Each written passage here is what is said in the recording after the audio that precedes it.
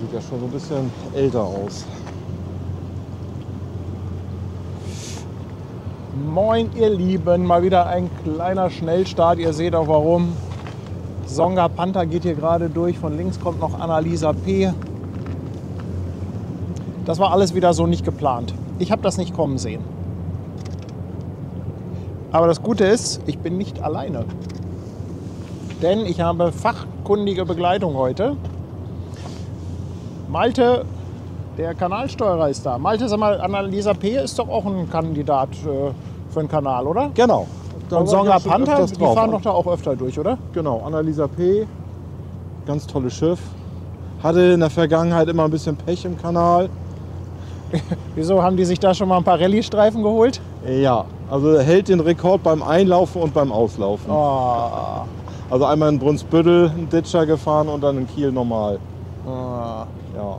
Aber Ärgerlich. wurde aber überarbeitet. Also die haben andere Ruderpumpen gekriegt, laufen schneller. Also vom Ruder her, die waren sehr langsam im Ruder.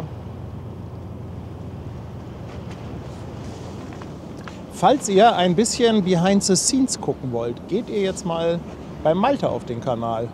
Der heißt der Kanalsteuerer. Vielleicht, ich sehe, es sind auch einige unserer Moderatoren da. Basti ist da, Tanja ist auf jeden Fall da. Ich glaube, Sebastian Kolz habe ich auch schon gesehen. Es gab zwar technische Probleme. Vielleicht kann ja mal jemand von Malte den Link posten. Gab eben leider ein technisches Problem, deshalb musste der einmal neu gestartet werden, der Stream. Aber wenn ihr ein bisschen behind the scenes mal gucken wollt, lasst mal etwas Liebe beim Malte da.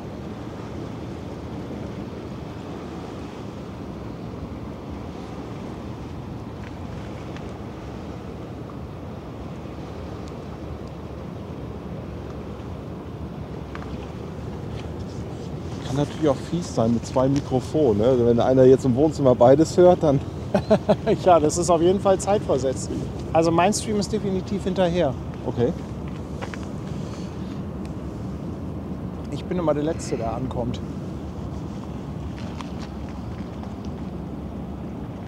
Ja, neues Telefon habe ich ja schon geordert. Kriege ich aber sowieso erst nach Ostern. Aber warum musste das gestern auch noch kaputt gehen? Oh, nicht vom Glück verfolgt momentan. So, wollen wir mal gucken, dem einen oder anderen mal zeigen, was so hinter der Kamera hier abgeht. Ah. Eine Wahnsinnstechnik. Ach guck mal, da kommt unser neues Polizeiboot, die WS3. Wir werden uns gleich auch noch mal hier bei uns auf der Kamera zeigen. Ich will euch jetzt mal für alle, die es noch nicht gesehen haben. Letztens hatten wir sie schon einmal im Stream. Hat sogar den Löschmonitor vorgeführt. Ganz süß, was da vorne rauskommt. Also ich denke, der Löschmonitor von der WS3, der kommt von Gardena.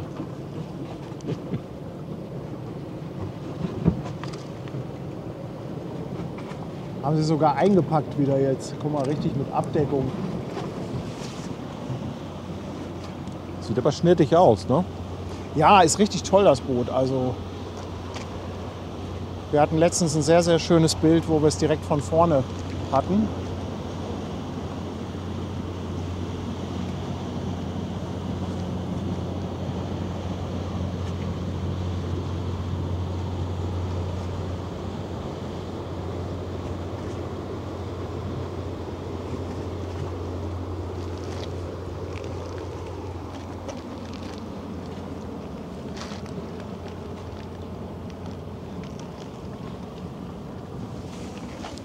Wir können uns ja auch hier einmal, Malte, einmal hier vor meiner Kamera zeigen. Ich komme mal rüber, genau. Moin ihr Lieben. Moin. Schön, dass ihr wieder dabei seid, hier bei Hamburg Hafen Live und parallel bei Kanalsteuerer. Genau, der Kanalsteuerer. Das ist der Malte. Einige von euch kennen ihn natürlich, Kanalsteuerer auf dem Nordostseekanal. Und eigentlich hatten wir heute so ein bisschen geguckt, ob wir nicht vielleicht uns am NOK treffen. Ja, Aber Verkehr war überschaubar, ne? Gestern war recht viel, heute ist ein bisschen Ja. abgelaufen. Und Alles in Hamburg. Ja, dann dachte ich mir, machen wir AIDA Mar auf jeden Fall. Und MSC Elisabetta ist auch ganz nett. Nagelneues Schiff, 2025 in Dienst gestellt. Also höchstwahrscheinlich Erstanlauf. kann mich nicht daran erinnern, sie schon mal gesehen zu haben. Und nachher kommt noch so eine schwimmende Garage. Oh gut. Ja. Also auf jeden Fall, der Himmel lässt einen geilen Sonnenuntergang vermuten. Also ich habe mir auch vorgenommen, bis zum Sonnenuntergang zu bleiben. Ich will ja immer noch so ein Bild, wo die Sonne direkt da hinten in der Elbe im Horizont untergeht. Ja. Und das müsste jetzt irgendwie heute plus minus ein paar Tage sein. Wobei minus wäre schlecht, dann wäre es durch. Schon vorbei. Nee, aber schon cool. Also das kann auch sein, dass es erst nächste Woche ist. Ja. Ja, schauen wir einfach mal. Gerade so ein bisschen mit der Bewölkung ist schon Ja. fürs Also wir Fotografen haben Herz echt toll. schöne Fotowölkchen. Ja, schön, dass ihr alle dabei seid. Ich hoffe auf einen entspannten Spätnachmittagabend mit ein paar Fachgesprächen. Und Kuchen. Und Kuchen. Und ich habe Kiezmische. Oh Gott, und, nee, ich muss so ein Auto fahren. die Kiezmische zählen nicht als Alkohol. Ja, da bin ich sehr, sehr vorsichtig. Da muss ich die alle trinken. Ja, die AIDA Ultras haben wir eben auch schon gesehen. Die sind hier schon auf der Fähre vorbeigefahren. Die machen sich jetzt auch schon startklar.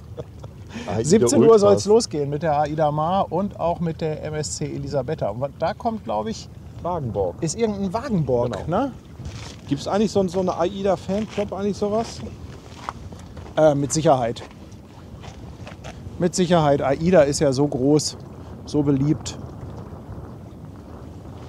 Genau, Wagenborg kommt da an.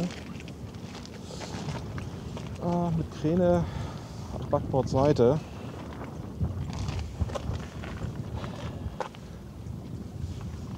Wagenborg, sind das auch Containerschiffe? Oder? Nee, so das sind meistens so General. Genau, General Cargo. Ne? Die können ja auch so ein bisschen, ja, was heißt Schwergut, so haben wir öfters so mit hier den Tubes für die Windanlagen Ja. oder auch Flügel teilweise.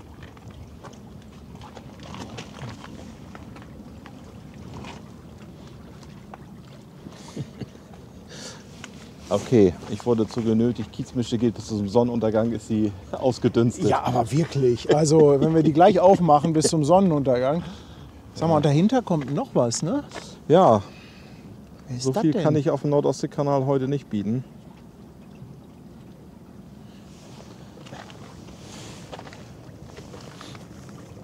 Es ist deutlich windstiller heute.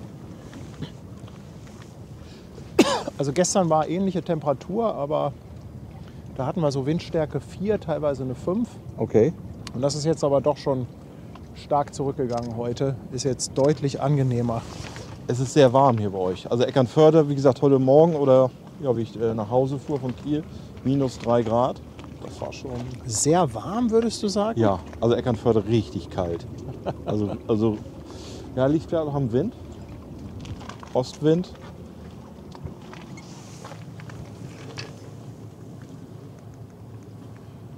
Das ist Wagenborg, heißt die Reederei, ne? Genau. Und das Schiff heißt Warnow.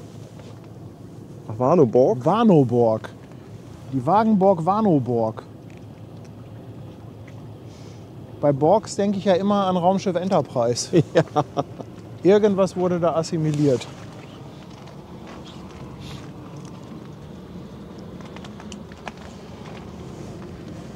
Schon wieder eine Fähre an.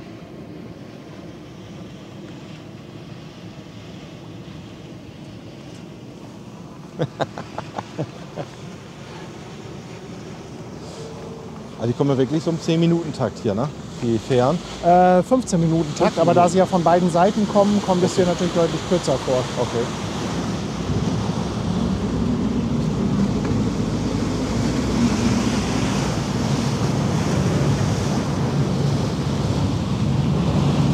Oh, die legt auch mit Schwung an.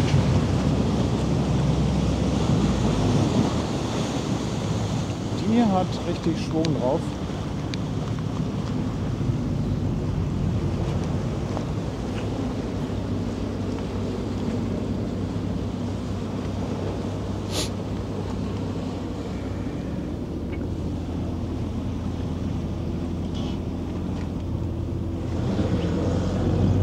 Wäre genauso richtig mein Spielzeug, so ein Schiff, ne? So ja. eins, ja, ne? Klein, handlich. Schön wendig. Ja. Hast du unsere neuen Fähren eigentlich schon gesehen? Ja, ich finde die hübsch. Auch schon, ne? Ich finde die auch Genau. gut. Also Die gleiten auch richtig schön dahin. Genau, das hat natürlich klar Bügeleisencharakter. Aber Ja, für die neuen haben wir noch gar keinen richtigen Begriff, welche Form die haben.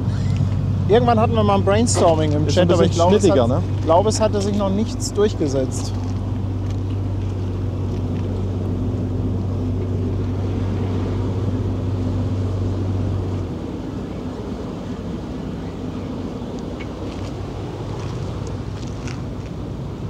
So, Annalisa P., ja, die scheinen da am Athabasca-Kai anzulegen.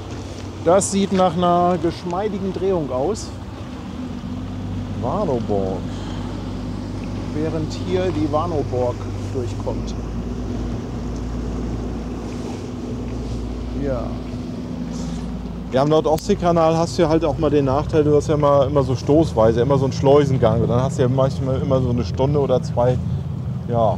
Kommt immer so päckchenweise. Genau. Und wenn du dann in einer Weiche stehst, hast du manchmal das Glück, dass sie von beiden Seiten kommen. Genau, dann hast du wieder so eine Stunde Erklärbär.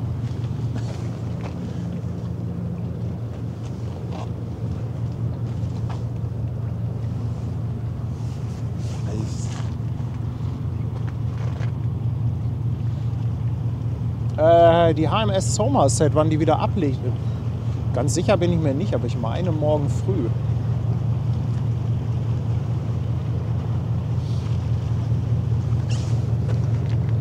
Na, welches Stativ? Achso, man muss das auch festmachen. Warnoborg, ne, Warnoborg.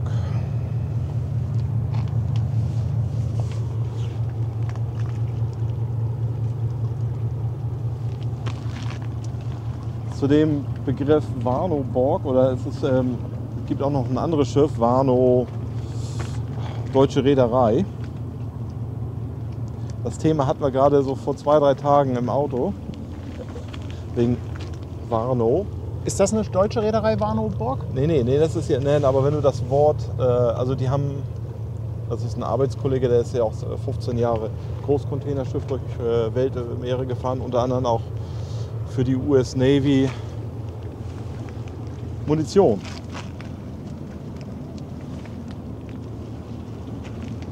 Guck, hier kommt eine von unseren neuen, die Neuland.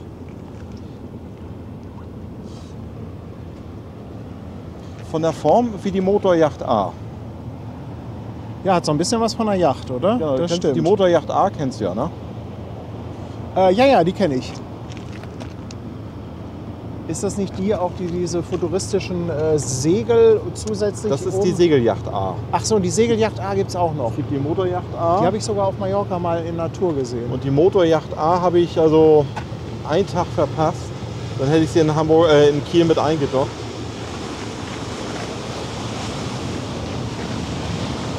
Mann, die sind alle auf der Durchreise hier. Ja, das war sportlich hier. Ja, der hat genau gesehen, dass da wieder nur diese Kameradeppen am Ufer stehen. Und dann startet der gleich durch. Ja, die wollen auch ihren Spaß haben.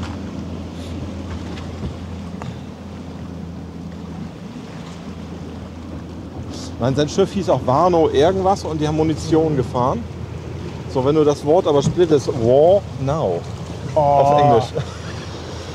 Da musst du aber auch erstmal drauf kommen. Ja, also nee, er sagt, das war sehr unangenehm. War Now. Ja, das wäre mir aber auch unangenehm. Ja, wie kann man dann auch ein deutsches Schiff nehmen, was Warnow irgendwas heißt und dann für die Amerikaner Munition fahren? Die Lena Arctic kommt da hinten noch aus Brunsbüttel, lese ich gerade.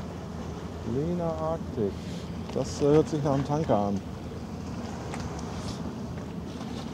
Ja, Aida Mar kann jetzt auch gar nicht mehr so lange dauern. Ich kann ja mal so ein bisschen gucken. Hier müssen wir auf euren größeren Monitor Schon schauen. verwunderlich, also was hier eine los Leine ist. sehe ich da auf jeden Fall noch. Ich weiß nicht, ob die schon angefangen haben. Festmacher. Kann sein, dass die da schon rumlaufen. Einmal. So, ich habe auch Drohne mit. Können wir auch ein paar Luftbilder gleich machen von der AIDA und der MSC. Mit Drohne will ich überlegen, hier, wie heißt diese kleine hier, diese Hoover oder so, Hoover Air, die ja wirklich nur verfolgt. Ach so, okay. Sowas wollte ich mir vielleicht nochmal, war ich überlegen für einen Urlaub, aber naja. Alles Ja, mit schön, dass ihr Spielzeug. schon wieder alle so extrem zahlreich dabei seid. Ist natürlich für mich auch immer gut, einen Gesprächspartner zu haben. Nachteil ist, dass ich dann immer nicht ganz so viel auf den Chat achte. Das ist, wenn ich alleine bin, ist der Chat immer natürlich ein bisschen... Ich lenke ja zu sehr. ja, es ist immer ganz gut, wenn man jemanden hat, mit dem man schnacken kann. Ne? Und dann schnacke ich gerne mit dem Chat. Aber der Radioman ist seit 8 Monaten dabei. Danke fürs Prime-Sub. Bahnfilmer Andi schickt windige Grüße aus Südwesten mit 2 Euro Superchat. Robin auf Reisen, 6 Monate auf der Speicherstadt. Oh, er schreibt, wir kommen mal rüber, bis gleich. Ja, Robin, okay. Dann bis gleich. Dirk Bütow, Oh, das 5 ist gemein. Euro. Und der sagt, passt super auf dem Garten TV, große Pötte.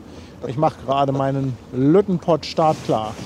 Danke dir. Mike Fassbender ist mit 2,49 dabei. Grüße von der ganzen Seehund-Familie. Flomo94 ist seit 19 Monaten dabei. Wünscht einen schönen Sonntag. Robin auf Reisen nochmal mit 2,49. Er schreibt nochmal, dass Sie auf dem Weg zu uns sind. Ja, Robin, dann seid ihr wahrscheinlich auf irgendeiner Fähre und schlagt hier in den nächsten Minuten auf. Der Nordlicht, herzlichen Dank für 20 Euro. Heute bitte ein Geburtstagshorn fürs älteste Kind.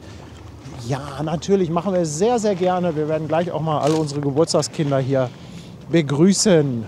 Annette Wasner lässt 2 Euro da. Und nochmal 5 Euro für Heißgetränke hinterher. Annette, danke für die Doppeldono. Dann die Beneanima. Beneanima ist jetzt auf dem Wetter ist Fischmarkt. echt gigantisch. Willkommen. Und Barbara Steinscherer. Ein 5er-Pack Mitgliedschaften. Herzlichen Dank. Hier kommt das Loveboat für Schwester Hansen. Die Blankenese. Oh mein Gott. Das Loveboat. Robert Kröber ist seit 20 Monaten dabei. Schickt ein Hallihallo. Und dann nochmal ein Dankeschön ans ganze Team von Marc Fischer. Oh, das Loveboat ist auch schon ordentlich am Hupen. Nur Schwester Hansen ist nicht da. Das war eine ganz alte Fähre, ne? Ja, das ist eine von den ganz alten. So, und Gamepad, nochmal 2 Euro. Er sagt, stehen unter den AIDA-Buchstaben und winken gleich. Herzlichen Dank, ihr Lieben. Ganz, ganz dickes Dankeschön.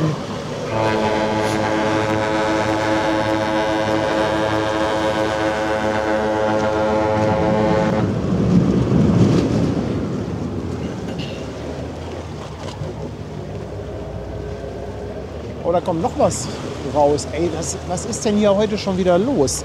Ja, und dann natürlich einen ganz fetten Glückwunsch an unsere Geburtstagskinder heute. Lasst euch feiern. Ich hoffe, ihr habt auch alle so tolles Wetter wie wir hier. Ich hoffe, ihr habt alle leckeren Kuchen gegessen. Ein schönen Käffchen dazu. Das hier ist für euch. Happy Birthday.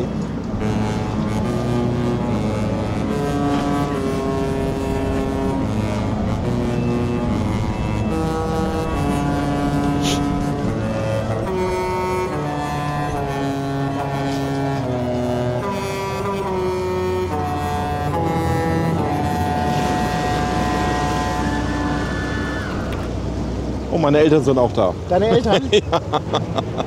Ja, liebe Grüße an Maltes Eltern. Ja, also wenn ihr Behind the Scenes ein bisschen gucken wollt, geht ihr mal rüber zu Malte. Der lässt auch einen kleinen Stream hier mitlaufen. Einfach ein bisschen. Und vielleicht könnt ihr bei Malte mal ein Follow dalassen. Den müssen wir noch mal so ein bisschen anschieben mit seinem Kanal. Alles gut. Ja, mache ich aber gerne. Hier kam die Frage, wer ist denn der alte Mann? Soll ich dich jetzt vorstellen? Oder, Ja, also oder fast- muss ich mich vorstellen? Fast der gleiche Jahrgang, nicht ganz, aber Ach, ein gutes Jahrzehnt. wer sind die alten Männer da auf dem Anleger? Alten Männer und das Meer. Ja. Die älteste Fähre liegt am Hardack-Anleger. Ah, damit kenne ich mich ja gar nicht aus mit diesen Fähren hier. Ne? Ist auch irgendwie ein kleiner Tanker, der Ich da glaube, kommt, in ne? der Mare ist Bewegung drin. Die hat abgelegt. Oh, Die ist aber pünktlich, würde ich mal sagen. okay.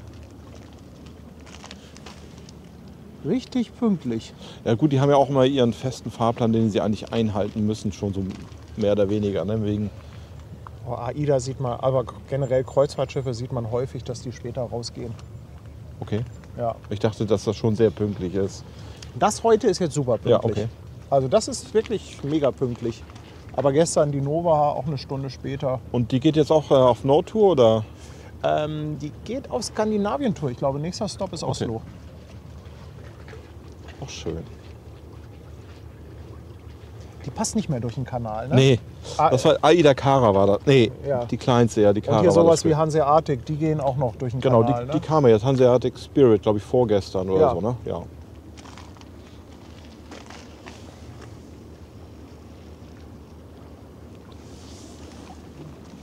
Auf den Hanseatics war ich leider noch nicht.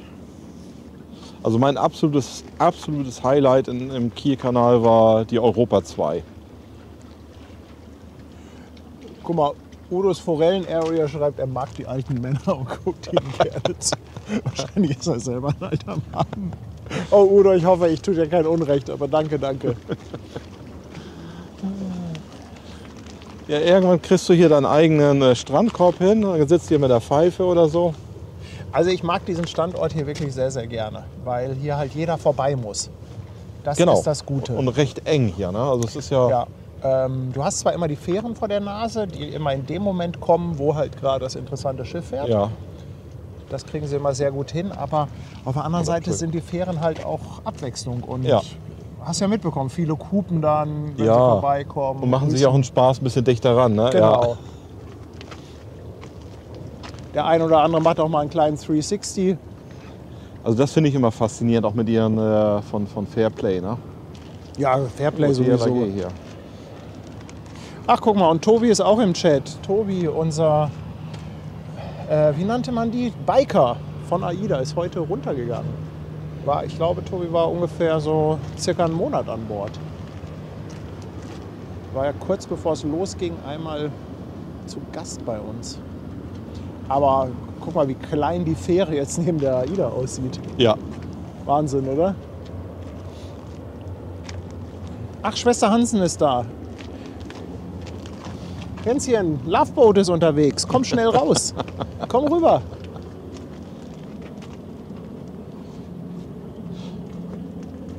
Aber jetzt hier so die Fähren, die Hardag ist von Stadt Hamburg oder so. Ist das private oder? Also, ich weiß gar nicht, ob die Stadt da irgendwie dran beteiligt ist. Die Hardag ist aber nicht Stadt. Ach so. Das ist schon, glaube ich, ein privatwirtschaftliches Okay. Unternehmen. Ich weiß aber nicht, ob die Stadt da irgendwie Anteile hat. Ja. Das ist ja im Endeffekt wie so ein öffentlicher Nahverkehr, ne? Nur zu Wasser halt. Ja, ja, genau.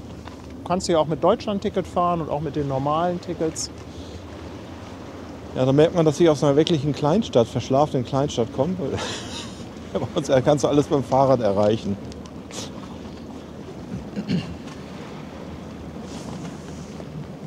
So, wollen wir hier nochmal ein Foto machen? Lotse.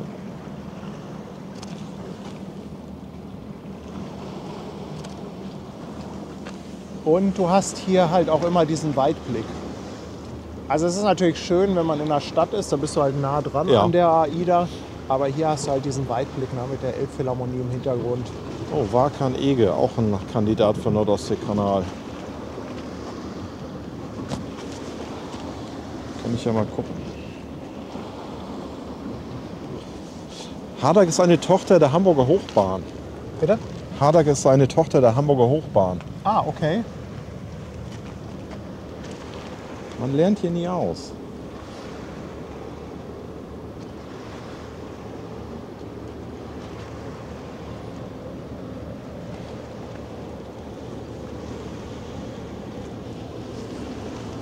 Der Captain Iglo, ich finde das so cool. Das ist also. Hast du da auch immer diesen Song im Ohr? Du kennst Ja. ihn doch auch, oder? Komm, sing ihn. Oh, dann ist hier gleich auf Null der Chat. Wenn die alten Männer Captain Iglo singen.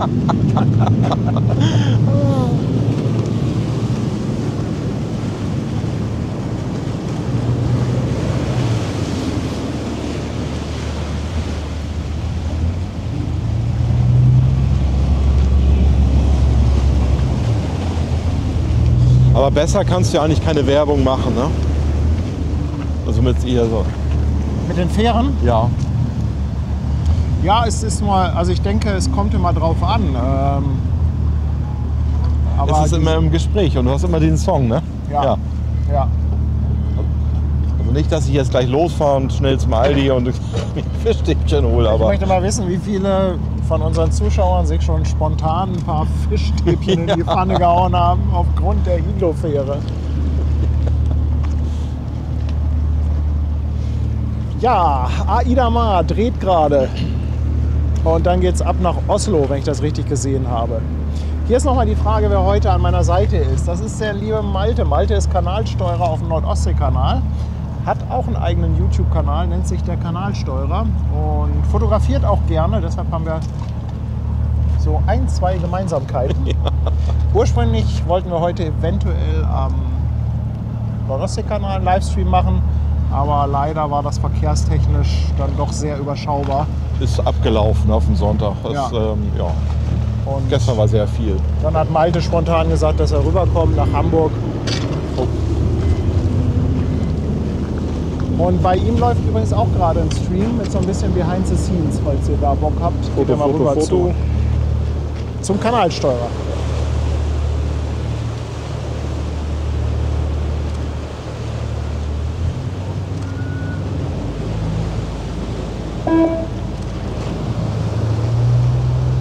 Noch ein Gruß von Captain Iglo.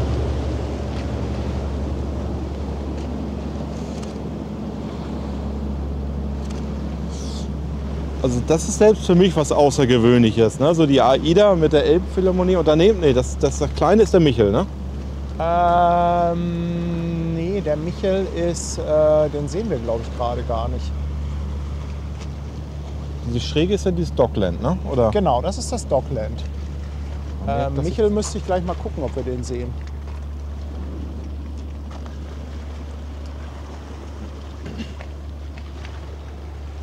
So, Richtung Sonne mal. Oh, ist das ein Träumchen hier? Ja, wir haben ja auch gerade Besuch von einer englischen Fregatte und nächste Woche geht es schon weiter. Ich glaube, dann kommen die Holländer. Auch eine Fregatte.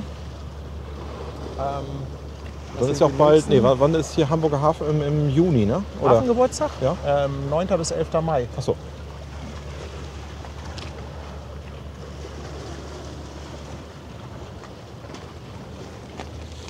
Wieder ein bisschen schief. Jetzt sind alle hier. Jetzt ist es voll.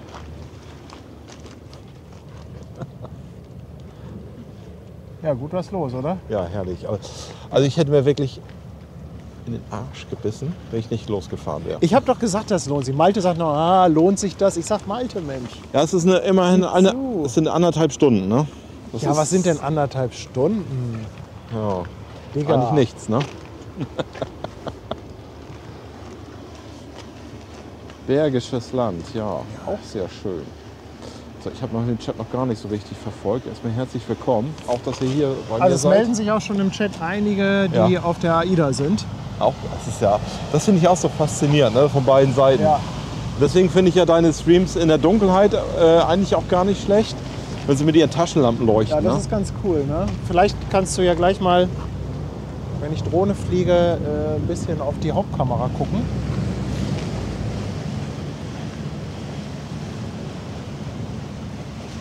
Aber es dauert noch. Also gestern habe ich festgestellt, die Drohne, die brauche ich eigentlich erst starten, wenn die fast hier Ja. ist. Also du kannst bei deiner Drohne nicht zoomen, ne, dass du umschalten kannst? Nein, aber ich habe schon Bedarf angemeldet. Habe schwersten Bedarf angemeldet. Oh, schön frontal jetzt. Die Ja, und AIDA. ich glaube, Aida Ma ist ja meistens sonst eher in Warnemünde stationiert.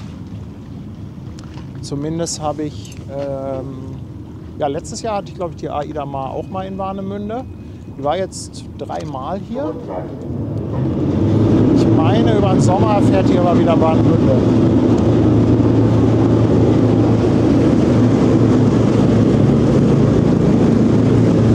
Mann, ist das laut.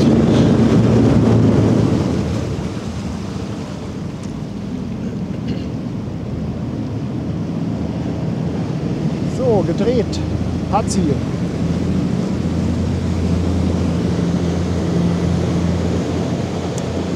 Hier Hier ist nochmal im Chat die Bestätigung, dass diese Reise dann in Warnemünde endet. Okay, ach so. Also auf dem Rückweg müssen Sie in Warnemünde aussteigen. Das heißt, dann ist sie wahrscheinlich da wieder stationiert. Warnemünde hat nämlich den großen Vorteil, du bist ja sehr schnell in Berlin am Flughafen auch. Ja, in Hamburg bist du dann schneller am Hamburger Flughafen. Nee, aber weil du musst ja sonst immer hier die ganze Elbe runterfahren. Das ist ja, du fährst ja mal 4-6 Stunden Elbe runter bis Hamburg. Ach so, wenn du von da oben kommst. Ja, genau. Ja, okay, das Und du bist ja, ist teilweise echt. Die haben einen sehr guten Gurkerei. Terminal, du bist ja sehr schnell auch im Hinterland. Ja, das ist eine ganz schöne Gurkerei, da hast du recht. Auf jeden Fall habe ich eine gute Ausbeute an Fotos. Das ist hier wie im Taubenschlag. Da hinten kommt ja auch noch ein Containerschiff, sehe ich gerade. Ja, und die MSC Elisabetta hat, glaube ich, auch schon abgelegt. Warte mal. Und die müsste eigentlich bei dem Licht auch ganz schön sein. Ich finde ja die MSC-Schiffe meistens nicht so schön. Ich mag diese gelben Container nicht so gerne. Sieht immer so ein bisschen schmuddelig Das aus. sieht immer ein Ne? bisschen schmuddelig aus, aber wenn die MSC-Schiffe neu sind, dann mag ich den Bug so. Vorne das Logo, dieses Wappen, Ja, diese ja. Schwinge. Mal gucken, ob das hier auch noch richtig schick aussieht. Obwohl vom Farbanstrich ist wirklich Evergreen. Also Ja, oder die Everschiffe. One. Na, die stechen ins Auge. Absolut. Ja, ganz schön was los hier auf beiden. Ich kann mir auch vorstellen, wenn einer jetzt zu Hause sitzt und beide Streams gleichzeitig guckt, dass dann die Endgeräte auch irgendwann mal einen Geist aufgeben.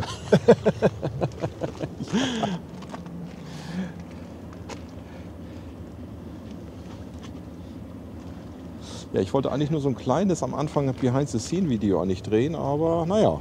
ach, lass Ist- laufen. Von hinten kommt Lass laufen. das Loveboat kommt. Und ich sage nochmal Dankeschön an Anja Garlik, 2 € von der Bande aus Wasserburg. Annette verschenkt noch eine Mitgliedschaft. Herzlichen Dank, Annette. Petra, 5 € per PayPal. Ganz lieben Dank. Andreas Westphal, ein ganzes 5er-Pack an Mitgliedschaften. Gute Geräte. Das ist mal Dann gut. Darth Steffen Gerät. ist jetzt bei der Speicherstadt dabei. Und Mac B3NZ3R im 4. Monat mit dem Prime Sub. Ganz dickes Dankeschön, ihr Lieben.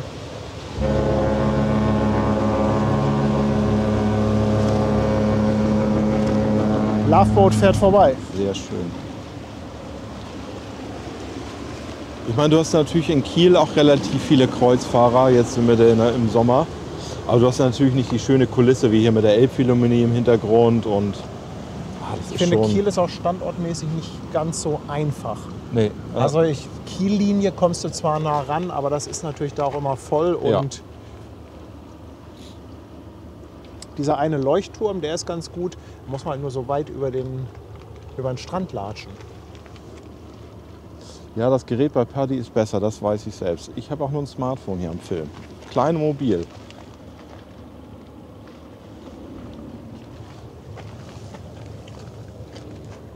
Ich stelle mir gerade mal das ganze Equipment vor, wenn ich das irgendwie im Rucksack haben müsste auf dem Schiff. Das geht gar Das nicht. ist alles kein Thema. Nein, also es ist. Das läuft. So, ich werde mal eine kleine Vorbereitung mit die Drohne treffen.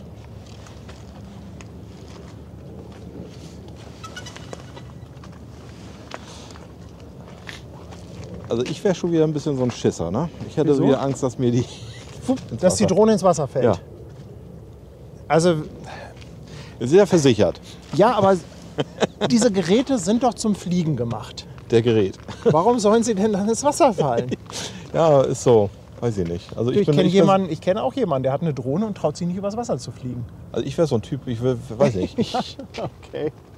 Na gut, na gut. Ich muss nur mal jetzt gleich hier irgendwo gucken, wo ich starten kann. Hier stehen gerade so viele Stative auf dem Anleger. Also du sagtest ja hier, Hamburg war ja eigentlich drohnenmäßig, kannst du eigentlich fast überall fliegen, ne? Nee, fast überall ist nicht ganz richtig. Oder einfacher. Du darfst zum Beispiel, also normalerweise ist ja ein Verbot über Bundeswasserstraßen. So. Ja, Das besteht zum Beispiel in Hamburg nicht. stimmt, das hattest du ja schon mal irgendwie so einen Stream. Aber alles andere sage ich immer, wer Drohne fliegt, weiß auch, was er darf und was nicht und weiß auch, wo er sich informiert. Also Ja. ich möchte mich da ehrlich gesagt nicht aus dem Fenster lehnen und sagen, das darfst du und das nicht. Da ist hinterher der Paddy und dies und das. Also wenn ihr hier irgendwie Drohne fliegen möchtet, dann kann ich nur sagen, informiert euch. Komm, ich finde die Drohne so niedlich, dann filmen wir sie ja nochmal. Da, so eine kleine einsame Drohne.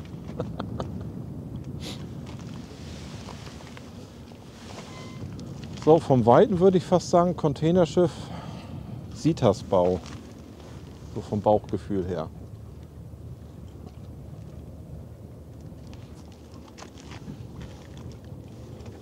So, da kommt sie, die AIDA mal. Ja, das Schöne ist, dass du hier echt lange was von dem Schiff hast. Ja. Fährt halt direkt auf dich zu. Und dann, wenn es quer ab ist, sehr dicht dran eigentlich. Ja. Ne? Und jetzt, also perfekt vom Licht auch, ne? Schön Ja, angestrahlt mit der Hamburger Kulisse. Also das ist. Christian fragt, wann geht die AIDA raus? Christian, kann das sein, dass du, dass du irgendwie hinterher bist mit dem Stream, dass du nicht live bist? 2 Stunden später. Also ich sag mal, vom Bild her müsste sich doch die Frage eigentlich erübrigen. Es kann höchstens sein, dass du gerade eingeschaltet hast und zurückgespult hast zum Anfang des Streams. Da war dieser kleine Tipp mit dem roten und den grauen Punkt, ne? Unten links drauf. Ja, Ja. also du merkst es halt immer daran, wenn jemand etwas kommentiert oder eine Frage stellt und es so gar nicht mehr Der Kontext zeitlich fehlt, oder, ne? Ja, ja. oder du weißt halt, hey, das hatten wir doch vor einer halben Stunde, das Thema.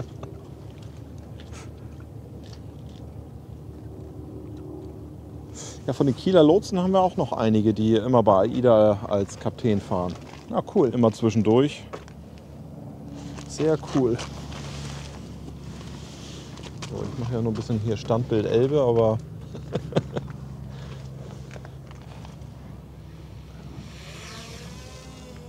jetzt kriege ich das mit der Kamera nicht eingefangen. Das ist ja leise, ne?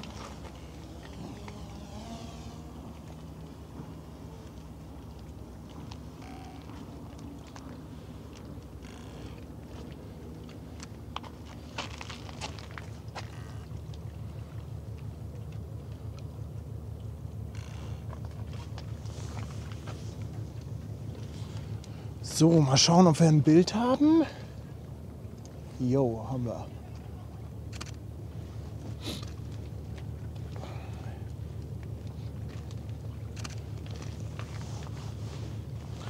Immer wieder schön, so eine AIDA, ne? Also Ja. ist ja wirklich auch schön anzuschauen, die Schiffe. Absolut.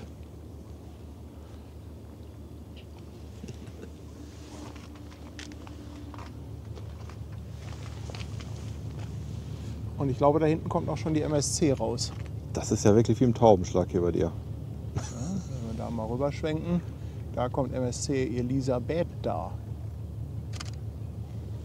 Ist ja fast das schönere Bild, das Containerschiff vor der Elbphilharmonie. Was mich auch wundert, dass also auch hier so viele Menschen sind, weil hier ist ja eigentlich nichts hier hinten in der Ecke. Ja, aber du kommst hier halt sehr gut mit der Fähre hin zum Bubendeiufer und es ist halt sehr beliebt für alle, die gerne Schiffe gucken. Ne? Okay, gut, ja. Weil sonst fand ich ja hier auf der Ecke ja. Ja, ich glaube, der Punkt ist, dass du mit der Fähre hier leicht Ja, ja. hinkommst. Sonst ist das Ja gut, du hast hier schönes Licht, doof du kannst die erreichbar. Sonne genießen, deine Ja. Ruhe. Wo steht denn die Drohne jetzt da? da oben. Ach, da ist oben. sie. Ja. Krass. Also ist auch gar nicht weit weg, gar nicht so hoch. Also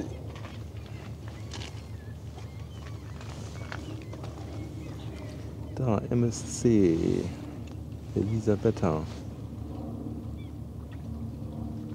Auch so ein 400 Meter Ding, oder? 366 hat die. Okay.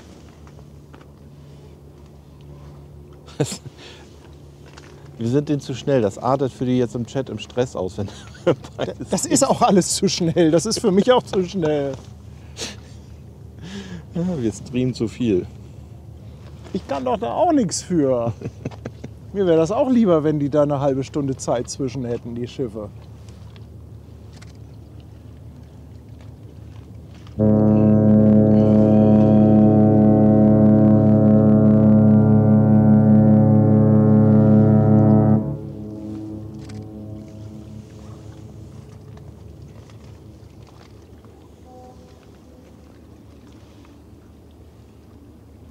Geil. Ja, muss man einfach genießen im Moment. Ja. Ne? Da muss man auch dann die Klappe halten. Ich habe auch das Atmen eingestellt.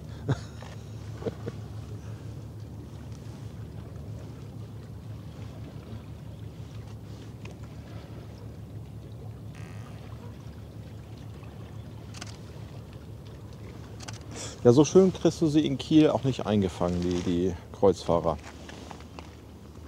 Ja, und wenn du in der Stadt bist, an der Kiellinie, sind sie halt auch schnell weg. Ja, Also du musst dann halt schon ein bisschen raus da, wie heißt das? Mit F irgendwas. Falken. hier Friedrichsort, da am, Oder am genau, da ist ja Leuchtturm. dieser Leuchtturm. Genau. Und das ist ein sehr, sehr schöner Ort. Da hast du länger was davon. Aber halt so doof zu erreichen. Das ist so ein bisschen. Da muss ich echt ein bisschen Mimimi machen mit meinem ganzen Gepäck.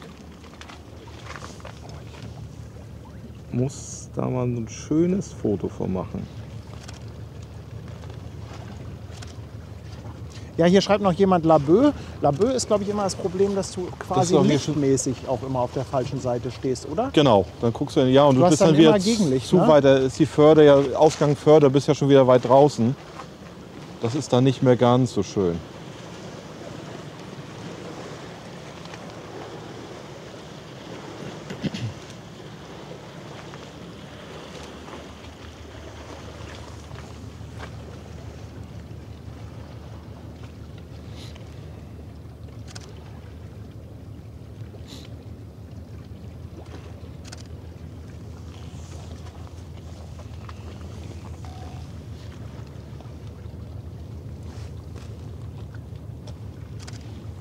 Sehr schön.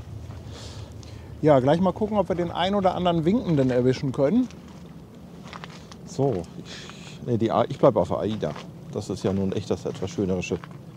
Da muss ich jetzt mal mit der großen Kamera warten, bis sie hier hinterm Dalben vorhergekommen ist. Elbsteuererpflicht, das wär's noch. Das ist ja vom Licht ja wirklich faszinierend. Ne? Das ist sehr, sehr schön. So, wir gucken mal, ob wir jemanden finden, der winkt.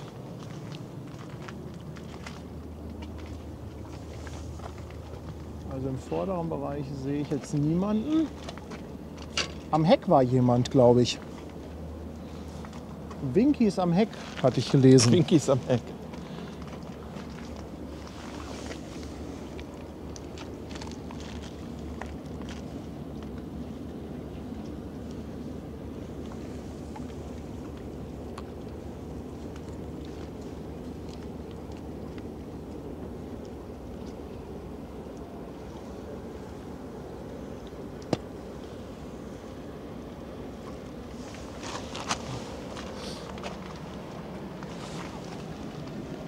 Ist doch wirklich schön. Guck, und jetzt kommt die Fähre. Jetzt kommt die Fähre. Mal gucken, ob ich schnell noch jemanden erwische. Da oben, da sind die Winker. Da.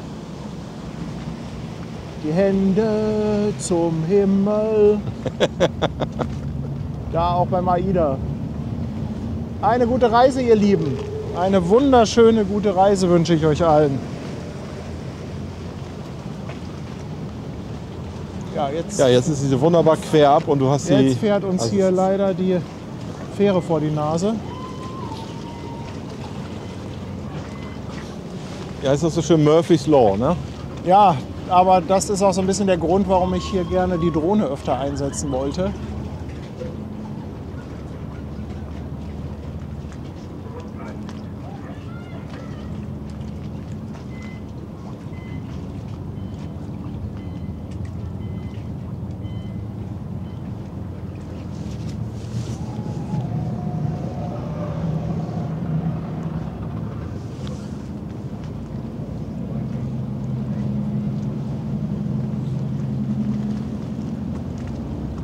So quer ab wäre so schön gewesen, dann so mit etwas weitwinkliger fotografieren. Ja. So, jetzt will ich noch mal aufs Heck gehen. Wir hatten irgendwie am Heck noch.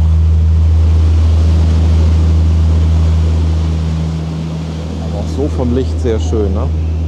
Da wird Basketball gespielt. Ach, die Linda ist das. Haben wir am Heck noch irgendwo jemanden, der da winkt?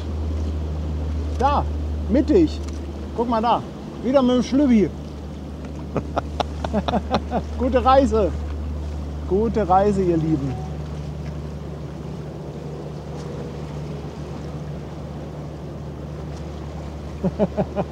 Sehr schön. Sehr, sehr schön.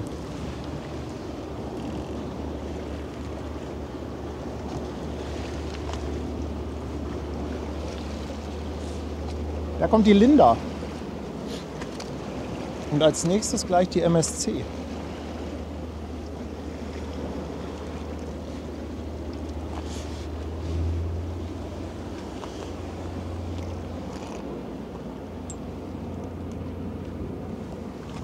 Marion schreibt, das waren meine Winker. Ey, die Winker sind für uns alle da.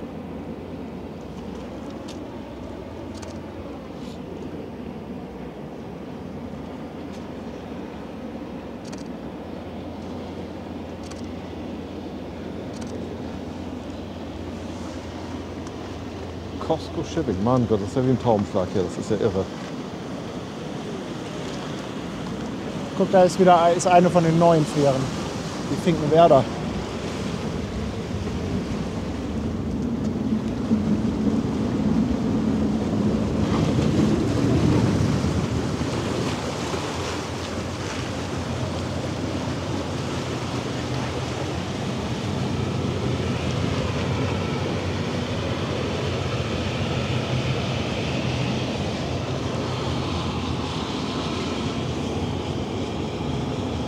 Oh, ich stehe hier wieder voll in der Hitze von dem Ja, von der Fähre. Abluft, ne? Ja. Das mag der Autofokus gar nicht.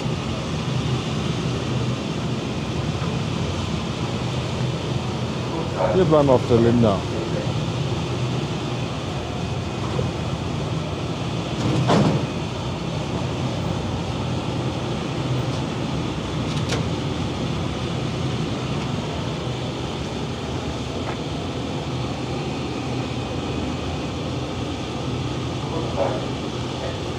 Das natürlich, jetzt hast du das ganze Flimmern, ne? Von den Abgasen. Ja, ja. Also das kommt gerade direkt vor die Kamera. So, was wollen wir hier mal? Irgendwas zu trinken? Ich muss jetzt mal warten, bis die Fähre weg ist, bevor ich wieder umschalte.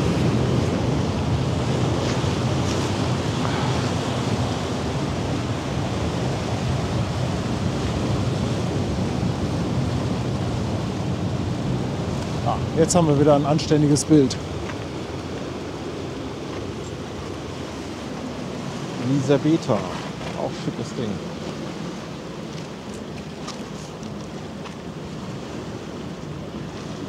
So, moin ihr Lieben.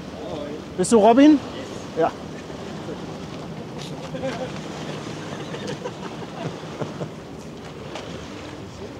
Ich wollte gerade sagen, hier, nicht, dass du die Drohne irgendwann mal vergisst. Ne? Nein, nein, nein. Ich habe die. Guck mal, die ist auch gar nicht weit weg. Die ist da vorne einfach nur. Aber also, nicht schlimm, die kommt irgendwann von ich alleine. fliege ja gar nicht so weit und viel mit der Drohne.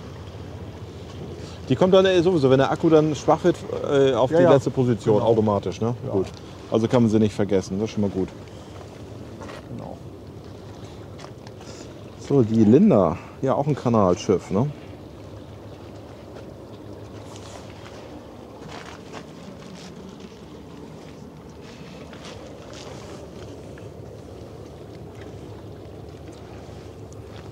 Schönes Foto mit beiden Schiffen jetzt. Ja, Great Antwerp ist auch unterwegs. Und ich hoffe mal, das war der Schokoknecht hinten mit der Heckkabine gerade.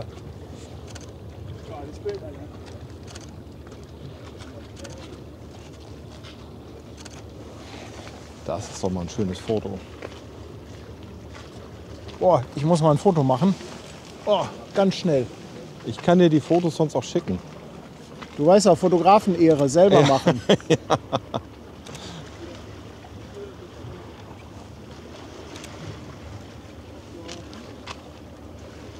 So mit der Linda im Vordergrund war nämlich ich nicht schlecht. Fotografen-Ehre, ja. Und auf die AIDA nochmal schwenken.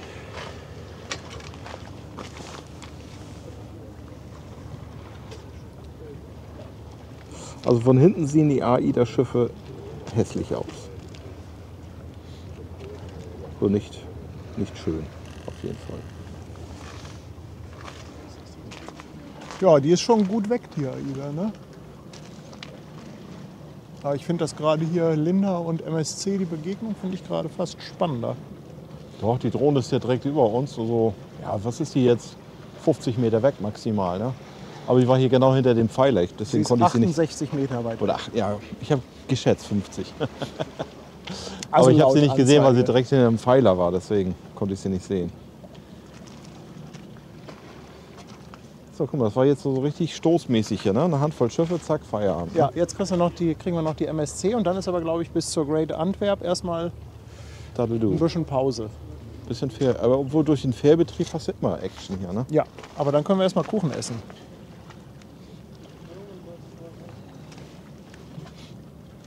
So, wir stalken hier nochmal den Blaubär. Ich kann mal hier mit der Drohne uns zeigen. Da stehen wir. Ach da, ja. Das ist ja ach, stimmt, da kannst du ja auf den... Das ist schon cool, ne?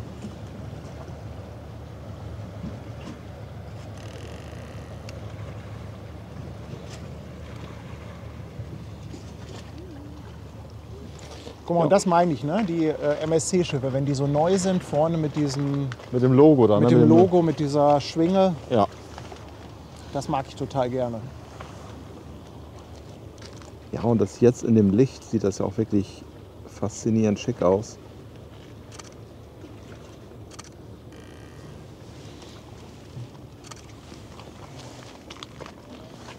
Oh, der richtige Moment.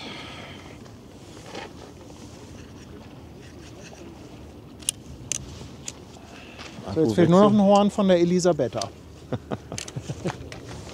Auch noch kurz Akku wechseln.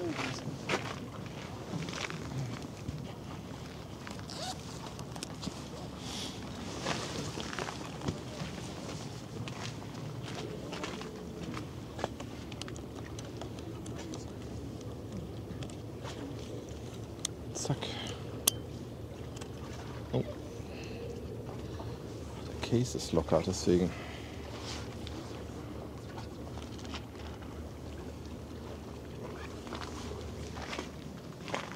Ja, Schwester Hanse möchte gerne wissen, was es für einen Kuchen gibt. Ich glaube, danach entscheidet sie, ob sie noch vorbeikommt oder nicht. also so ein bisschen haben wir ja zu Hause schon heute genascht, aber ich habe gesagt, ich nehme den Rest auf jeden Fall mit. Ist das eine gemischte Oh, Das ist mit Pflaume. geil, das ist ja so Kranz. So ein Kranz, ja, so ja. ein Kranz, so ein Pflaumen. Genau. Haben wir heute nicht ganz aufgeschafft, deswegen ich sag, komm, den nimmst du mit. Da geben wir nichts von ab. Da geben wir nichts ab. Auf keinen Fall. Ach, diese Bremse, was da so quietscht. Ei.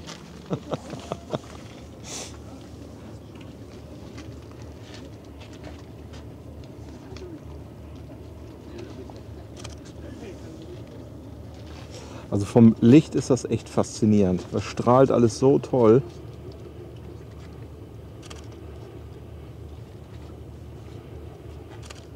Toll, der Akku ist gleich leer. Von der Drohne? Scheiß Timing, ja.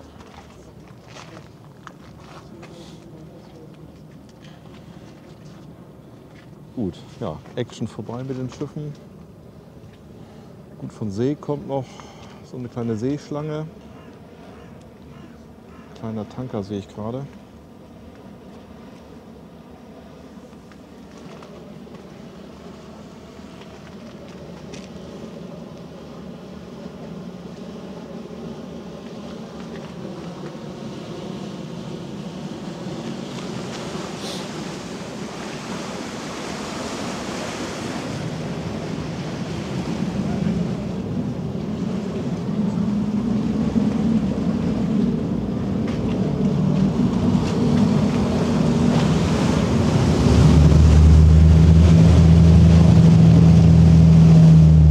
mal, ob ich die ganz schnell eingefangen und gewechselt bekomme. Da wird auch nicht Wasser aufgespült hier. Mann, Mann, Mann, Mann.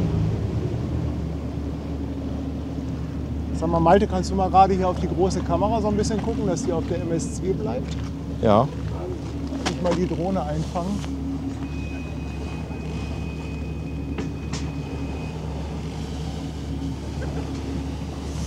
Vorsichtig.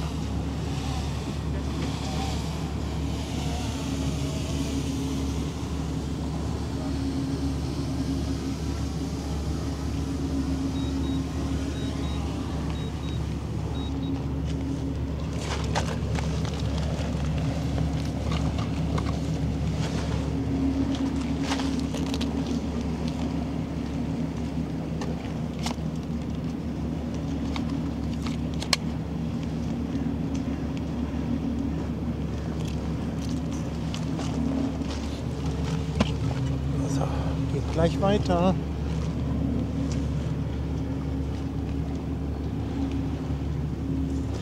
Ja, jetzt verschwindet sie eh gleich hinterm Dalben. Das ist ja Ja, das der Klassiker hier, ne? Aber es geht gleich weiter, hoffentlich.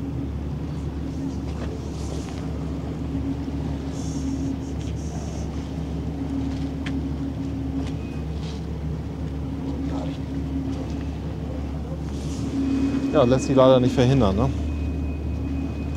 Aber wir gehen auf die andere Seite von dem Dalben. Ich komme.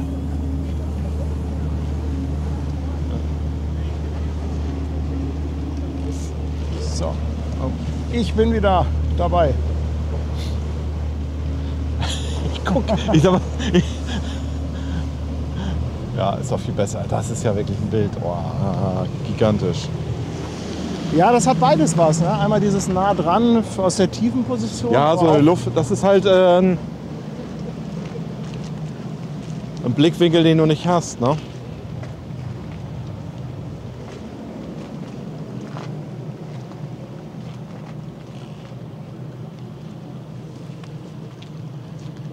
Genau, bleiben Sie bitte ungeduldig. Ja, ja, das ist von Rainer, der Spruch.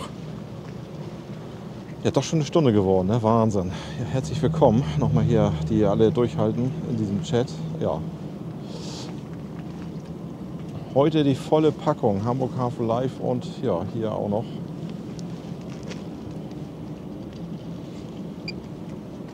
Einmal so ein bisschen behind the scene.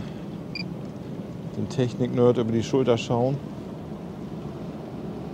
Die Imke Daimann kommt gerade.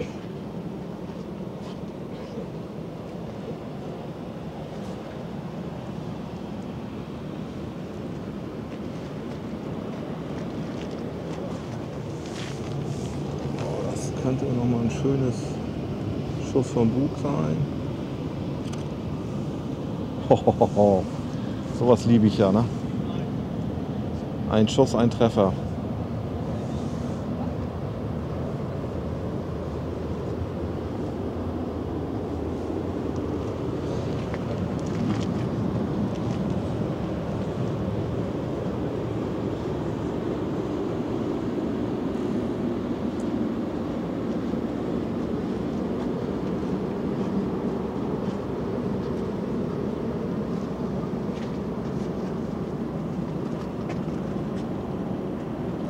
Wunderschönes Schiff.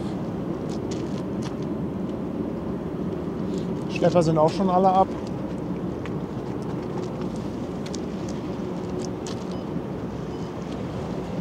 Oh nein! Der Gimbal gerade den Geist aufgegeben. Oh, mach keinen Mist.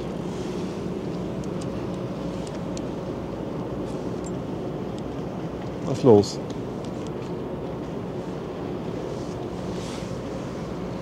Achtung, Fähre. Ich bin heute wirklich mit Pech verlegt. Das ist ja vom Licht einfach gigantisch, ne?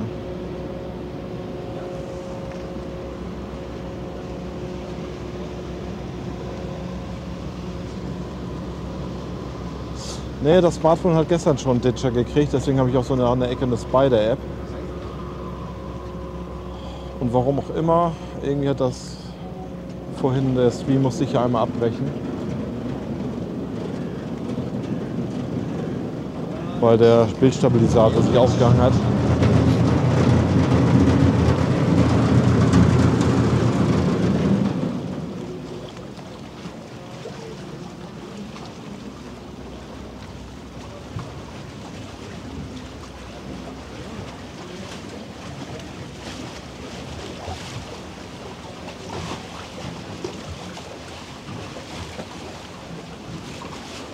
Sind das irgendwie schon Hybridfern oder sowas? Genau. Ja, wollte gerade sagen, weil die so unwahrscheinlich leise ist. Ne?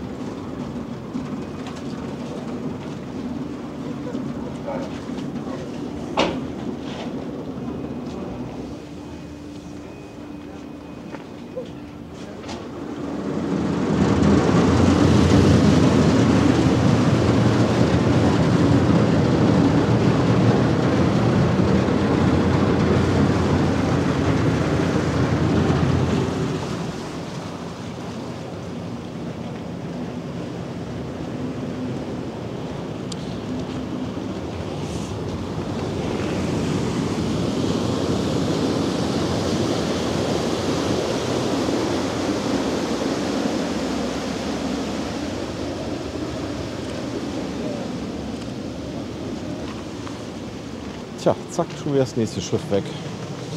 Dann schwenken wir nochmal auf die Elisabetha.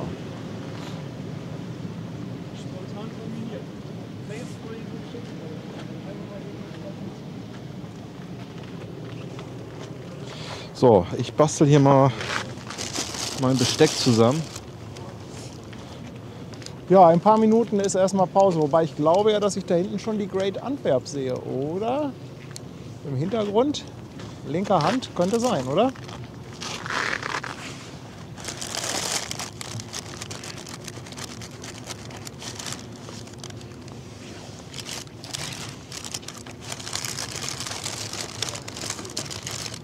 Aber dann kann ich erstmal die Drohne landen.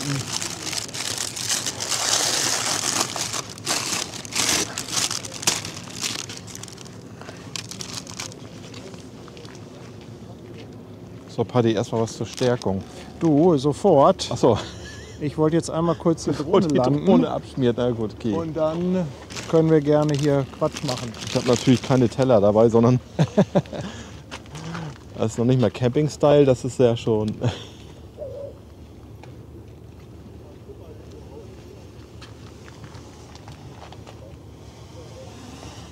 Kämpft ganz schön mit dem Wind, ne?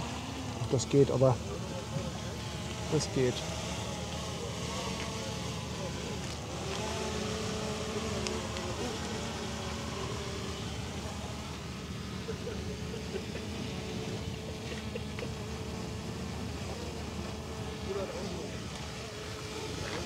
So. Zack. Sicher gelandet. Sicher gelandet, genau. Was hast du so in Flugzeit mit so einer Drohne? Also mit den. Ja, hast du doch eben gesehen. Also wir haben noch Ich hab die jetzt gar nicht ganze AIDA. Ich habe gar nicht so auf die Zeit geachtet. bin Weiß ich ganz nicht, ehrlich. was, 30 Minuten Echt, oder das ist so? schon lange, ne? Eigentlich, ja. Ja, ist schon echt Das ist gut. faszinierend, ja. So. Jetzt können wir uns gleich Kuchen und Kiezmische gönnen.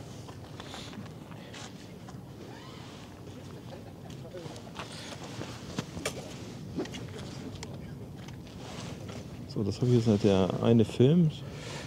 Ja, ihr Lieben. War natürlich ein bisschen aus dem Chat jetzt gerade. Ich Weil, lenke zu sehr ab. ja, da muss man dann auch vielleicht mal so eine kleine Priorität setzen, wenn man so ein Ding in der Luft hat. Jetzt erstmal hier. Bisschen Ruhe eingekehrt. Oh, wow. Sir Tobi ist seit 3 Monaten auf Twitch dabei. L4W-Bringer. 7 Monate, danke euch beiden. 300 Bits vom Raylander, 100 Bits von der Test. Danke auch an euch beide. 20 Euro kommt von Simone und Jörg aus Metzingen. Dankeschön. Andi der Sattelschlemmer, 5 Schweizer Franken. Grüße an alle Schwarzgucker und Hintergrundmitseher. Ja, ja, Schwarzgucker. Naja, ein bisschen Werbung müssen sie alle über sich ergehen lassen. Also insofern passt das schon. Honda ist da und hat noch eine Mitgliedschaft verschenkt. Honda, Dankeschön. Christian Hering, 2 Euro Superjet. Er sagt, die neuen Fähren sehen aus wie ein Türkeil. Ja.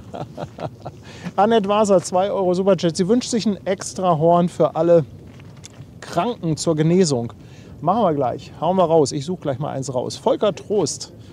Volker Trost Heckner. Seit 10 Monaten dabei. Herzlichen Dank. Er schickt auch noch mal schöne Grüße. Andreas Preuß, wieder mal für Dingsbums und Gedöns 2,49. Und nochmal der Volker mit einer verschenkten Mitgliedschaft. Mensch, herzlichen Dank, ihr Lieben. Ich würde sagen, dafür die Hamburg. Nein, hier, die Stettin mit Eiswarnung.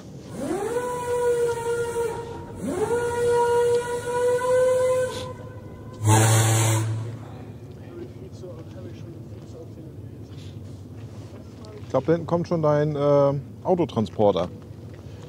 Die schwimmende Garage kommt da hinten schon, die Great Antwerp. Ja, bis dahin können wir jetzt aber eine Kiezmische aufmachen und ein Stück Kuchen essen.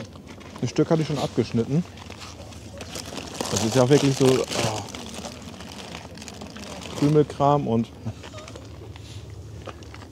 Liebe Zuschauer, gönnt euch was. Sonntagnachmittag, Sonnenschein. Auf dich. Malte, schön, dass du da bist. Vielen Dank. Ja, das war eine gute Sache. Aber es hat sich doch jetzt schon gelohnt für den Traffic gerade, oder? Allein die Fotos, ne? Das ist schon faszinierend. Ja. Wo kann man die Fotos dann bei dir sehen? Ja, bei Willst du etwas Werbung machen? Ja, entweder bei Instagram, warte mal, bei mir im Chat kann ich es ja einblenden.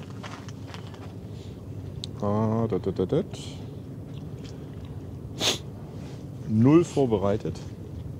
Oh, ich muss gleich erstmal Nase putzen. Entweder bei Verein der Kanalsteurer oder auch bei mir auf der privaten Seite, ne? Fördergrafie Malte.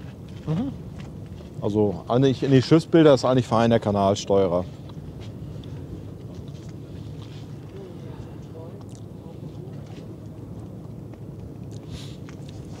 Ich habe hier übrigens den Hinweis bekommen, dass bei dir 2 Streams laufen. Oh. Ja, wahrscheinlich vorhin wegen dem Abbruch? Wegen dem Abbruch. Der hat den einen wahrscheinlich nicht beendet und einen neuen aufgemacht. Oh.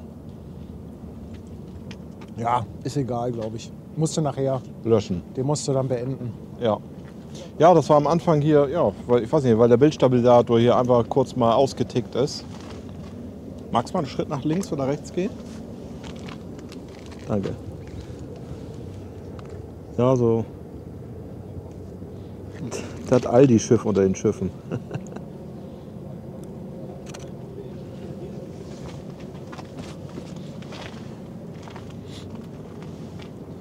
Sophia Soraya.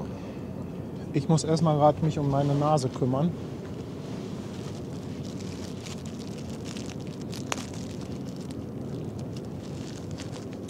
Hier fragt jemand, ob ich schon mal in Kiel am Strand in Hasselfelde war. Ist das da, wo wir schon mal waren, oder ist da Hasselfelde noch woanders? Das sagt mir gar nichts, Hasselfelde. Sagt dir gar nichts? Nee, also Strande ja, aber Hasselfelde, Laboe, Mönckeberg, ja, aber Hasselfelde, boah.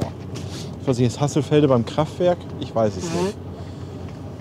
Bin ja kein Kieler, bin ja nur arbeitendes Personal in Kiel. Dann lautet die Antwort auf jeden Fall: Nein, da war ich noch nicht. Nee, genau. Hasselfelde sagt mir gar nichts.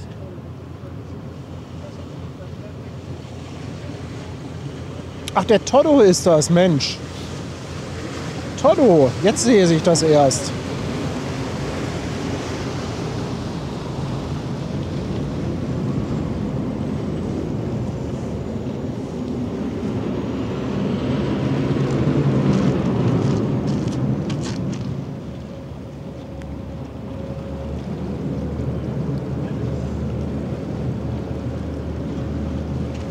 Ich finde ja, dass selbst so eine Aldi-Fähre im richtigen Licht gut aussieht, oder? Die funkelt richtig schön. Die macht auf jeden Fall Appetit mit dem ganzen Obst drauf.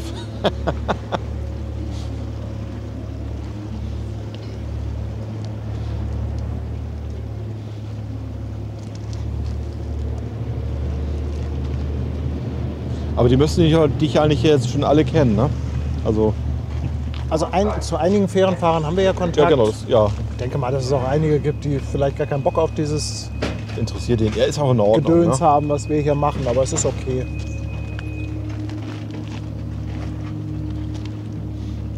Elbcam Live Spotting. Ist Ja, auch ein wir schöner Kanal, ne?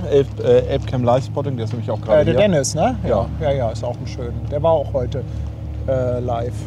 Wir haben ja am Anfang haben wir ja immer so einen Quatsch gemacht und die Anlegemanöver bewertet von Okay. den Fähren.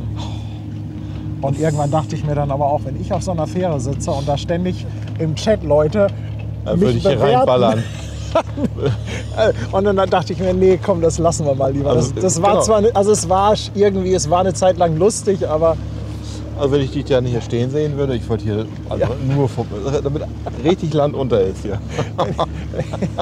Nee, das macht man nicht. Nein, nee, das aber- war, also das habe ich dann auch irgendwann gemerkt, dass die Idee nicht ganz so gut war. Ja, obwohl, es ist ja auch nicht immer einfach hier im Tidegewässer. Ne? Du hast ja mal Mitstrom, Gegenstrom, dann hast du Mit- und Gegenwind, vielleicht Seitenwind.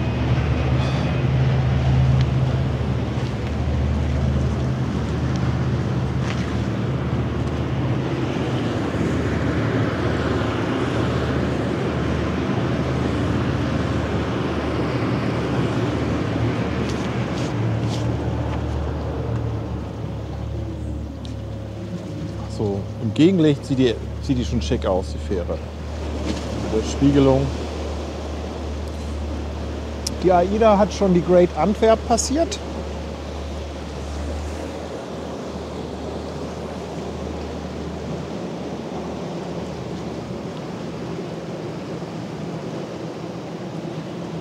Der große Vorteil für deine Zuschauer ist, die können ja über die Elbcam ja schon mal vorab gucken. Dann gucken sie hier. Und ich weiß, gibt es eigentlich auch eine Webcam im Hamburger Hafen? Ja, gibt einige. Ja.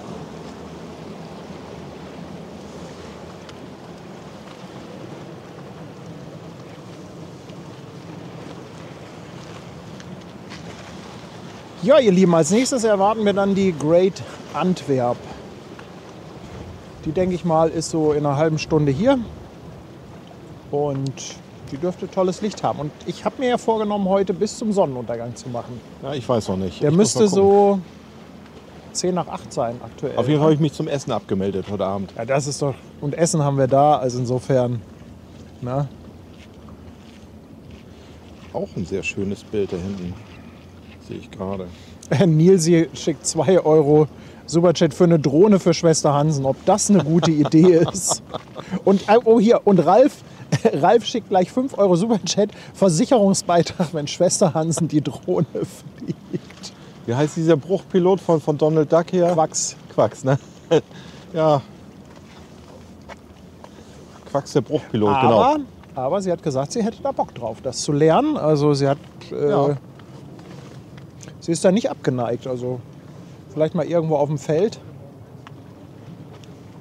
Warum nicht? Vielleicht ist sie ja ein Naturtalent. So schwer ist das ja auch nicht, mit der Drohne zu fliegen. 2023 gebaut, die Great Antwerp. Ja, die hatten wir, glaube ich. 2,49 lang, 39 breit. Ja, die Steht hatten nur wir, bei mir glaub ich, gerade. auch Andreas sogar im Westphal hat das Stream, als gerade sie hier. Erstanlauf hatte.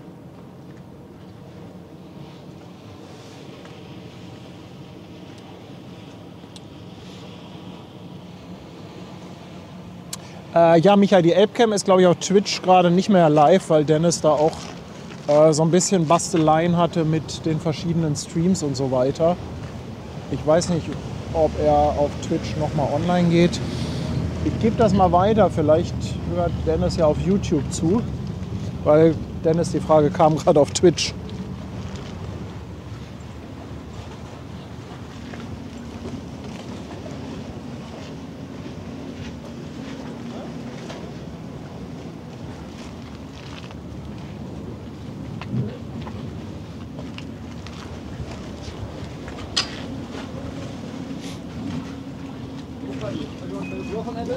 Ja, schön, dass ihr hier wart. Ja, jetzt zurück nach NRW.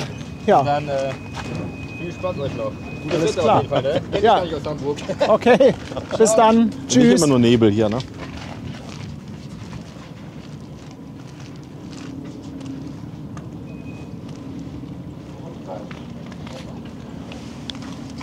Ja, macht euch alle nur lustig. Ich glaube, Schwester Hansen wird der beste Drohnenpilot Hamburgs.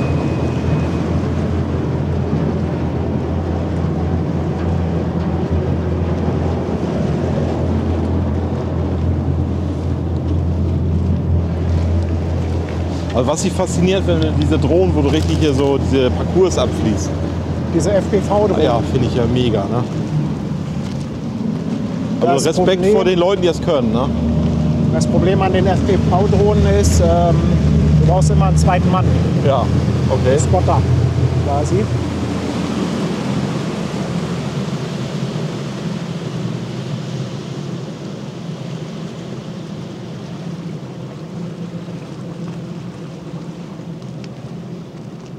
Weil ich gerade hinten noch mal hier den Elbstrand sehe mit dem alten Spähen. Werden da eigentlich jetzt auch im Sommer Strandkörper oder so hingestellt oder gar nichts? Ne? Nee.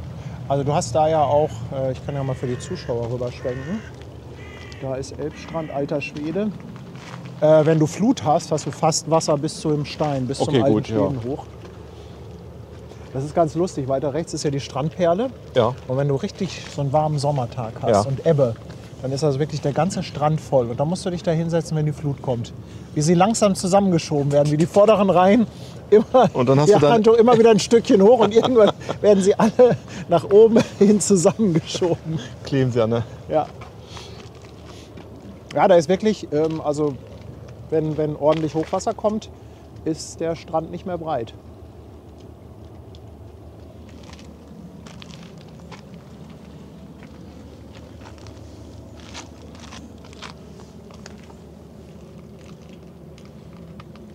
Weil ich gerade so deine Möwe schön auf dem sehe. Ne? Eigentlich müsstest du das hinten auf deiner Jacke haben als Logo. Nee. Doch. Sag mal, da kommt doch noch was. Ist das noch irgendwie ein Saugbagger da hinten? Ich schwenk mal. Muss ich mal gerade gucken. Sieht so ein bisschen baggermäßig aus. Vox Ariane ist das. Okay. Ich weiß gar nicht, ob die bis nach Hamburg fährt. Ich glaube, die fährt da hinten immer nur so rum.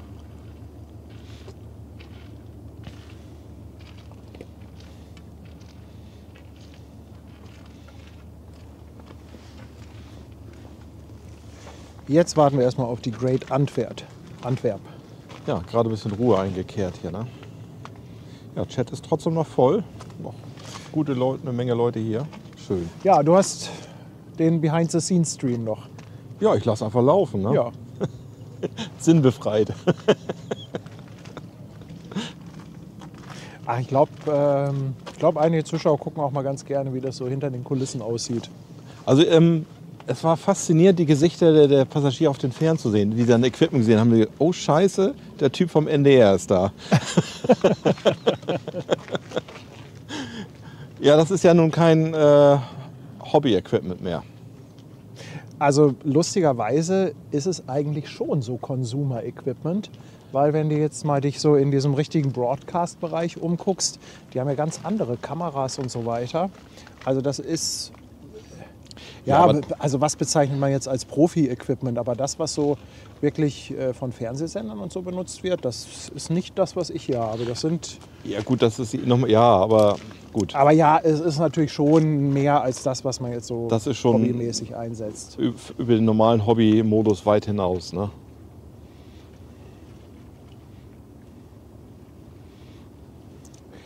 Grüße von Lorch am Rhein lese ich hier gerade.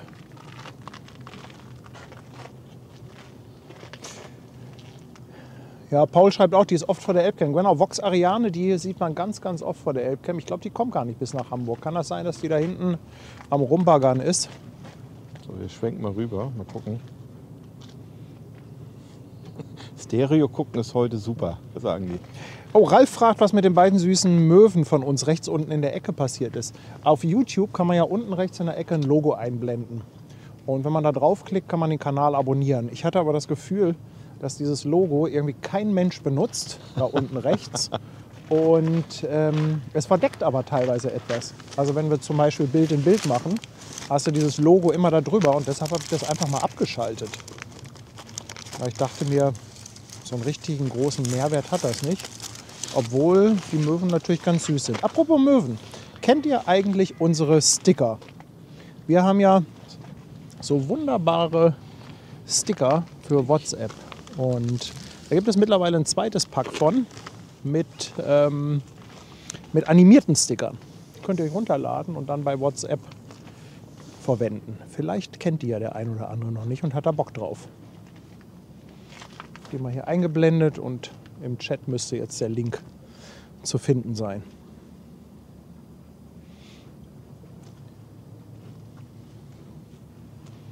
Hier ist meine Statistik, wie viel insgesamt zuschauen. Bei dir, Twitch und bei mir. Das ist schon.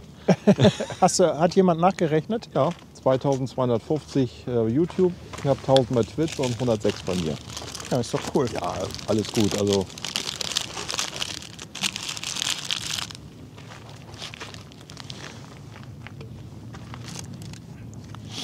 also das kleckert ja ganz schön, ne? Dieser Teig hier.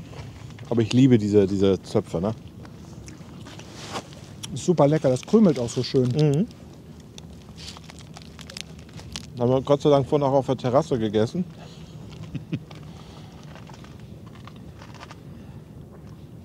Ich glaube, vorgestern war das so warm bei uns in Eckernförde. Also konntest du auf der Terrasse, War heftig warm, ne? ja, über 20 Grad. Und dann, ja, wir haben eine Südterrasse, staut sich da die Hitze. Das war echt brutal. Ich habe mich ja verschätzt, weil ich hatte ja diese einlaufende Fregatte, die HMS Somerset, hatte ich ja bei uns vom Deck 7 gestreamt. Ja. Und das ist ja auf der anderen Seite der Elbe. Und das war genau mittags. Ah, genau gegens Licht. Ich habe mich ja. so verschätzt, die Sonne ist also wirklich schnurstracks gerade durch das Fenster. Ist ja wie ein Brennglas. Auf die Kamera, auf mich. Also, und ich hatte keine Chance, da irgendwie wegzukommen. Ich war natürlich nicht vorbereitet. Ne? Nee, ja. Irgendwie, ich hatte natürlich keinen Sonnenschutz, gar nichts dabei. Oh, dann hat die Technik noch gesponnen und das war echt nicht mein Tag. Ach, das einfach da reinschmeißen.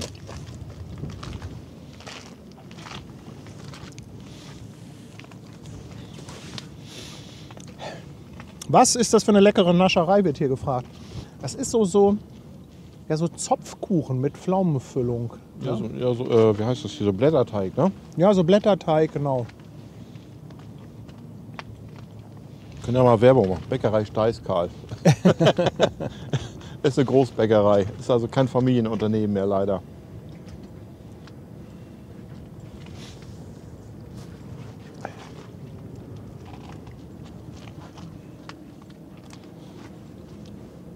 Bis wie viel Uhr fahren die Fähren? Aber glaube ich nur bis irgendwie. Kurz vor Mitternacht geht, Okay. glaube ich, die letzte. Halb oder Viertel vor, so ungefähr. Zumindest hier auf dieser Linie. Ja. Das ist ja hier diese Hauptlinie, die 62. Okay, Damit die geht bei den Landungsbrücken los und fährt bis nach Finkenwerder. okay. So, jetzt kommt die Tollerort. Zitronengelb. Gucken, für wen die Werbung fahren. Ja, und so lange kann das mit der Great Antwerp gar nicht mehr dauern. Ich weiß gar nicht, ist hier auf der Elbe eigentlich auch Geschwindigkeitsbeschränkung? Eigentlich ja, ne? Also bei Cuxhaven ist ja Fahrt durchs Wasser beschränkt. Ich glaube, hier hast du 22 km/h und teilweise im Hafen dann, glaube ich, sogar auf 8 km/h reduziert.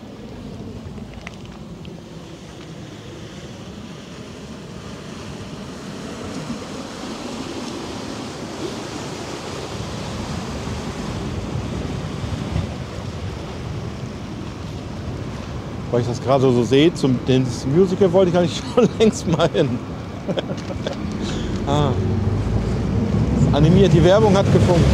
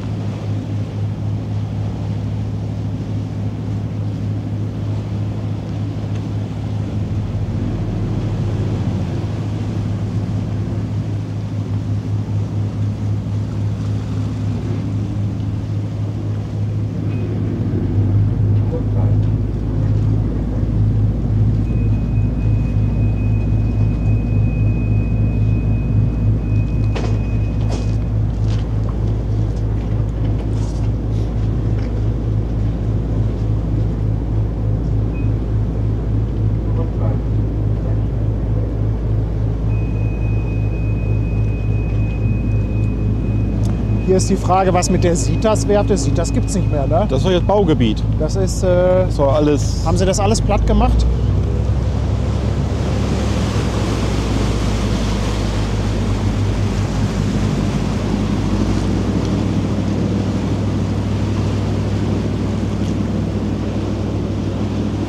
So, jetzt muss ich mal überlegen, wann bin ich bei der Wieker Dampf weg? 2012. Nee, 2011, 12? Nee, 2012. So um 2010 oder so müsste die Werft, glaube ich, dicht gemacht haben. Um und bei. Ende, ja.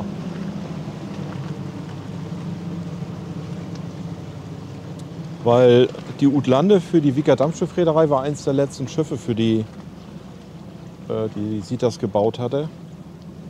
Diese Doppelentfern, die zwischen Dagebüll, Wieker auf Föhr und Amrum hin und her fahren. Mhm. Voigt-Schneider-Fähren, also 4 Voigt-Schneider, 2 vor und 2 achtern. Und du siehst ja jetzt so wie die Linda, die hier vorbeifuhr, oder auch hier Heinrich Ehler oder die Rambo-Schiffe, alles Sita-Schiffe. 25 Jahre alt und älter und teilweise über 30 Jahre alt die Schiffe und immer noch gut in Schuss. Vom Stahl. Die Baupläne wurden aber auch teilweise nach China verkauft. Ne? Genau, es gibt Nachbauten. Also ich glaube, die Skalar zum Beispiel wurde in China gebaut. Das sind ja auch Obwohl, das sind andere diese Typen. Typ 2000. Nee, nicht Typ 2000 sind die Bügeleisen. Oh. Wie heißen die? Typ? ja, Ja, Keine Ahnung. der Chat weiß es gleich. Nein, Typ 2000 sind die Bügeleisen. Die heißen Typ 2000. okay. Genau. Nee, da bin ich raus. Also so der Typ Skalar, da gibt es auch Unterschiede. Gibt es eine mit rechtsdrehenden Propeller oder linksdrehenden, also ob es rechts die Steuerbordseite oder die Backbordseite die gute Seite ist, dann daran kann man sehen, ob es ein China oder noch der Deutschlandbau ist. Ne? Okay. Oder Warum machen die das? Ist das nicht Teil des Designs?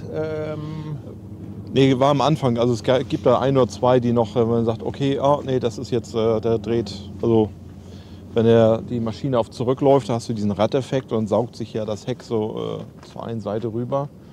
Ja, es wird ja beim Anlegen ganz gerne genutzt. Genau, Ne? dieser Dass Ratteffekt, die Lotsen dann immer wissen möchten, ist es ein Rechts- oder Linksdreher? Das ist ja, was wir unseren Kollegen ja dann auch mal beibringen. Ne? Wenn viel manövriert wird in der Weiche, wo du dann auch noch am Ruder sitzt, dass du dann halt auch mit agierst mit dem Ruder, wenn er aufkanten muss oder sowas. Man sollte auch schon wissen, wie das Schiff reagiert.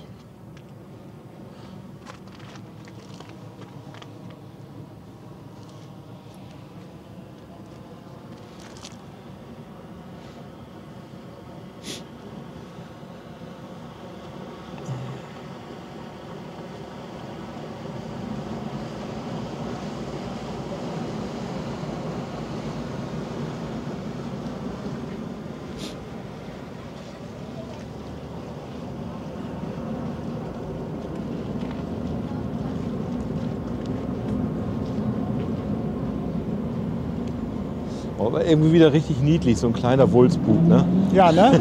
Also den Wulstbug finde ich auch immer super niedlich bei den Fähren. Also im Verhältnis wirklich knuffig.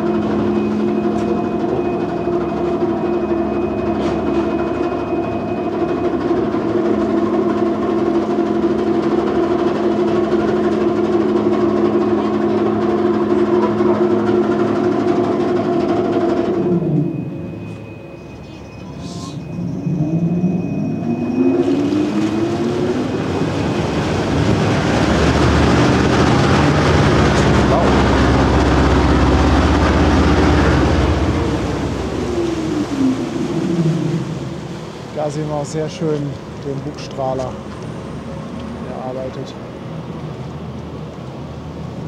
Jetzt habe ich bei mir mal eine interessante Frage.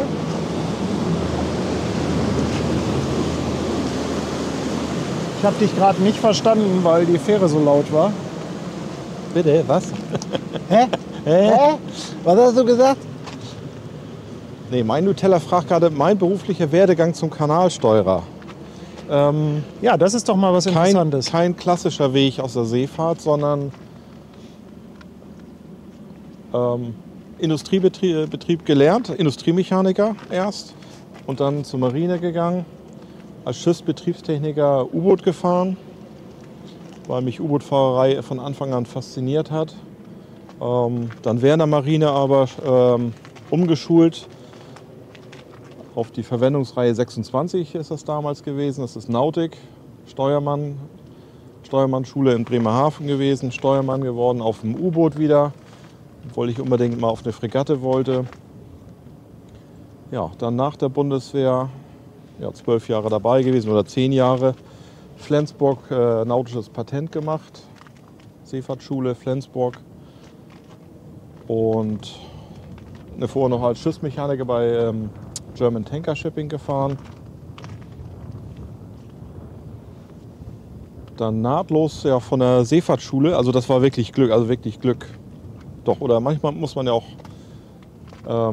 ich habe keine einzige Bewerbung nach der Bundeswehr geschrieben.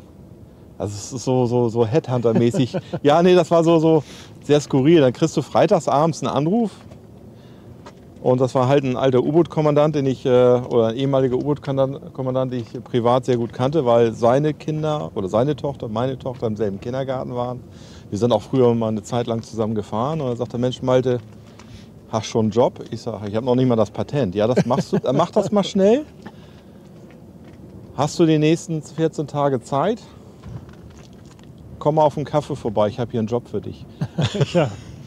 Ich sage, ja, aber ich habe mich doch gar nicht beworben. Mir ist es uninteressant, aber wir wollen nicht haben. Ich sag, oh. Also, ja, doch, das ist dann so fürs Ego schon ganz geil gewesen. Bewerbungsgespräch war völlig, ich sage, ich habe ja gar keine Unterlagen. Uninteressant, ich habe das alles, was wichtig ist, habe ich hier vorliegen. Und dann Käffchen getrunken und dann einfach nur geschnackt, ja, wann sind Sie fertig in Flensburg? Ich sage, ja, dann und dann.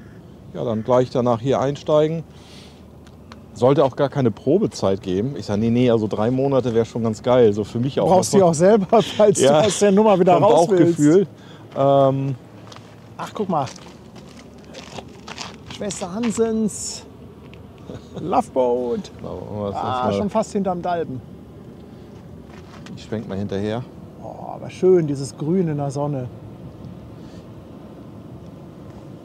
Ja, schnacken wir gleich weiter. Warten wir nochmal die Blankenese ab, die gleich hinterm Dalben hervorkommt. Oh, das Licht ist fantastisch.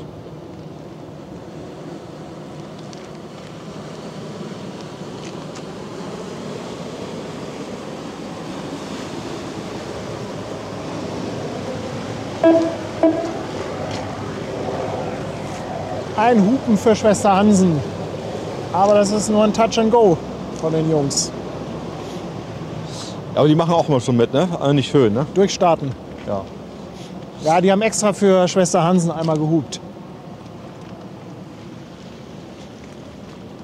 Also, ich sehe ja schon die Hamburg-Hafen-Live-Hochzeit von Schwester Hansen auf der Blankenese. Nein, das war ein sehr skurriles Bewerbungsgespräch. Wie gesagt, war eigentlich von deren Seite schon klar, Anfang, wird nicht diskutiert. Und dann Hintergrund war eigentlich, wie gesagt, die haben, also ich war in der Probefahrt, habe die U-Boote für verschiedene Marinen getestet, unter anderem für Portugal, Griechenland. Zuletzt war ich dann noch ein bisschen im Projekt Israel, im zweiten Los Israel mit drin, also Dokumentation angefangen. Ja, und dafür brauchen sie halt Spezialisten, die auch aus der U-Boot-Fahrerei kamen. Und bei mir war halt so der Vorteil, da ich Schiffsbetriebstechniker war und Nautiker, auch beide Patente habe, also auch das kleine, oder C-Naut nennt sich ja, das kleine technische Patent auch habe. Und halt ja, das Verständnis vom Gesamtsystem U-Boot sehr gut hatte, war das toll für mich. War wirklich schön, dass ich da anfangen konnte. Und dann ist ja mal das Wichtige, man bereitet sich ja für so ein Vorstellungsgespräch eigentlich ja vor, was möchte man verdienen. Mhm. Und ich sage, naja, noch heuer Tarifvertrag. Und sagt der Herr Bickel, ja, das können Sie vergessen, das zahlen wir hier nicht. Ich sage, naja gut. Dann haben sie mir eine Zahl an die Ohren geschmissen und ich gesagt, ja okay, nehme ich dann. Ne? Was im Nachhinein gar nicht so verkehrt war, weil Überstunden und so, das kam noch alles extra. Also es war schon... Ja, und wie bist du dann zum Kanalsteurer gekommen? Da war ein Arbeitskollege damals, Alexis, der ist da auch, war Kanalsteurer, ist in der Krise aber rausgegangen, 2 Jahre wieder gefahren. Und darüber bin ich, er sagte, hier suchst, Malte, wenn du Bock hast, komm auch auf den Nordostseekanal, wenn du einen Job suchst, der richtig kacke ist, also schlechte Arbeitszeiten, ja, rund um die Uhr und ja, dann viel erzählt und dann hatte ich bei HDW gekündigt, bin zu einer anderen Reederei erstmal gegangen, weil ich noch ein bisschen fahren wollte. Das ging dann nicht so rosig aus, weil wir als Lückenbüßer da waren, nur einige Leute. Ja, dann hatte ich mich dann auf dem Nordostseekanal beworben als Steuerer. Nebenbei mich noch bei einer Hamburger Firma beworben, also die hier für Valensina fährt. Antwerpen, Südamerika und Florida mal im Wechsel. Ja, und dann hatte ich dann und eine Emdener Firma. Da hatte ich auch schon einen Arbeitsvertrag im Offshore-Business gewesen. Ja, dann kriegte ich dann irgendwann Post von den Kanalsteuern, wurde gewählt. Ja, und seitdem bin ich seit 2012 da. Und da möchte ich auch nicht mehr weg. Sehr cool. Danke für deine Story. Ja, war ein bisschen ausführlicher, Entschuldigung. Nee, du, also ich glaube, das ist, das ist auch für die Zuschauer mal ganz gut. Ne? Also nicht dieser klassische Seefahrtsweg. Ne? Schiffsmechaniker, irgendwo Reederei XY fahren und dann Patent. 10 Jahre als Kapitän gefahren. Also ich bin auch nie weltweit, ich bin nur in Europa unterwegs gewesen. Und ich finde das auch gar nicht schlimm.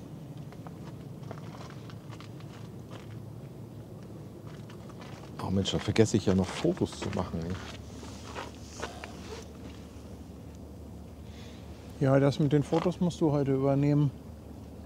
Ja, obwohl das Licht jetzt, ja, es ist okay. Grimaldi Lines. Das sind ja nicht diese klassischen Autotransporter, die können ja irgendwie alles, ne? Ja, das sind ja diese Conroe-Schiffe, Ja. die auch noch einen Großteil Container mitnehmen können.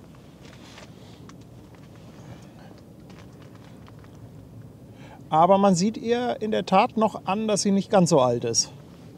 Nö, schickes Ding. Also ein 2023er Schiff kann ja auch gerne mal 10 Jahre alt aussehen.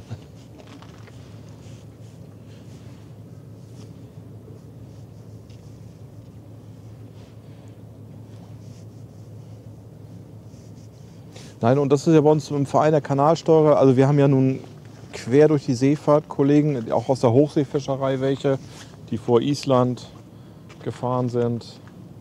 Aus der Containerfahrt haben wir viele von hier Boluda hier von den Fähren, hier von den Schleppern hier aus Hamburg auch.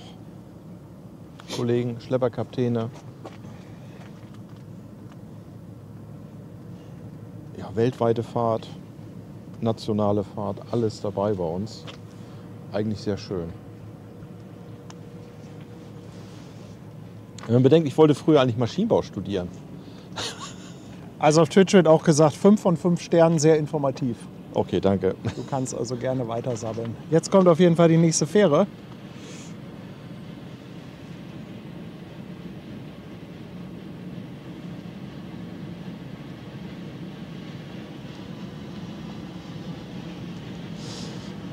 Aber ich bin ehrlich, die neuen Fähren finde ich schicker. Ach, ich finde das immer mit besser, schlechter. Also, Das ist, also ich schnittiger, mag die ne? beide total gerne. Ja, die sind total viel schnittiger, die neuen. Da hast du recht.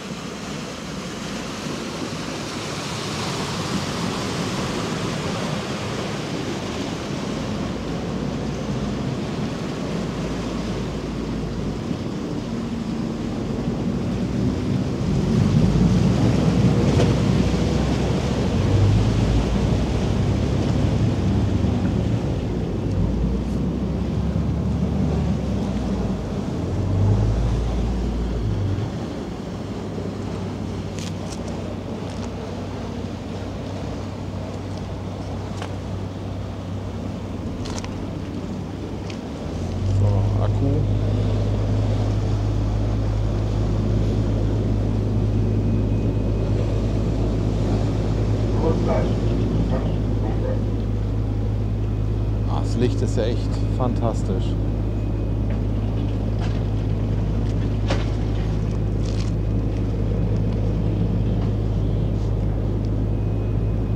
Ganz oben hinter der Brücke haben sie auch noch Autos stehen, ne?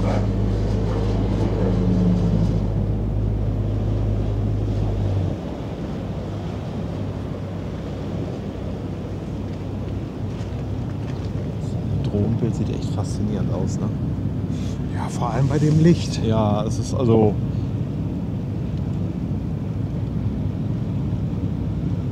Als wäre die erste 6-Sterne Google-Bewertung. Für was jetzt? Ja, 5 Sterne reichen ja nicht aus. Ja, weil das einfach toll ist. Das ist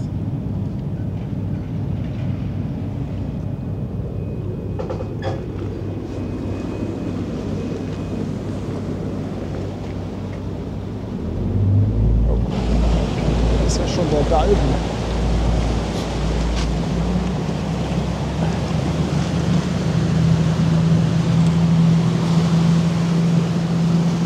so, schnell hinterher schwenken.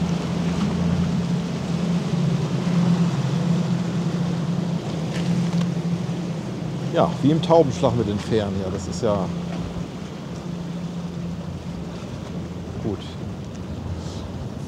Muss ich nachher dann erstmal meinen YouTube-Kanal aufräumen, den alten Chatter hier, den alten Stream beenden. Aber es geht nur vom Rechner aus. Ich glaube, im Handy kannst du den Achso, nicht nee. beenden.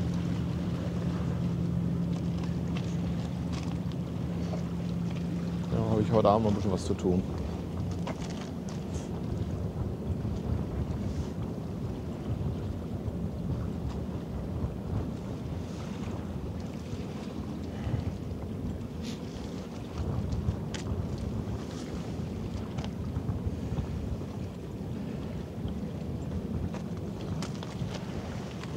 Was wäre für dich jetzt nochmal so ein Standort, wo du sagst, da würde ich gerne mal hin zum Film? Also ich meine, Rotterdam warst du ja auch schon mal. Ja, weiß ich ehrlich gesagt gar nicht. Also ich hatte ja immer mal so spaßeshalber mit Miami. Ich hatte so irgendwas so über den großen Teich schon irgendwie so im Ja, das ist auf der Miami, Lippe. großer Containerhafen, Kreuzfahrthafen. Das wäre irgendwie so. Ja, aber das muss ich auch. Ich glaube, das muss sich so ergeben. Na, ich weiß nicht, ob ich jetzt einfach so Sachen packen würde und dann nach Miami. Nee, das kann ich verstehen. Obwohl, so für im Winter. Weg hier, ne? Also ja. ich bräuchte, glaube ich, jemanden, der mitkommt, mit dem ich so sagen kann, so eine Woche Miami und dann nur so Stream-Geschichten.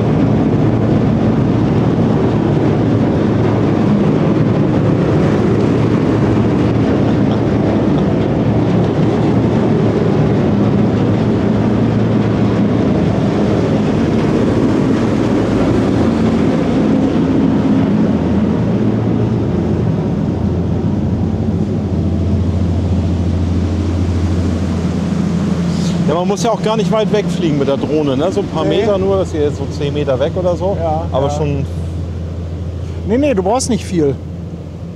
Das vom stimmt. Licht einfach faszinierend. Ja, ne? ja.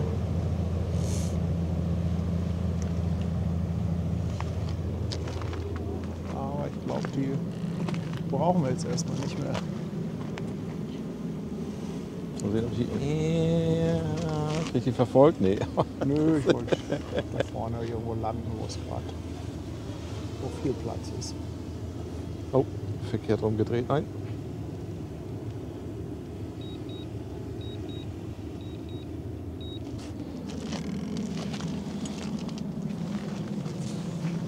Du brauchst ja fast dafür noch so eine schöne Landeplattform, gerade wegen dem ganzen Kiesel, ne? Ja, es gibt ja so Pads. Ja. Ich wollte mir so eins mal bestellen, so ein Drohnenpad. Das ist auch, wenn du irgendwo nur Wiese hast. Wobei du kannst die Drohnen auch ganz gut aus der Hand fangen. Ja.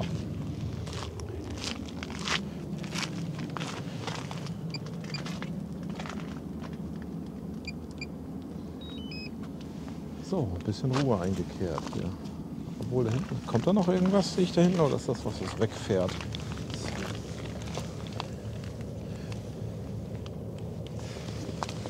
Nee, das Ich glaube, wir sind jetzt erstmal mit dem meisten Schiffsverkehr durch. Meine Idee war ja, bis zum Sonnenuntergang zu bleiben. Die Frage ist, passiert erstmal nicht viel, ne? ja, da passiert jetzt nicht viel, ne? Ob sich das lohnt. Aber das Licht ist einfach gerade sehr schön.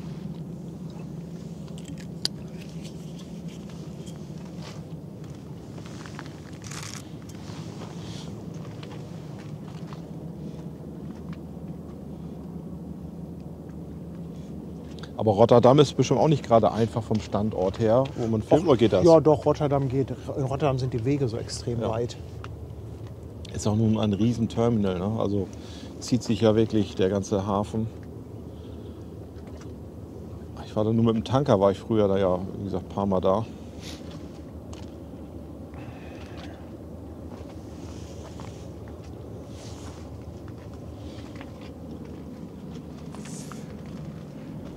Ja, ihr Lieben, jetzt bin ich auch wieder ein bisschen mehr im Chat. Lühe Sande hier. Sorry, Caroline ich hoffe, Esberger. ihr fühlt euch nicht komplett vernachlässigt.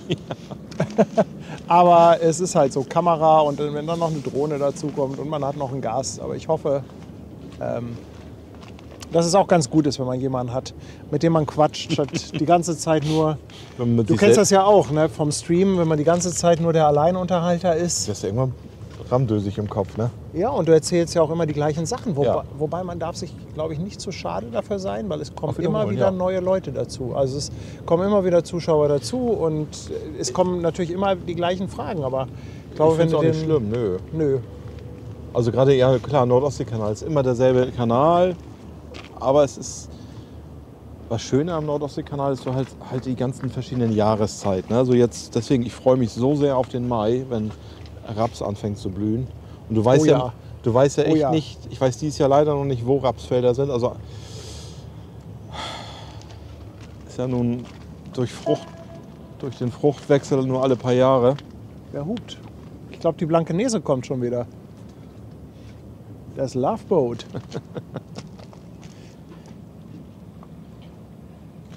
Was schade ist, also gerade Großweiche, Rade, da haben sie viele Felder mit Solar dicht geknallt.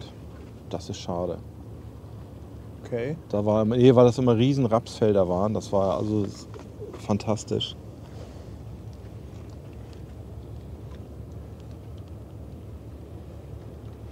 Ja, ich weiß nicht, hat mal jemand von euch auf dem Wesselfinder geguckt, ob da noch irgendwas... Also ich habe bei mir steht hier Im Zulauf ist? Caroline Esberger soll noch kommen, aber die ist noch ein bisschen weiter weg. Okay. Lühe Sand. Wo auch immer Lühe Sand ist.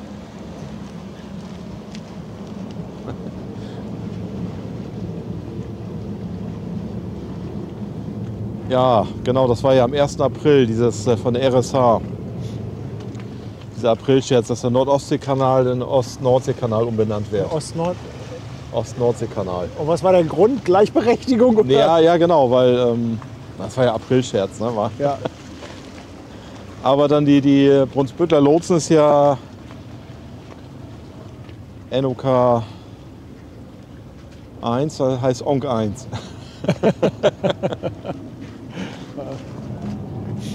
Ja, hier Reptine schreibt es auch noch mal. Lühe-Sand.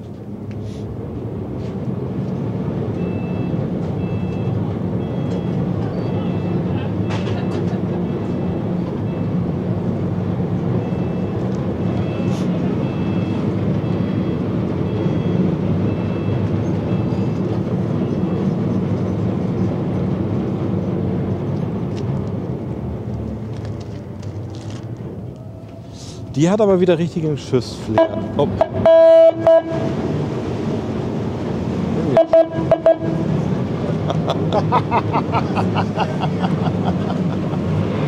Die haben Spaß, die Jungs. Die Jungs hier, komm mal. Einmal voll auf die 12.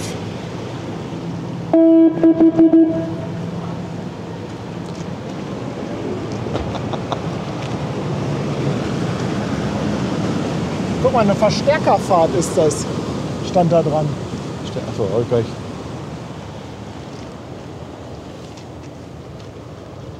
Ja, aber auch hübsch. Die Blankenese. Ich glaube, der schaut zu. Der hat das Handy nämlich in der Hand. Ja, ja, der hat, glaube ich, zugeguckt. Halunderjet ist unterwegs. Stimmt, der Halunderjet. Also, das wäre natürlich was. Den noch bei Sonnenuntergang. Aber der ist Brunsbüttel, er braucht 2 Stunden hierher, ne? Ja, der kommt immer so circa 20 Uhr hier an. Okay. Und 20 Uhr haben wir auch den Sonnenuntergang. Oh ja, so lange. Ja. Ja, Ich muss erst um 16 Uhr morgen anfangen, also ich kann auch schlafen. ich schaue noch mal hier. Voilà. Annette hatte noch mal, guck mal, Annette hat noch mal 5 Euro rausgehauen. Sie glaubt an Schwester Hansen. Da sind wir noch beim Drohnenthema. Annette, sorry, dass ich so spät dabei bin. Sie sagt, das wäre dann die Love-Drohne. Danke, Annette. Thomas hat eine Mitgliedschaft verschenkt. Thomas Nück oder Nueck. Dankeschön. Opti da drüben. Mehr Diana. 12 Monate, ein ganzes Jahr auf der Reeperbahn. Optimist. Und sie schreibt, 1 Jahr dabei und freue mich wie ein kleines Kind auf jeden einzelnen Stream von euch. Macht weiter so, ihr seid spitze. Viele Grüße dem gesamten Hamburg Hafen Live-Team und auch dem Chat. Das ist ganz, ganz lieb von dir. Der Walter ist seit 3 Monaten dabei. Schreibt, Kirsten und Walter grüßen das ganze Team. Liebe Grüße zurück, Walter. Auch natürlich an Kirsten. Gigi, der Wahnsinnige, verschenkt eine Mitgliedschaft und der Ankerbengel tut es ihm gleich. Danke, ihr beiden. Die Flötenbibi, 2 Euro Superchat, Umbenennungskosten. Was hatten wir was mit Umbenennung oder war das Umbenennungskosten? Ach, da fehlt mir jetzt gerade der Kontext, Baby. Was habe ich da jetzt wieder überlesen? Aber auf jeden Fall dickes Dankeschön. DK90 Berlin ist im 9. Monat dabei auf Twitch und Brater CDD ist jetzt im 8. Monat dabei. Vielen, vielen Dank, ihr Lieben. Ja, und im Minutentakt hier auch die Flugzeuge, die hier reinkommen.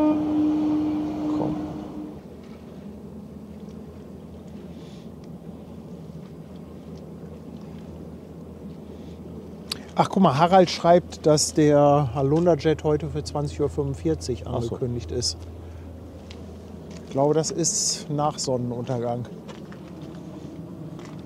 Guck mal, auch schön, ne? Die Autotransporter, die fahren halt ganz hinten rein bis zum Oswaldkai.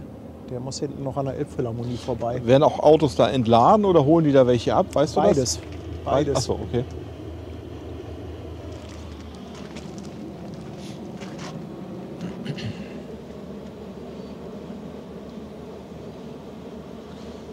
So von der, ich würde sagen, das ist auflaufend Wasser, ne? Sieht so ein bisschen aus. Ach, der macht heute, Dennis schreibt das gerade, der macht heute auch Stopp in Brunsbüttel, der Halunderjet. Stimmt, das ist ja auch der Anleger.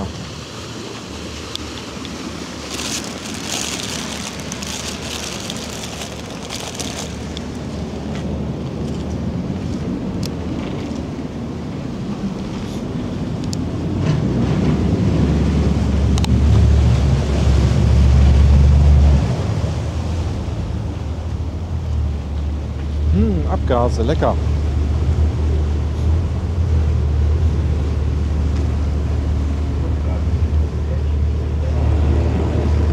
Ja, was für ein Jet ist hier die Frage? Der Halunderjet, das ist ein Schnellboot, ein Squadschiff, was quasi als Fähre zwischen Hamburg und, ja, Fähre kann man eigentlich nicht sagen, weil keine Autos drauf gehen, aber... Halunderjet, ja? Ja. Okay. Ich dachte, das wäre nur Personen. Ja, es sind nur Personen. Ach so. Ich habe nur gerade fälschlicherweise Fähre gesagt. Der fährt morgens immer los in Hamburg, ab nach Helgoland und dann abends wieder zurück. Also ist für so einen Tagesausflug ideal.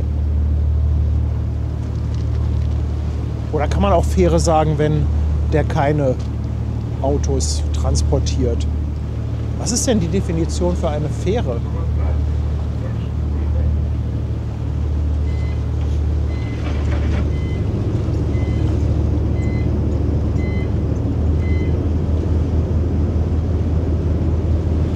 Jetzt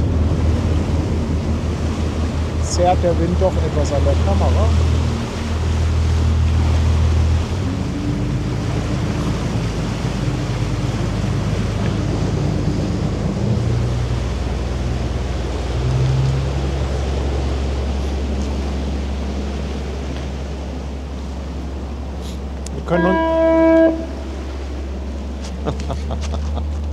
Wir machen aber heute alle mit hier. Ja. Wir könnten uns natürlich noch mit einem kleinen Quiz die Zeit vertreiben.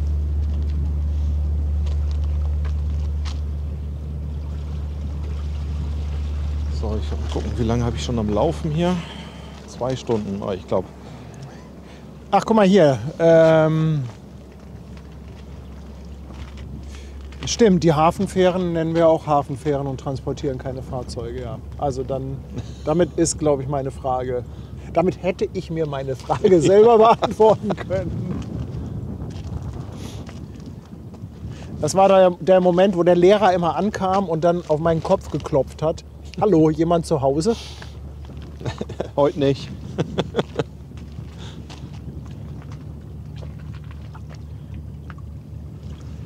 Herrlich.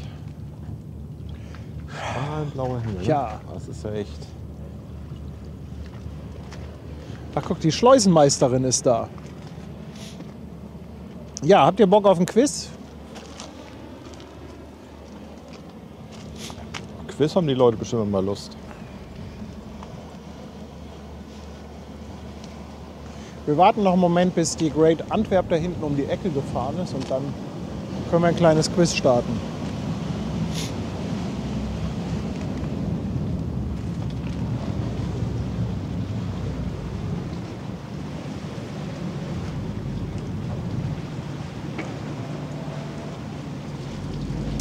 Ach, guck mal, jetzt löst Flötenbibi auf. Flöten was?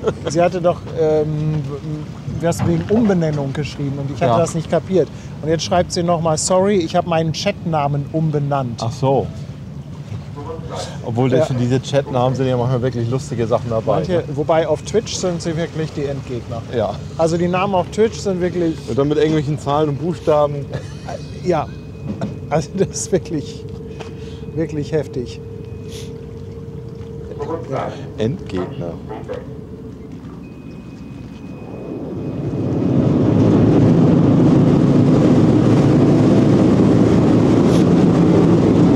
Ja, Bibi, auf jeden Fall ganz, ganz lieben Dank. Auch nochmal für die 2 Euro.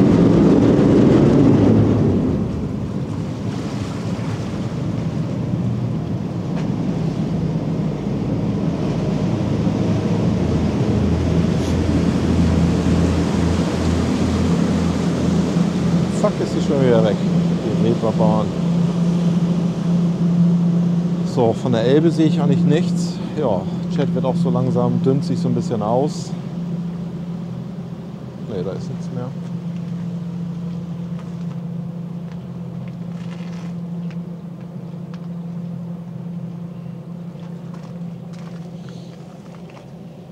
So, ich glaube, von meiner Seite mache ich, glaube ich, hier langsam mal Schluss.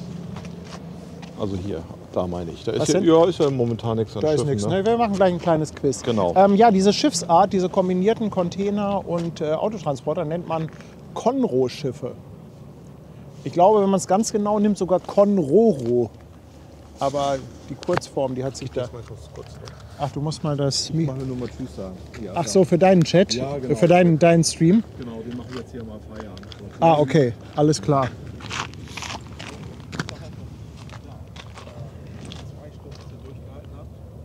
Malte verabschiedet sich gerade. Hat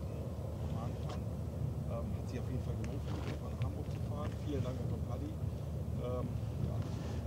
Der das hier wirklich wieder sensationell macht. Bleibt beim Briefing. Hamburg bleibt auch nicht mal dabei. Wir hören und sehen. Irgendwann mal demnächst. Schönen Abend.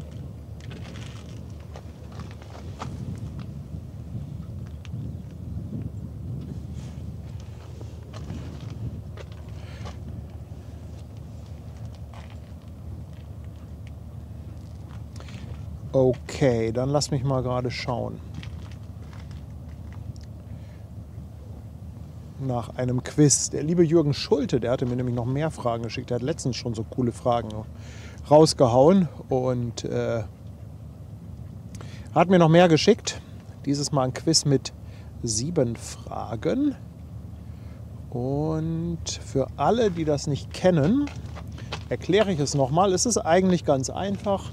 Ist im Stile von Wer wird Millionär? Das heißt, eine Frage, 4 Antwortmöglichkeiten. Und ihr tippt einfach die Zahl der Antwort in den Chat. 1, 2, 3 oder 4. Funktioniert sowohl auf YouTube als auch auf Twitch. Und nachher wird das Ganze ausgewertet. Zum Ende bekommt ihr dann auch nochmal einen Link. Da könnt ihr dann gucken, auf welchem Platz ihr gelandet seid. Zu gewinnen gibt es nichts, weil das Spiel natürlich durch die ganzen Latenzen mit den Streams, ja, man kann nicht so ganz hundertprozentig Chancengleichheit für alle herstellen. Deshalb gibt es nichts zu gewinnen, außer ein bisschen Spaß. Und ja, wenn es ganz dumm läuft, dann lernt irgendjemand was. Aber das wollen wir natürlich um jeden Preis vermeiden. Okay, ihr Lieben, dann starten wir das Quiz mal. Wie gesagt, eingesendet von dem lieben Jürgen Schulte. Und am besten schreibt ihr jetzt auch nichts anderes in den Chat, denn gleich werdet ihr merken, wird der zugeballert werden mit Zahlen 1, 2, 3 und 4.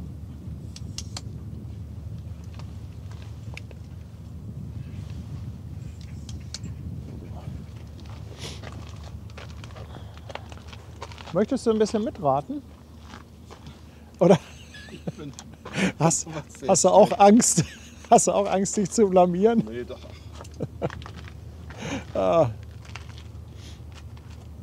Also los geht's. Wann landete denn der erste Beluga in Finkenwerder? War das Nummer 1 2011, Nummer 2 2003, Nummer 3 1994 oder Nummer 4 1983? Ja, und der Jürgen hat auch ein bisschen Beluga-Fragen rausgesucht. Finde ich super. Gehört ja irgendwie hier mit zum Hafen. Wann landete der erste Beluga in Finkenwerder? Ist das noch gar nicht so lange her, 2011? 2003 wäre die 2. Ist es Nummer 3, 1994 oder war das vielleicht sogar schon 1983?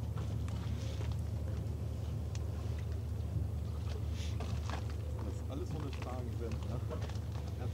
Also ich wüsste es nicht. Das wäre bei mir das erste 0%. Ich wüsste es nicht. Nein, du wirst, das sind auch Fragen, die weißt du. Ja, und die richtige Antwort, der erste Beluga, der landete 1994 in Finkenwerder. 23% von euch liegen richtig. Viele haben auch 2003 getippt. Ich glaube, ich wäre auch ein 2003-Kandidat gewesen. Okay, Frage Nummer 2. Welches Flugzeug hat denn das größte Frachtraumvolumen mit 2209 Kubikmetern? Ist das Nummer 1 die Lockheed C5A Galaxy? Ist das Nummer 2 der Boeing 747 Dreamlifter? Ist es vielleicht sogar unser Beluga XL? Das wäre die Nummer 3. Oder ist das Nummer 4 die Antonov AN 225? Welches Flugzeug hat das größte Frachtraumvolumen mit 2209 Kubikmeter? Wir hatten das Thema vor einigen Streams schon mal.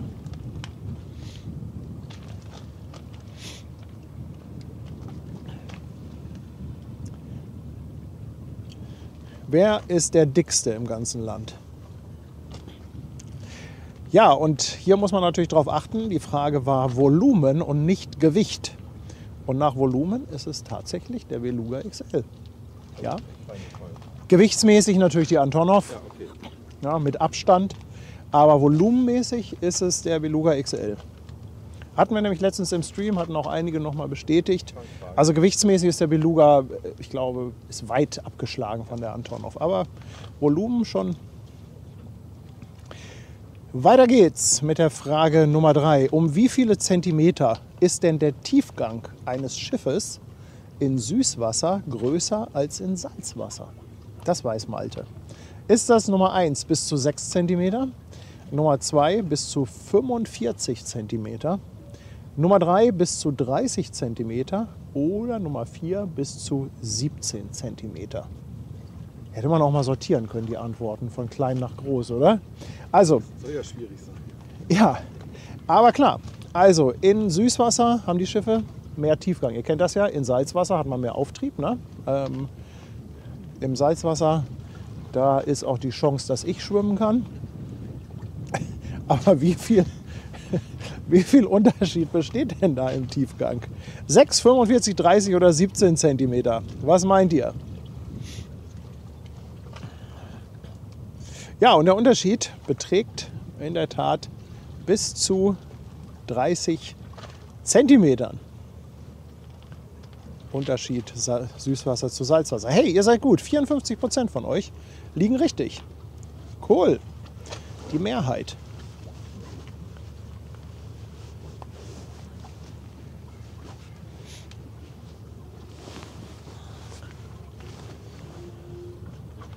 Aber es ist ja ganz interessant, wenn die Schiffe dann auch von der Nordsee in die Elbe kommen, verändert sich dann quasi der Tiefgang. Ne?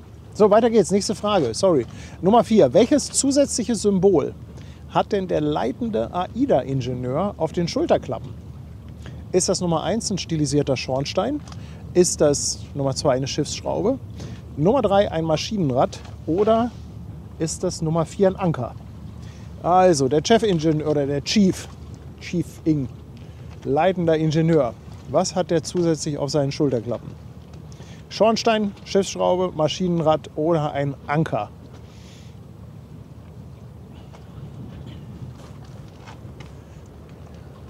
Ich glaube, das könnte ich gut raten.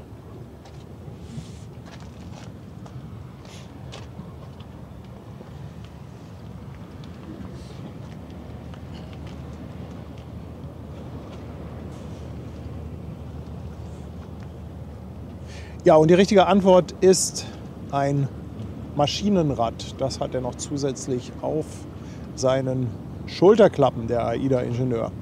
Und wieder ist die Mehrheit von euch absolut richtig. 57% haben auf das Maschinenrad getippt und liegen damit ganz richtig.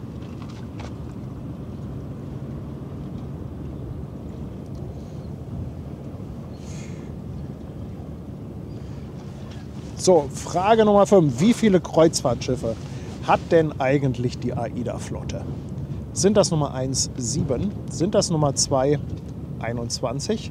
Sind das Nummer 3 16?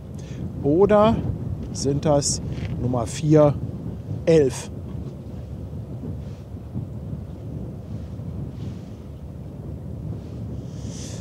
So, für die Moderatoren schon mal der kleine Hinweis. Ich habe den Link gleich zu der Ergebnisliste, habe ich schon mal in unser Redaktionsdokument kopiert.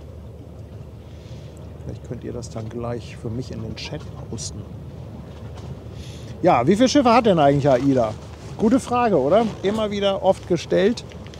7, 21, 16 oder 11?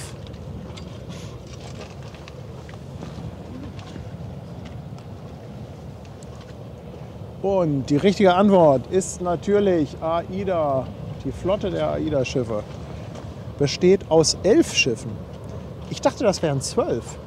Aber vielleicht wurde da mal irgendwann eins verkauft. Oder waren das mal 12? Also 11 ist auf jeden Fall richtig. 49% von euch liegen mit der Antwort richtig.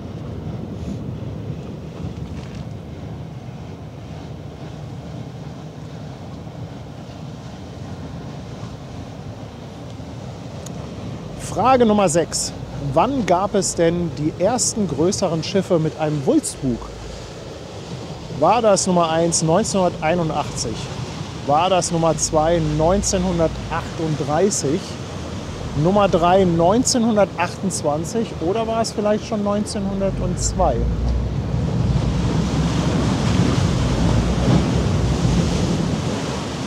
Ich wäre ja da so, nee, lass mal was aus der Mitte nehmen.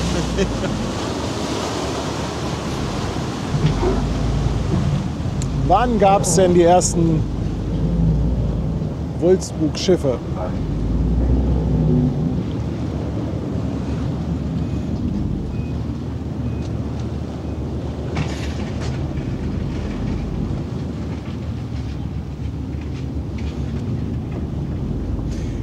Ja, und die richtige Antwort ist 1928. Wahnsinn, ne? Schon fast 100 Jahre her. Der Wulfsbug feiert bald 100-Jähriges. 16% von euch liegen richtig. Ja, das machen wir doch, ne? In 3 Jahren feiern wir 100-jähriges Wulfsbug. Dann versammeln wir alle Wulfsbüge. Okay, ihr Lieben, die letzte Frage, Nummer 7. Wie lang sind denn alle Kaimauern zusammen im Hamburger Hafen? Nummer 1, 58 Kilometer. Nummer 2, 43 Kilometer. Nummer 3, 32 Kilometer. Oder Nummer 4, 17 Kilometer. Wie viele Kaimauer haben wir denn hier so im Hamburger Hafen?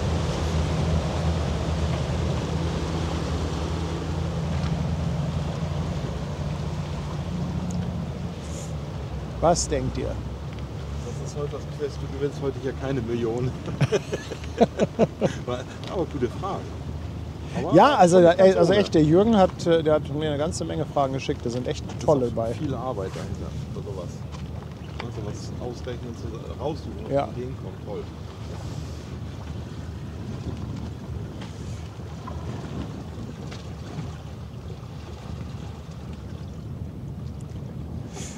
Ja, der Hamburger Hafen hat insgesamt ca. 43 Kilometer Kaimauer. Und 43% von euch liegen auch noch richtig, Mensch. 43% für die 43 Kilometer. Das ist sensationell. Ich hoffe, euch hat es Spaß gemacht. Jetzt kommt gleich einmal hier die Rangliste. Da sehen wir auf jeden Fall so die ersten 3 Plätze und dann gibt es gleich noch den Link im Chat. Und einen ganz dicken Glückwunsch an Isaac Scherz, an Robert Jung. Beide haben alle Fragen richtig, also 2, die alle Fragen richtig haben. Und der Steel Lion ist auf Platz 3 mit 6 richtigen Antworten. Sind mehrere mit 6 richtigen Antworten, aber da zählt das Tool dann, wer als erstes geantwortet hat. Ja, und jetzt gleich im Chat kommt dann nochmal ein Link und da könnt ihr dann nachschauen, wo ihr selber gelandet seid.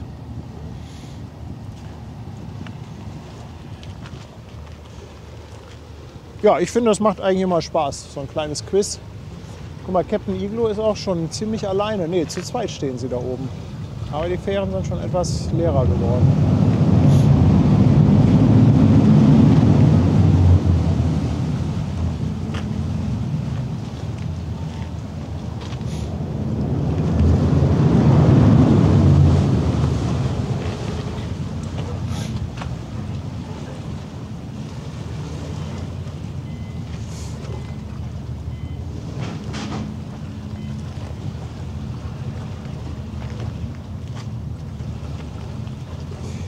Henrik Köster hat nochmal 10 € Superchat rausgehauen.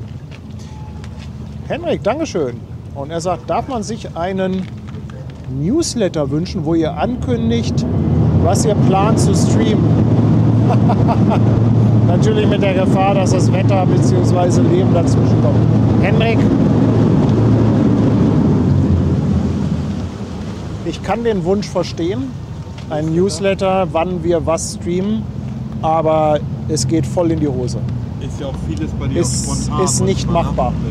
Ist nicht machbar. Aber du hast ja über WhatsApp die Benachrichtigung. Genau, wir haben ja diese WhatsApp-Benachrichtigung. Da gibt es dann kurz bevor es losgeht auf jeden Fall eine Nachricht. Aber einen Newsletter, wo wir schreiben, was wir planen zu streamen, nee. Also sehe ich mich nicht imstande. Es gibt hin und wieder mal Sachen, wo man sagt, das hat man irgendwie geplant. Also jetzt, ich sag mal jetzt, nächste Woche kommt diese Fregatte. Ganz einfacher Tipp, einfach Kanal abonnieren und Glocke aktivieren. Mensch, Malte.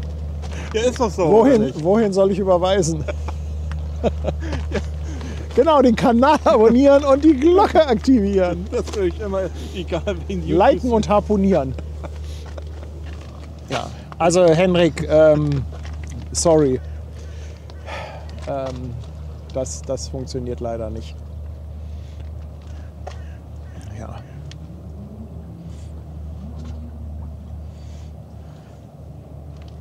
Aber wenn wir schon bei Werbung sind, ihr Lieben, vielleicht möchte ja noch jemand ein bisschen Kaffee zu Ostern haben. Mensch, sehr lecker. das wäre doch noch was. Weißt du, so eine schöne Landradde, eine schöne mürrische Möwe oder einen schönen Sturmdrücker. Einen habe ich weiter an Robert abgegeben in Flensburg. Der sagt, komm hier, kriegst du auch einen ab. Der hat sich gefreut. Das ist doch der Simulator-Operator, oder? Da bin ich jetzt. Ja. Die haben auch VR, also Virtual Reality zum Testen, auch da eine Station. Da freue ich mich drauf. Oh, Hendrik legt nochmal nach, haut nochmal 2 Euro raus und sagt, vielleicht ein Newsletter für den aktuellen Tag. Hendrik, den Newsletter muss ja auch jemand schreiben und das muss dann ja auch jemand pflegen. Und oh, ey. Also in sowas bin ich gar nicht gut. Also so regelmäßige Dinge. Ich kann das, wie gesagt, alles verstehen, aber Also wenn du immer einen festen Fahrplan hast, immer Montag 18 Uhr. So, dann, ja, aber selbst ja, dann- hier so reiner von Druckverlust. Ne? Montags bis freitags 18 bis 2 Uhr. Hast du da schon mal reingeguckt? Das ist echt lustig. Das ist, wo du im LKW mitgefahren bist. Ne? Ja, ja. Der macht aber nur Twitch, ne? Macht nur Twitch und er macht jeden Tag das Gleiche. Aber es ist ganz Trotzdem cool. Ja, das Coole daran ist, es ist wie so ein Ritual. Also du schaltest abends ein, guckst natürlich selten die komplette Länge, Ja. aber du schaltest immer mal rein und ja, also es hat auch was. Es ist auch wahrscheinlich der Typ. Also so die Ja. Art und mit der Stimme und Ich würde die Kamera noch mal Richtung Horizont drehen. Mal gucken, ob da hinten was kommt oder ob das alles noch die Ausläufer sind von denen, die weggefahren sind.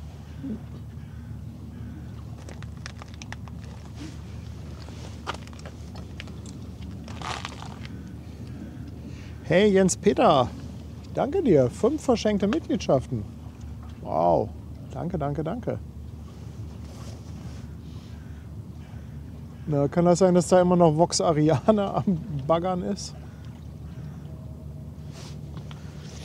Ja, also es ist leider nicht so wahnsinnig viel los da hinten, aber irgendwie habe ich mir in den Kopf gesetzt, mir diesen Sonnenuntergang heute anzugucken. Das ist mein persönliches Manhattan-Henge. Entschuldigung, ich bin jetzt Du kennst doch diesen Effekt Manhattan-Henge, hast du bestimmt schon mal von gehört. Das ist in New York, gibt es glaube ich 2 Tage im Jahr, wo die Sonne genau in den Querstraßen, also ich glaube 42., 53, irgendwie Ja. ein paar Straßen, genau in der Mitte untergeht. Und das ist echt abgefahren. Ne? Das ist, wenn die Sonne da durch diese Häuserschluchten knallt. Oh, jetzt könnten wir doch die anstellen und gucken. Ja, es ist ein bisschen schwer auf der Karte zu sagen, aber es könnte heute sein. Ne? Danny, ja, morgen geht, glaube ich, die Fregatte raus. Die Uhrzeit habe ich aber leider nicht für dich.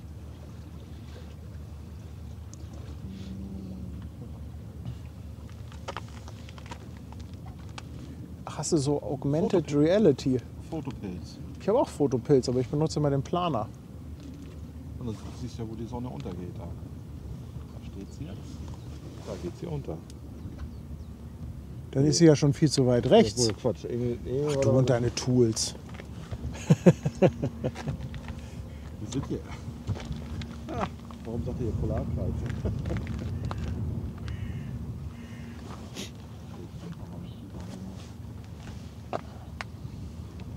So, ich muss ja auch jetzt tippen. Ja.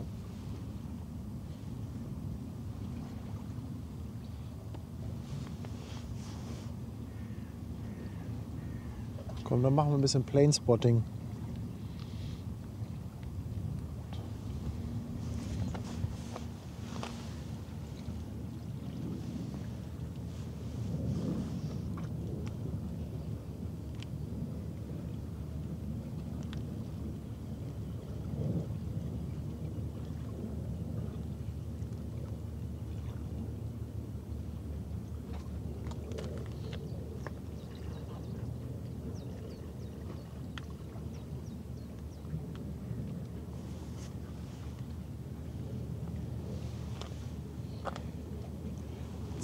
Uhr soll sie circa raus morgen.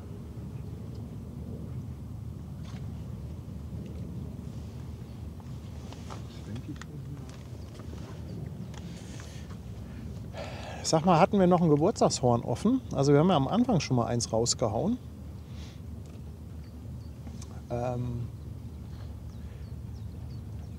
Ich glaube, wir hatten auf jeden Fall noch ein paar Geburtstagskinder, die nachträglich eingeschaltet haben. Ich hoffe, ihr seid auch immer noch da. Ihr seid nicht gegangen, weil es kein Horn gab. Auf jeden Fall nochmal ein fettes Happy Birthday für alle Geburtstagskinder.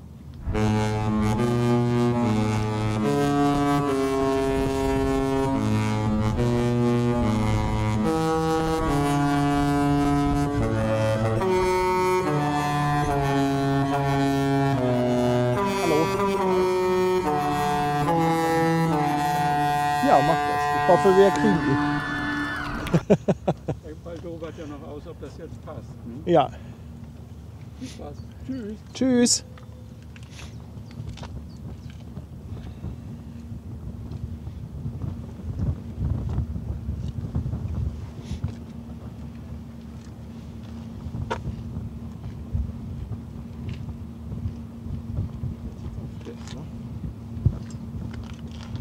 Irgendwo kommt dann noch ein kleiner Tanker. Caroline Esberger hatte sie. Ja.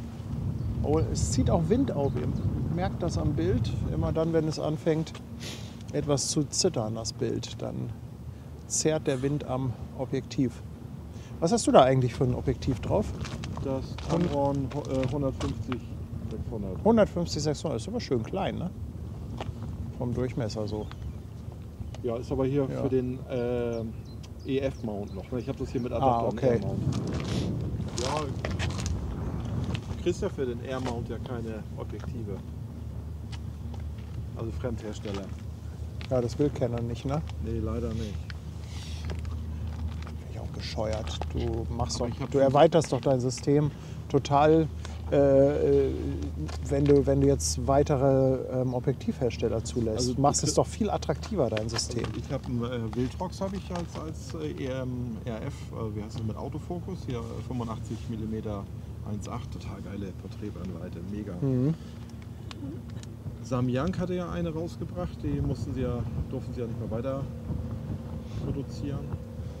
Ja, und jetzt glaube ich, Sigma bringt jetzt dafür, aber nur für APS-C raus, Mhm. leider. Okay. Ja. Ja, das Doofe ist, das sagt dir ja alles vorher keiner. Also wenn du dir jetzt zum Beispiel eine Kamera kaufst, du beim Erstkauf überlegst du ja nicht sofort, gibt es Objektive von Drittherstellern. Nee, ich hab, Ja, also zumindest nicht, wenn du jetzt nicht schon irgendwie jahrelang Erfahrung hast. Aber ich finde, das ist ein Kaufargument, wenn du weißt, für deine Kamera gibt es Objektive von nicht nur dem Originalhersteller, Genau. sondern noch 2, 3 anderen. hast du eine schöne Palette, ja, wie gesagt, ja nicht jeder will gleich 2.000 oder 3.000 Euro für Ja, das ist ja auch preislich immer, weil egal ob das jetzt Canon ist, Sony oder Nikon, die Originalobjektive kosten immer gleich das Doppelte Ja. von Sigma Tamron. und sind, also die Dritthersteller sind ja nicht schlecht.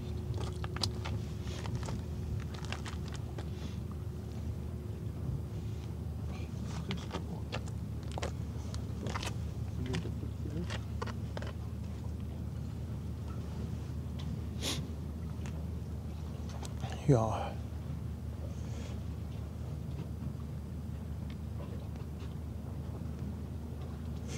Genau, am Mittwoch kommt die Fregatte aus Holland.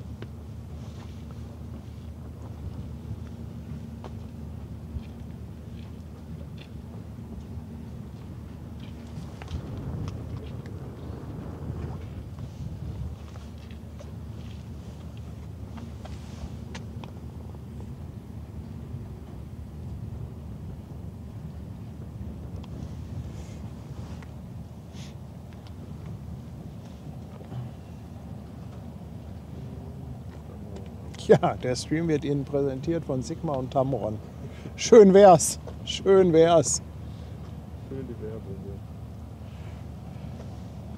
Ich wollte ja auch keine Werbung mehr für Kamerahersteller und Objektivhersteller im Stream machen.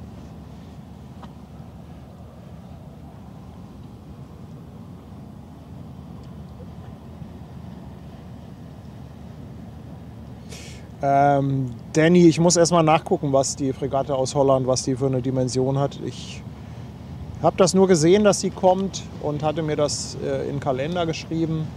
Aber ich kann dir noch gar nichts dazu sagen, jetzt Unterschied zu der aus England.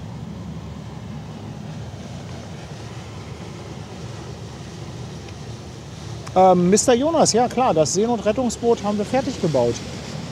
Das war eine schwierige Geburt. Also ganz so einfach war die Geschichte nicht. Also ich muss echt sagen, das war eine Challenge. Schönes Modell, aber wir haben es geschafft. Ein bisschen improvisiert teilweise, aber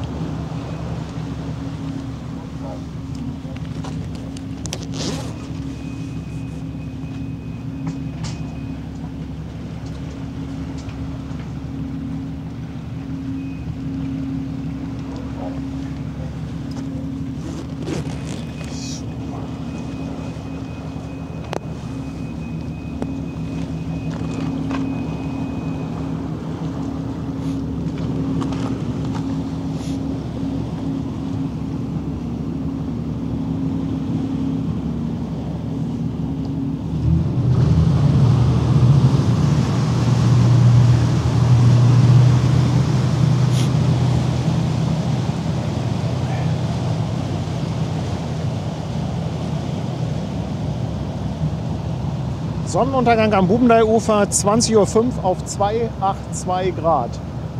Haben wir einen Kompass? Aber in Smartphones ist doch ein Kompass drin, oder?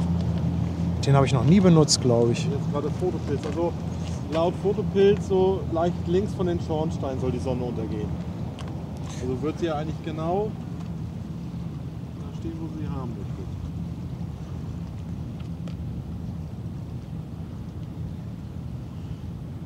Also 282 wäre aber... Nee. Also 282 Grad kann aber nicht sein. Das wäre ja ganz, ganz weit rechts.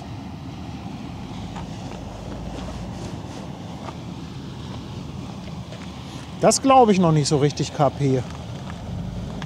Mit dem 282.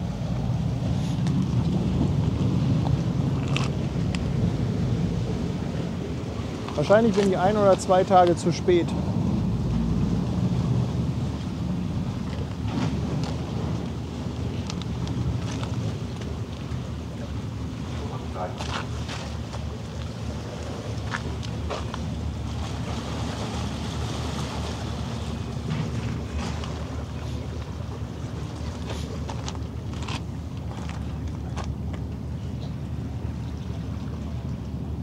Ja, da ist das. Tanja hat es entdeckt, das Containerterminal Alter Schwede. Nee, 282 Grad kann nicht sein, oder? Kann 202? Hat er sich vielleicht vertippt?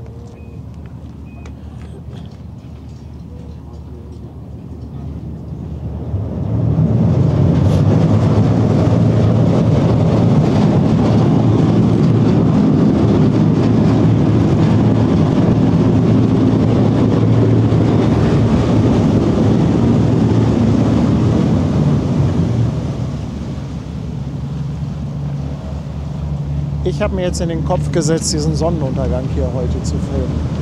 Es ist mir ganz egal, wie langweilig das ist bis dahin. Übrigens, willst du mal dein Mikro wieder haben? Du hast es eben abgegeben. Ja, sofort geht das los. Die Sonne jetzt. Scheiße. Hab ich die Sonne.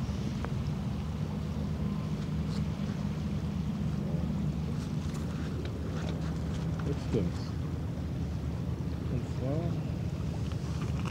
Ja, es könnte doch ganz gut passen, oder? Könnte sogar sein, dass wir noch 2 Tage weiter müssen. Aber das sieht schon mal gut aus. Ja. Hier, nehmen wir das Mikro wieder. Ja, warte. Ohne Moment, por favor. Ist an? Ist an, ja. Ja.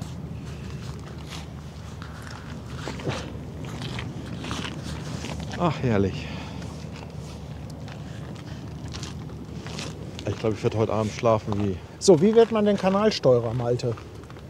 Braucht man auf jeden Fall irgendwie eine Seefahrer Vergangenheit oder ist es auch schon so, die Lotsen haben ja teilweise die Ausbildung umgestellt, dass du ja jetzt quasi, also früher brauchtest du ja als Lotse Fahrzeit auch und Erfahrung und die haben das ja jetzt auch auf einen Studienweg umgestellt. Wie ist das bei euch? Also bei uns auf jeden Fall auch nautisches Patent. Große Fahrt, also für weltweite Fahrt, so wie ich das auch habe. Das ist ja Minimum 2 Jahre Seefahrtsschule. Oder halt auch bei uns möglich mit dem kleinen nautischen Patent, das A500. Das ist ja 6 Monate Ausbildung an der Seefahrtsschule für nationale Fahrt. Das sind so für Behördenschiffe oder kleinere Schlepper.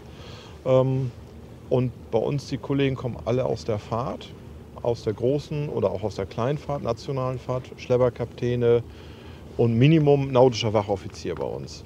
Also nautischer Background muss auf jeden Fall da sein. Wobei wir jetzt auch wieder einen sehr guten Bewerberpool eigentlich haben. Auch alle aus der Fahrt. Achso, mein Kompass geht falsch. Also, weil ich lese das gerade, einige bestätigen die 282. Mein Kompass zeigt Norden an bei der Elbphilharmonie.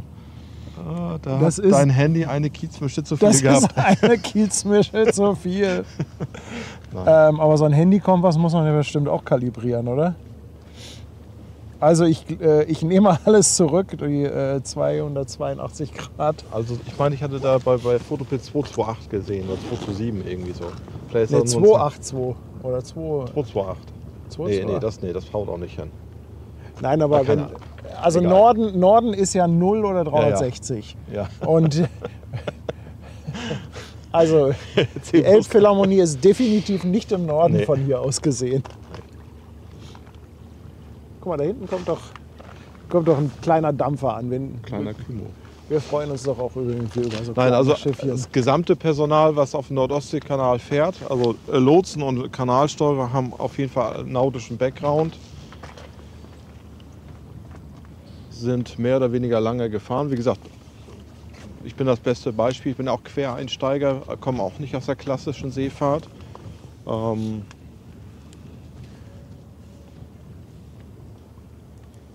Deswegen, wir haben das jetzt auch eingeführt bei uns. Wenn jemand sich für unseren Beruf interessiert, muss er ein Praktikum vorweg machen.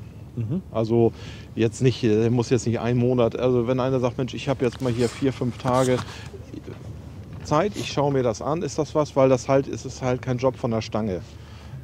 Es gibt auch bei uns keinen Arbeitsvertrag. Das ist auch einmalig. Einmal ist es, ist genau, in ganz Deutschland so dieses Arbeitsmodell gibt es nun.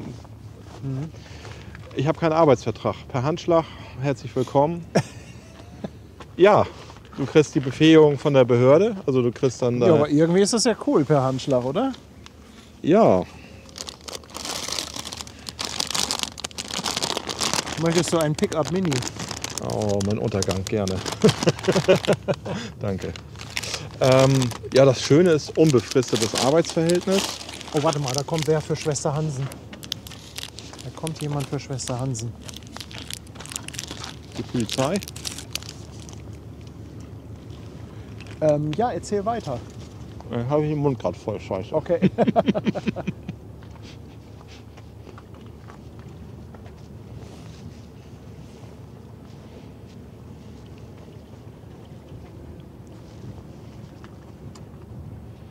Ihr seid ja quasi alle selbstständig, oder? Geht sofort los. Ist auch lustig, wenn man jemandem, mit dem man sich gerade unterhält, dann was zu essen anbietet. Ja, so. Ja. Da, Sie winken für Schwester Hansen, die Uniformierten. Hallo, wir haben da eine gute Freundin und die hat ein Faible für Uniformierte. Wahrscheinlich sitzt da eine Frau drin. Ich glaube, das ist eine Frau, oder? Da am Steuer sitzt eine Frau. Ja, Hansen. Sorry. Eine Kollegin. Ja, also ja, selbstständig oder freiwillig selbst angestellt im Verein. Die Lotsen sind ja in der Brüderschaft ja organisiert. Das ist ja eine Körperschaft öffentlichen Rechts. Und die sind ja zu 100% selbstständig. Also, ja. Und wir sind ja Angestellte im Verein oder so freiwillig selbst angestellt. Aber ich habe trotzdem keinen Chef. Also wir arbeiten alle auf eine eigene Rechnung, würde ich jetzt nicht sagen, aber selbstverantwortlich. Ich bin für alles selbstverantwortlich, aber es muss doch trotzdem irgendwie jemanden geben, der so eine Art übergeordnete Organisationsaufgabe hat, oder? Also irgendwie muss es, oder ist es... Wir sind ein ganz normaler Verein, so wie ich sag mal, hört sich an wie jeder Hühnerzüchterverein. Wir haben einen Vorstand, wir haben eine Verwaltung. Gut, wo wir ein bisschen mehr Geld umsetzen im Monat wie so ein Hühnerzüchterverein, das ist schon klar. Aber Aufsichtsbehörde ist ja der Wasserschifffahrtsamt. Ne? Das ist die übergeordnete Behörde, die aber das Kanalsteuerwesen dem Verein übertragen hat, gesagt, und wir machen das, solange wir die Schiffe besetzen und unseren Job nachkommen. Alles gut. Und sind wir eigentlich frei. Das heißt, ihr habt aber schon gewisse Regeln, wer wie wann drankommt und so weiter. Genau. Also es weiß jeder quasi, wie das Spiel läuft. Genau. Wir haben also bei uns ist ja auch alles auf dem Smartphone mittlerweile.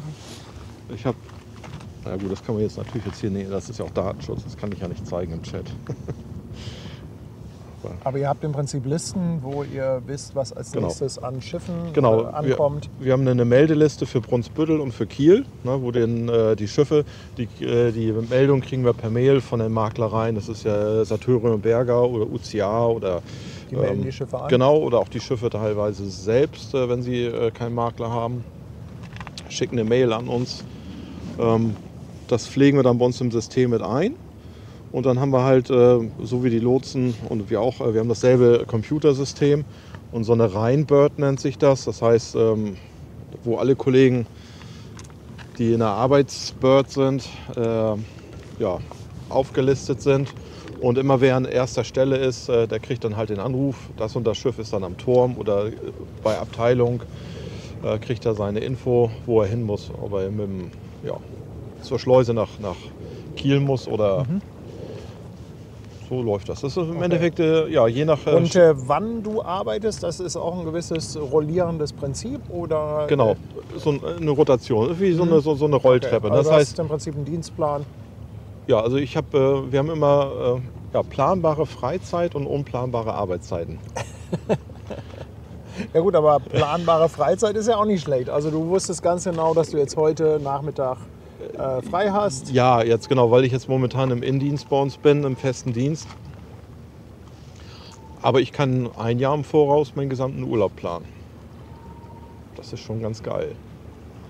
Ja, also das ist natürlich mit Spontanität teilweise ein bisschen schwierig, oder geht das dann trotzdem? Dass tauschen und so weiter. Das genau. Wir haben auch die Möglichkeit, dass man mal mit einem Kollegen mal tauscht und sagt, Mensch, hier, ich habe zum Beispiel jetzt über Pfingsten habe ich frei und Pfingsten wollte ich unbedingt abgeben, wollte ich gerne lieber arbeiten, weil ich eine Woche später eigentlich auf dem Campingplatz wollte, aber es funktioniert jetzt nicht. Und, ja, schönes Schiff, schnell mit Drohne.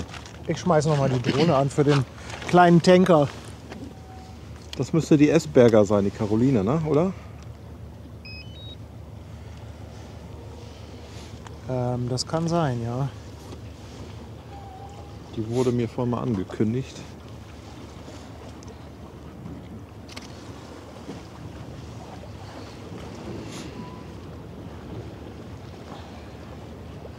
Cholerischer Delfin. Cholerischer Delfin, auch ein schöner Name, oder? Auf Twitch. 5 Monate dabei, Dankeschön. Delfin. Und Matti69 ist auch seit 16 Monaten dabei. Auf die schönen Tage, die da kommen. Und Ronos77, 13 Monate. Vielen Dank für eure tollen Streams von Jörg und Lars. Dann haben wir noch Anja, die ist auch seit einem Jahr jetzt dabei. Sagt, hab Rainer letzte Woche gesehen, kam mir entgegen. Ja, okay. Vielen, vielen Dank. Und dann Jens Peter, hatte ich Jens Peter schon? Ich glaube ja, aber egal. Jens Peter kann es auch doppelt vertragen. Vielen Dank für deinen 5er-Pack an Mitgliedschaften auf YouTube. Danke, ihr Lieben.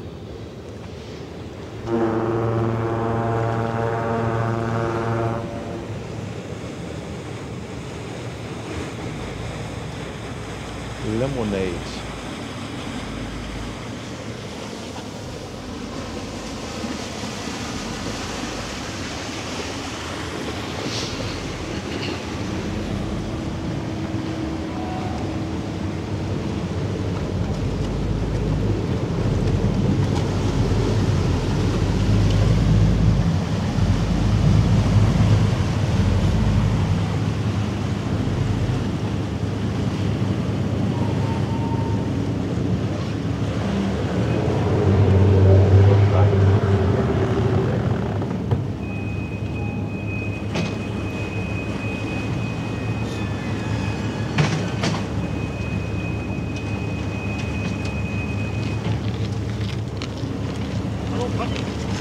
Hallo Donatus. Moin, mein Lieber. Ja, weißt du schon was und wann? Noch nicht. Okay. Schönen Dienst. Tschüss. Ach, und Brigitte ist doch. Brigitte. Jetzt geht's los. Hast du die AIDA weggepfiffen? Ja, habe ich gepfiffen. Hast du, ne? Ja, ja. Ach, guck ja. Das ist, Donatus ist Lotse. Ah, okay. Vorne ist das Lotsenhof, ne? Ja, Und der versorgt mich immer mit Infos. geil. Ja, die Lotsen haben hier ja auch so eine App und du kannst zwar hier in Hamburg ja sehr, sehr viel über die Segellisten sehen. Ja, aber die stimmen ja immer nicht, sagtest du, ne? Also es kommt darauf an, die Hala-Segellisten sind eigentlich sehr gut gepflegt, die vom Eurogate auch. Ja. Aber was halt oft nicht so gut funktioniert, ist Fußgeld, Kreuzfahrtschiffe.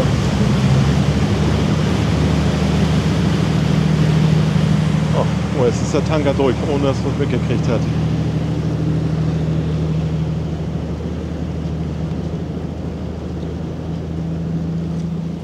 Schon kriege ich ihn nicht mehr drauf, die Caroline Esberger, schade.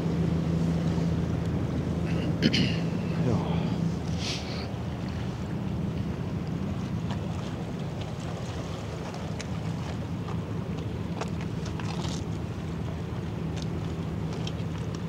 Das ist ja auch faszinierend, ey.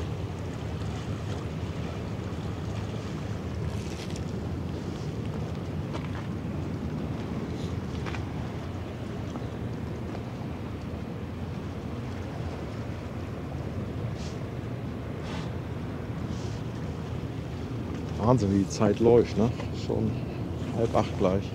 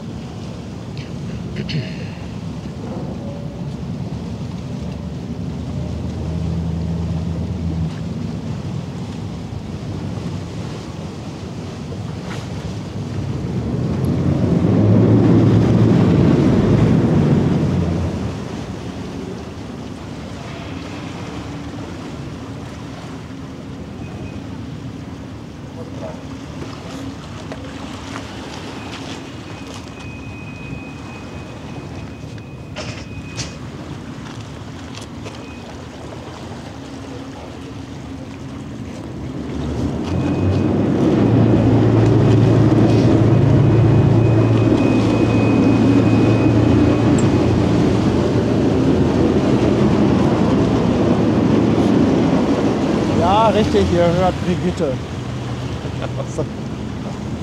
Auch schon ihren eigenen Fanclub.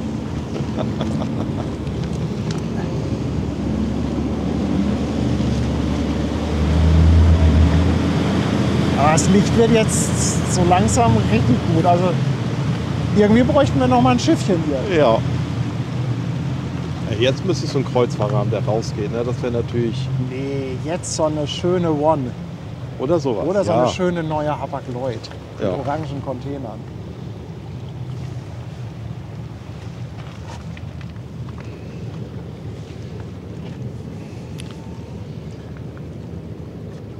Ich werde mal meine Frau ärgern.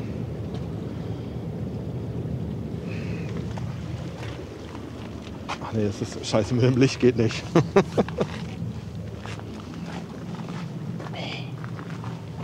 Nee. Alles doof.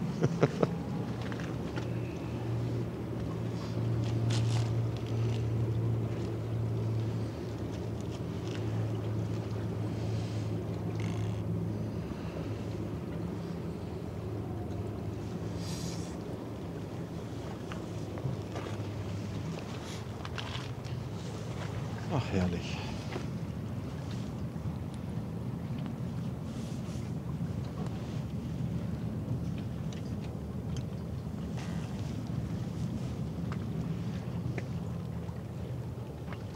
mal, das hättest du ja in Kiel schon mal nicht. Dann hättest du jetzt schon die ganze Zeit nur Schatten, ne, an der Kiellinie. Dann hättest du wieder drüben, ja. Also das ist hier vom Licht, ist das... Ja, weil das wirklich von der Achse perfekt das ist. Die Achse, das ist wirklich, das ist sensationell. Ja. Auch wenn ich hinten die Elbphilly jetzt sehe, wie sie richtig angeleuchtet wird. Ne? Die blinkt ja. Das ist ja auch mal...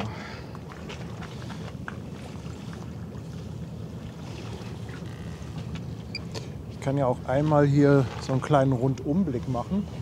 Ein bisschen Akku habe ich noch. Ich bin natürlich mit einem halbvollen Akku gestartet. Dämlich wie ich bin. Aber wir können jetzt einmal hier auf der rechten Seite dieses ganze Gelände, da sollte der Hafen weiter erweitert werden. Ne? Da sollte noch ein Terminal hin. Haben sie aber irgendwann gestoppt, weil sie dann festgestellt haben, dass sie doch kein Terminal mehr brauchen. Im Hintergrund sieht man Eurogate.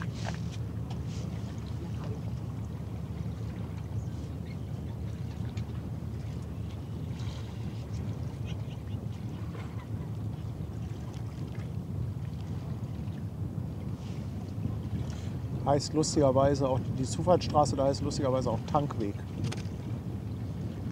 Ja, und da im Hintergrund dann an der Spitze von der Landzunge das Seemannshöft, die Lotsenstation. Ja, und da kommt noch irgendwas Flaches.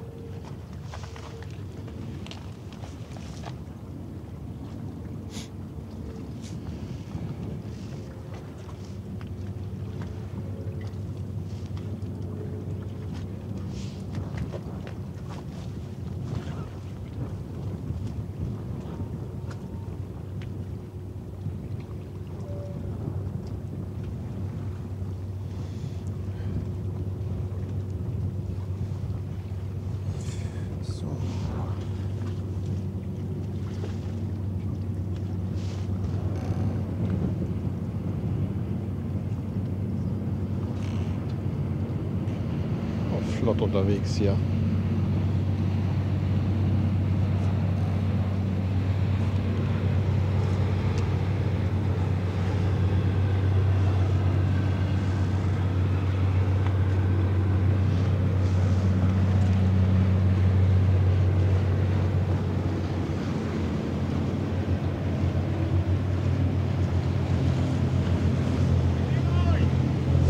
Wir sehen uns. Moin Leute! Die gucken uns auch. Wie geil ist das denn?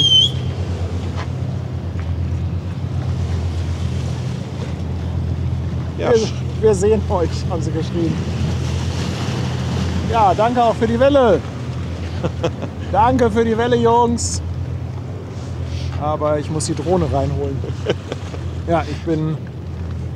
Wo ist sie denn? Da. Der Akku ist alle gleich.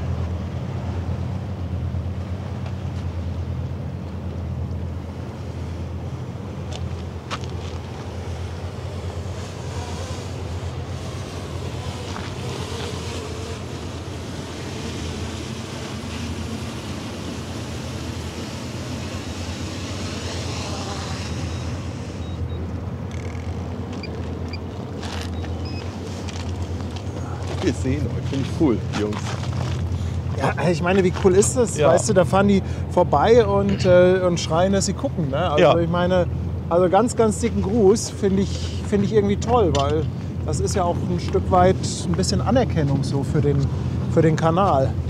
Ja, und ich sag mal, boah, der schmeißt aber auch Welle hier, meine Herren. Ja, und ich sag mal, für mich ist Schramm ja auch bekannt in Brunsbüttel. Oder ist ja eine Institution in Brunsbüttel. Ja. Sehr nette Jungs da von Schramm.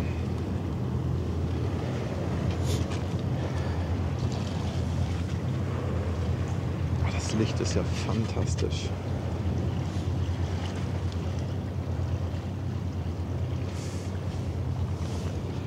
Virtual, ganz lieben Dank, 5 €. Er sagt Bubendeim Sonnenuntergang. Ich hatte noch überlegt. Liebe Grüße an Hamburg Hafen Live und Malte. Herzlichen Vielen Dank. Dank. Und Venom GR, 8 Monate bei Twitch. Danke, ihr Lieben. Kaya Josephine.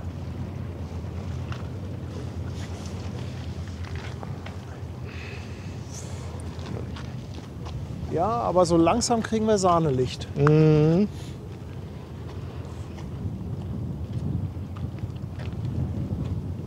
Oh, ein kleiner Heli. Naja, klein nicht, nur weit weg. Oh.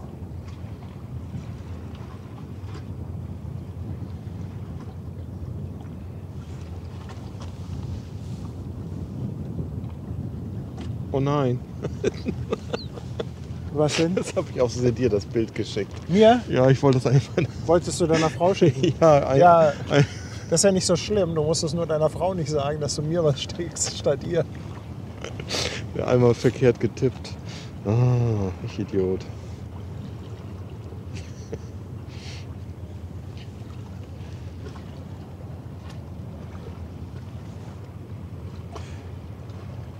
Thomas W. war das wohl. Auf der Kaya. Ach, hätte das ja heute ja fast gepasst, hätte ich meine Nachbarn mitnehmen können. Die sind, glaube ich, gerade gelandet in Hamburg. Ach nee, oder nee, die landen nächste Woche.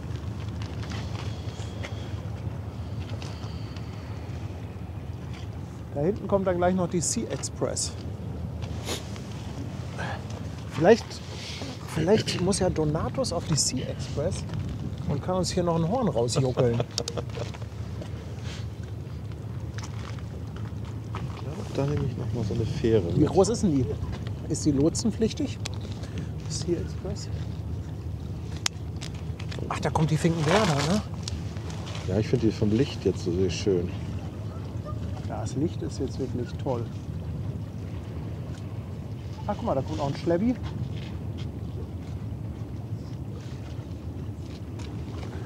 Ich bin froh, dass ich die dicke Jacke angezogen habe. Ja. Genau, jetzt weiß ich noch, was ich... Ja.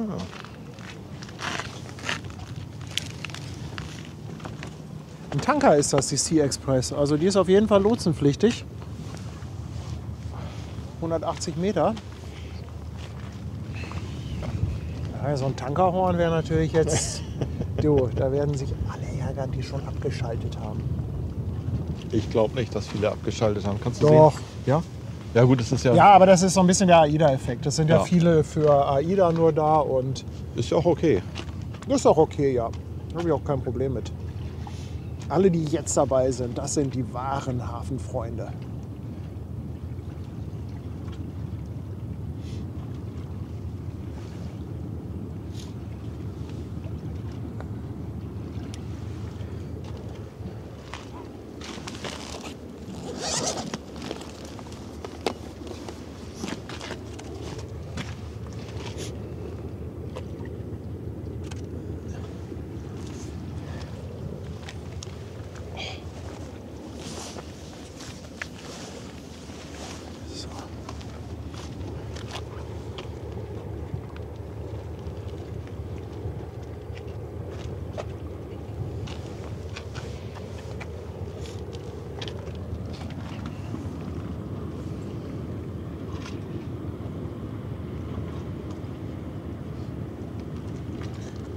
AIDA, was ist das? Keine AIDA-Witze. Die Mutter aller AIDAs ist hier. What? Was?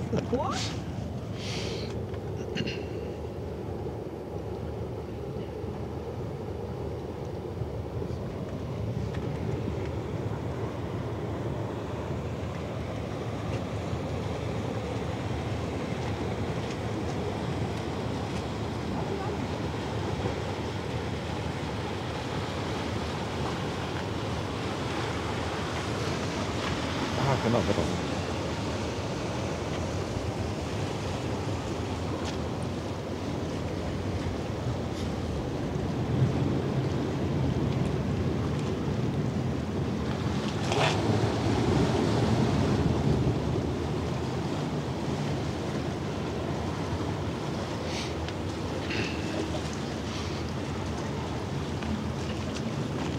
Das ist die Motorjacht A.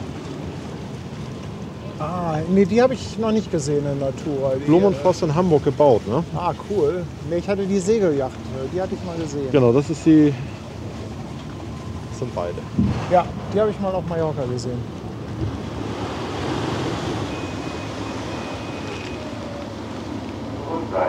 Oh, da kommt die Polizei wieder. Oh nein, jetzt schon hinterm Dalben.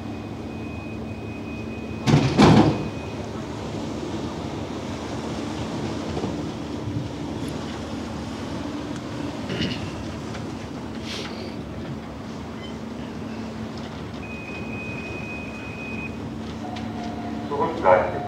Attention, stay back.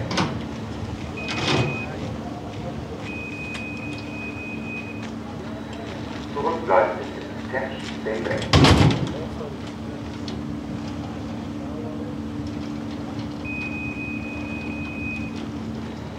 Zurückbleiben bitte. Attention, stay back.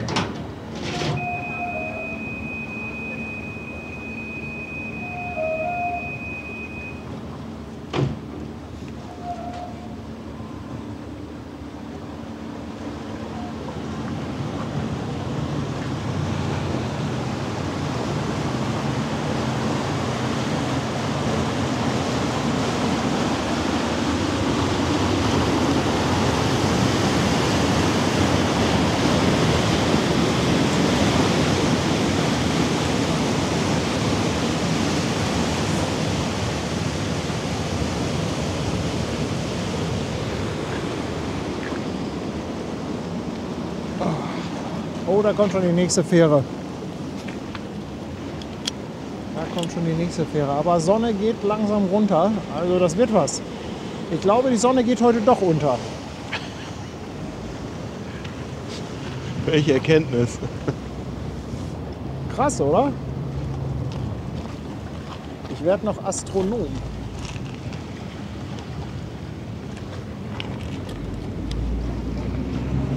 Ah ja, nur gewunken.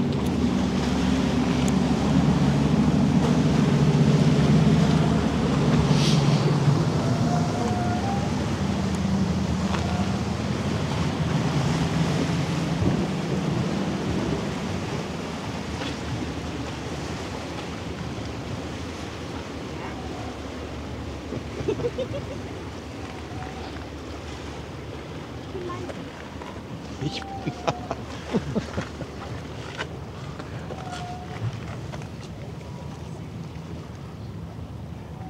Also ich meine, Krönung wäre natürlich, Sonne geht in der Elbe unter und der Halunderjet direkt in dem Sonnenball. Oh, geil.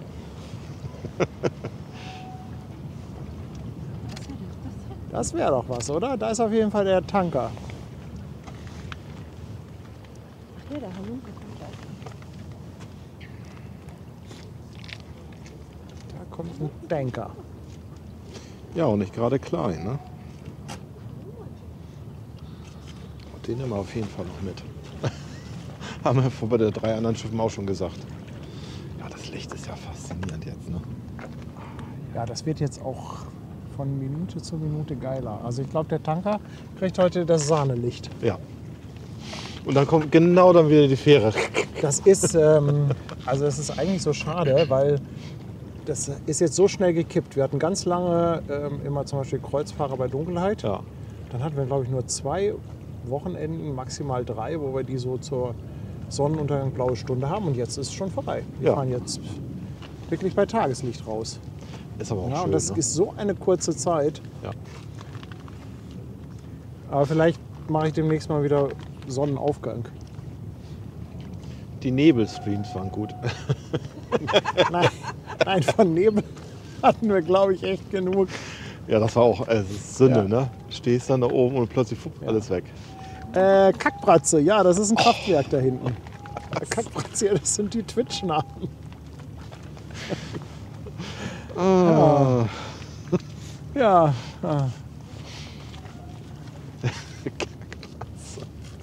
Achso, ich kann ja mal gucken, wie der Tanker da heißt.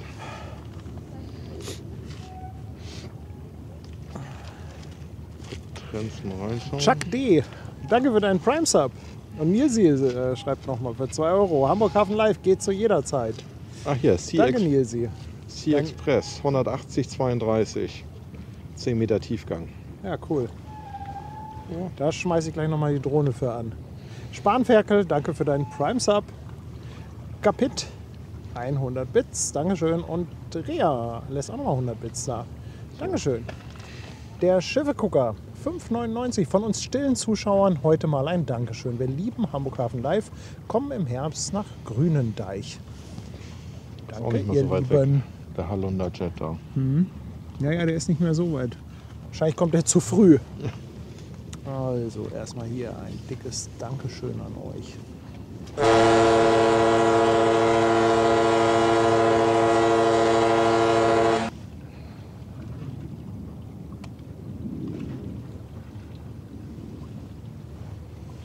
Ach, siehst du.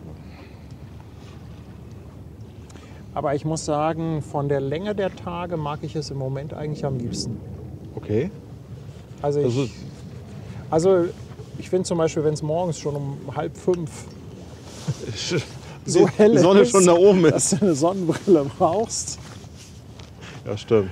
Na, also ich finde das jetzt eigentlich so ideal. Länge der Tage, 20 Uhr Sonnenuntergang, dann noch ein Ja. bisschen nachbrennen. Ist ja noch, ja, du hast ja dann noch Licht bis 8:30, 9 so. Stimmt. Finde ich eigentlich optimal.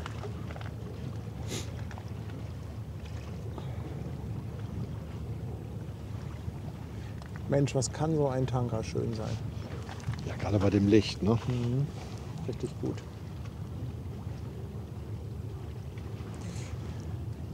Was hat er gesagt? 180 Meter, oder? 180, 32 und 10 Meter tief.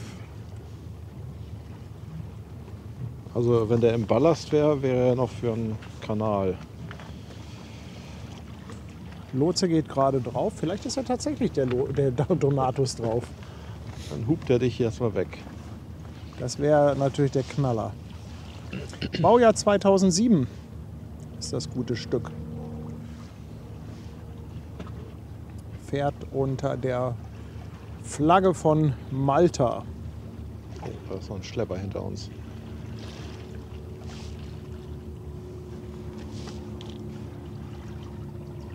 Da fahren einige Schlepper nach Waltershof rein.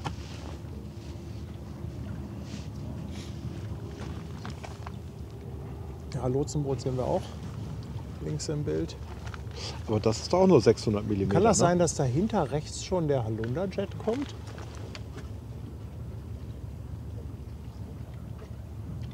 Ja, Das ist er doch schon, oder? ja. Mist, alle zu früh. Zu früh für mein Sonnenuntergangsbild. Wer hat gesagt 20:45 Uhr in Hamburg? Der hat die Zeitumstellung verpasst.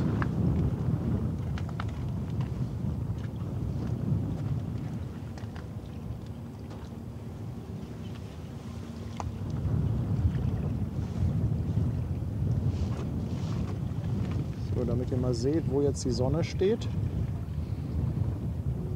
Da. Das hast du ja auch, wenn du mal Brunsbüttel in die Schleuse reinfährst und genau wenn du dann Schleuse gerecht reinfährst und dann die Sonne dann über der Elbe untergeht, das ist dann auch manchmal so. Oh. Boah.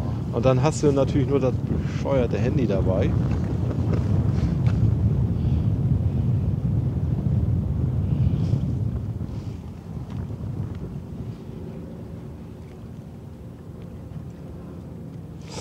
Ach, du hast hier Crop-Faktor, ne? 1,5, ne? Von der Sony, oder? Warte mal, ist das jetzt gekroppt? Ja, das war mit Crop, ja. Wundert mich, weil ich habe ja hier, Ja, ja, nee, so ist aber auch 600 mm. Ja, ja, ist 600, so ist 600.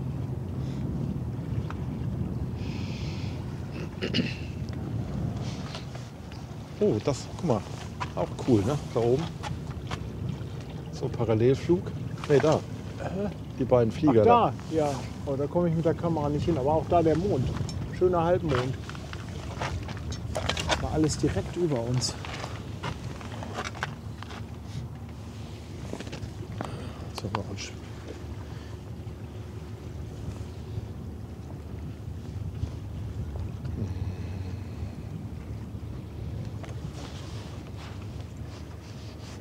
Dass ich so weit bin, ey.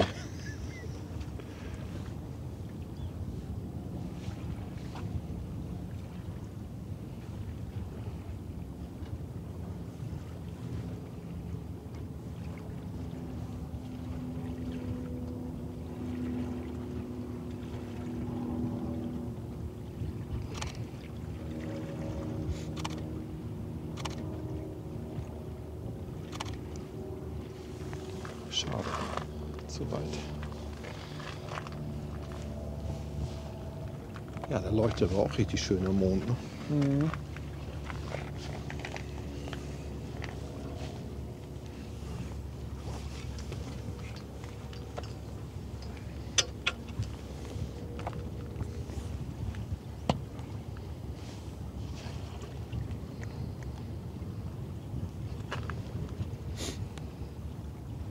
Barbara hat noch einen Bulker entdeckt, Federal New York.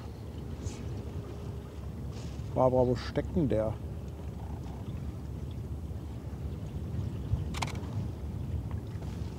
Die Zuschauer, die sagen ja auch, da kommt noch, wenn die noch nicht mal den Lotsen haben. In der deutschen Bucht. Da kommt noch gleich. Bleibt noch ein bisschen. Ist auch bei Marientreffen nur noch 2 Finger breit weg. Bleibt noch einen Moment da.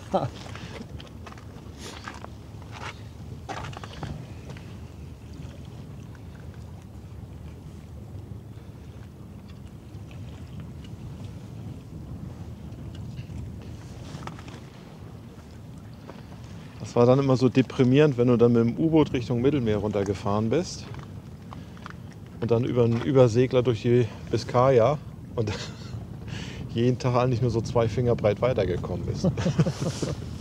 Ich glaube, ich muss das mal hier als Foto machen, kurz. Ja. Das gefällt mir nämlich.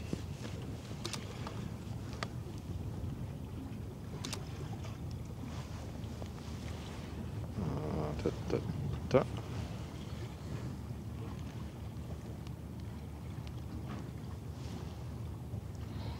Ja, der Sonnenuntergang könnte echt Sahne werden. Boah, der Tanker, der sieht echt so geil aus.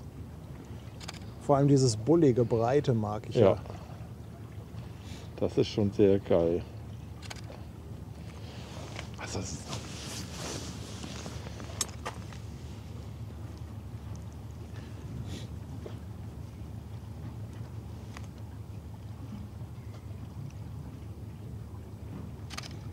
Lotse ist an Bord. Ja, ich weiß nicht, ob es Donatus ist.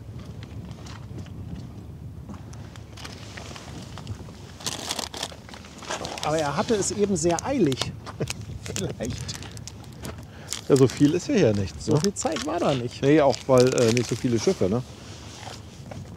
Nee, Esberger, nee, der war viel früher, glaube ich.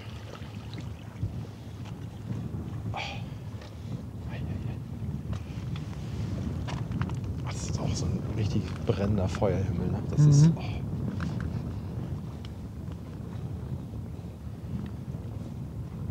Und das waren auch so die Momente, wo ich gerade im Mittelmeer unterwegs bist.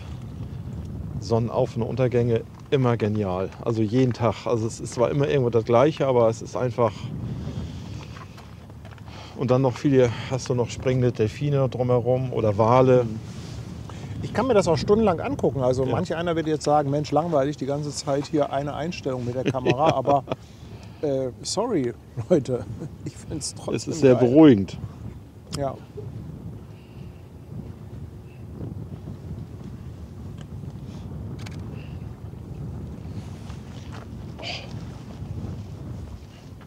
Eieiei. Jetzt wird es aber auch frisch, ne?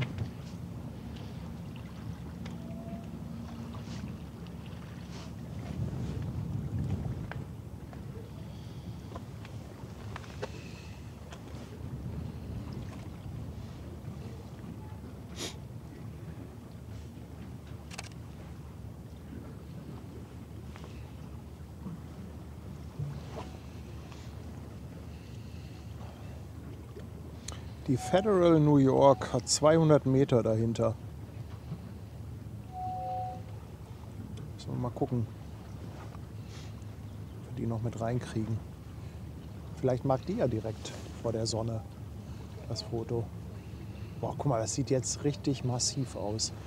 Ich glaube, ich muss mal hier eine Drohne klar machen, oder? Der ist ja jeden Moment hier, der Öckel. Also das ist ein Drohnenshot wert.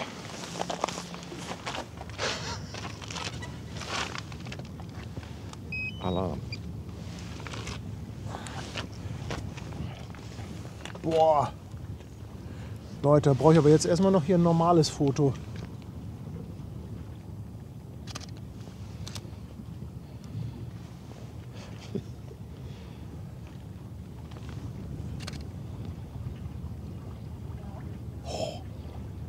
Also wenn sich das nicht gelohnt hat zu warten, weiß ich auch nicht. Huiuiuiui. Finde ich ja schon mal. Boah, ey. Ich würde mal sagen, die Waldfee.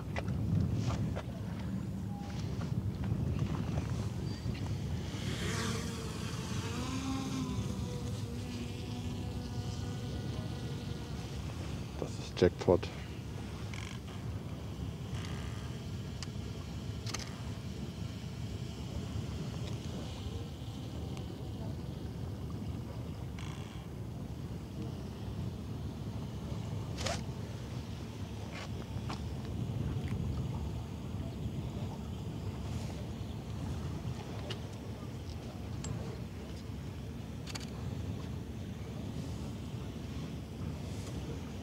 Oh nö. Oh, jetzt fährt die Fähre. Oh, guck mal hier. Guck mal, die Fähre hier vor der Sonne. Wie geil ist das denn? Hat er. Boah. Ja, ich kann jetzt keine Fotos machen, die musst du jetzt machen. Teuer verkauft. Ja, es ist schon. Boah. Also, richtig gut.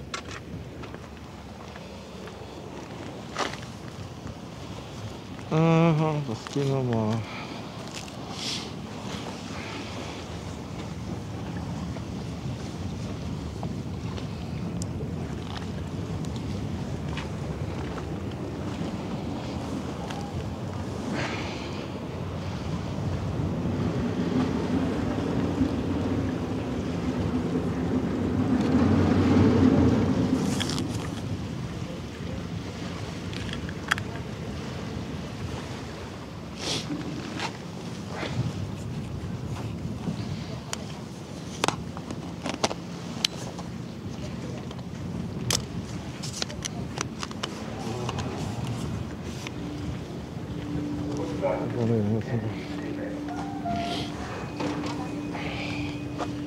Jetzt bleibt er hier auch noch stehen, ey.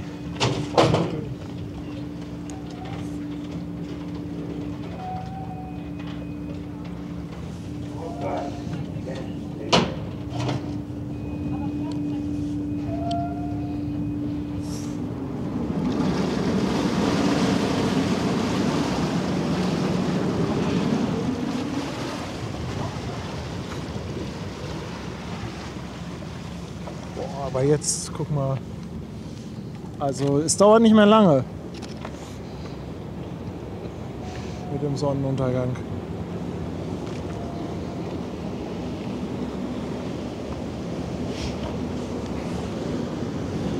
So, können wir noch drauf.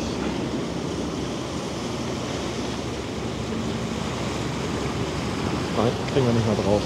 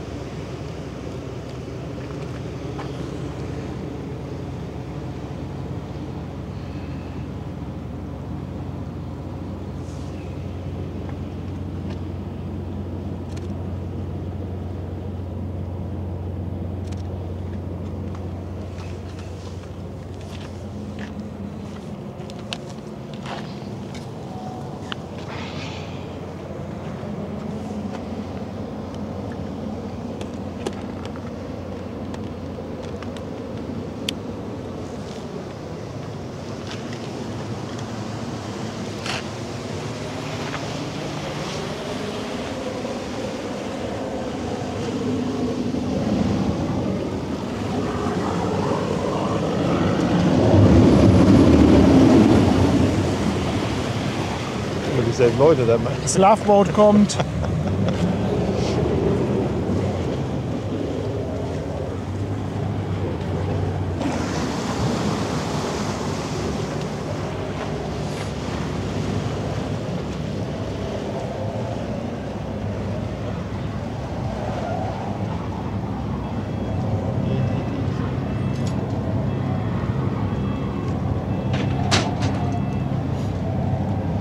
So, jetzt müsste die Fähre auch weg wegen einem Foto. Ja, also die blanke Zeit drängt. dürfte jetzt bitte einmal verschwinden. Und hoffe, dass sie nicht zuschauen, die Jungs.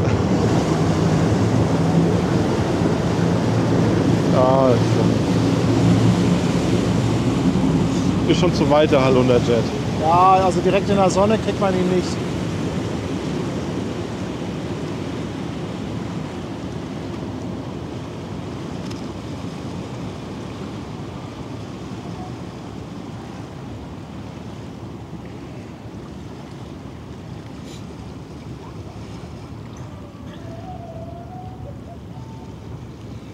Schade.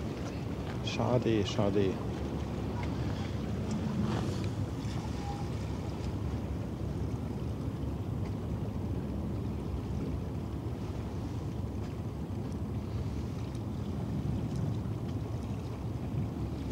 Da kommt der Halunderjet.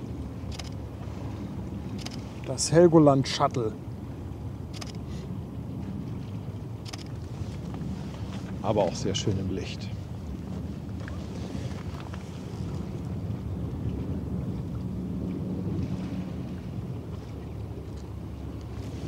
Da hinten kommt noch ein Containerschiff.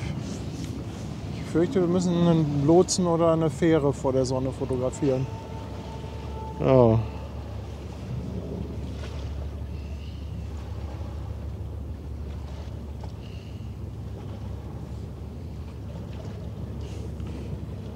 Federal New York kommt da hinten noch.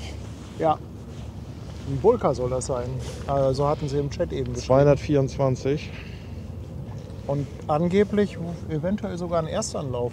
Und dahinter die was ist das? Arctic Commander.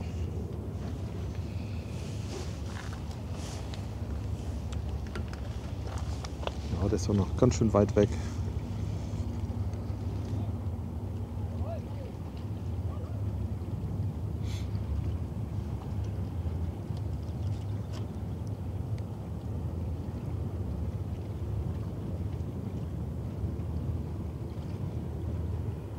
Ach nee, da ist der Bulki.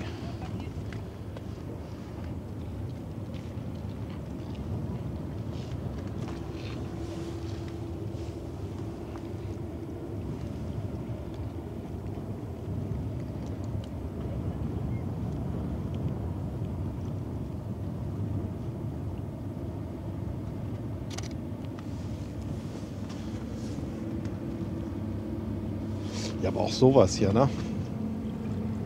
Achso, du bist am Film. Ach, das war Ja, einfach nur. ist Wahnsinn, oder? Also ich muss jetzt auch gleich auf die große Kamera umschalten, Leute. Guckt mal, was euch da erwartet. Nochmal kurz auf den Halunderjet. Und dann gehen wir da hinten zum Sonnenuntergang.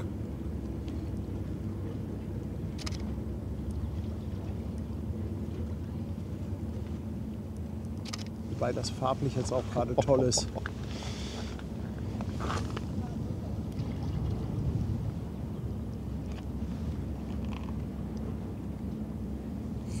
Ja. So, da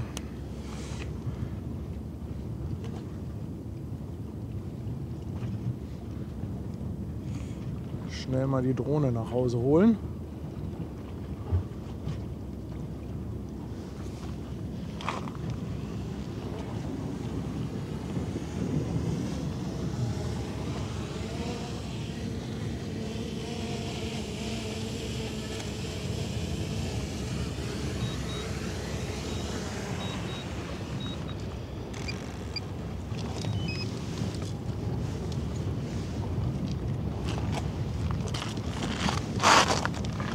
Machst du Fotos?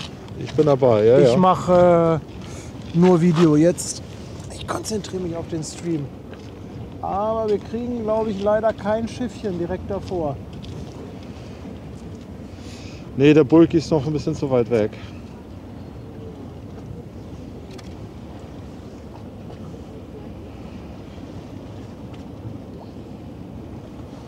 Doch die Fähre da jetzt.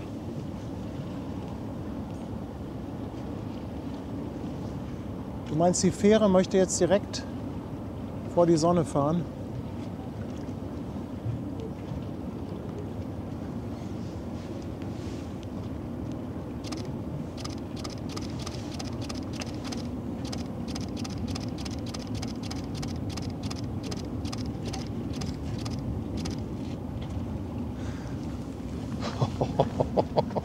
Schon ganz geil, oder?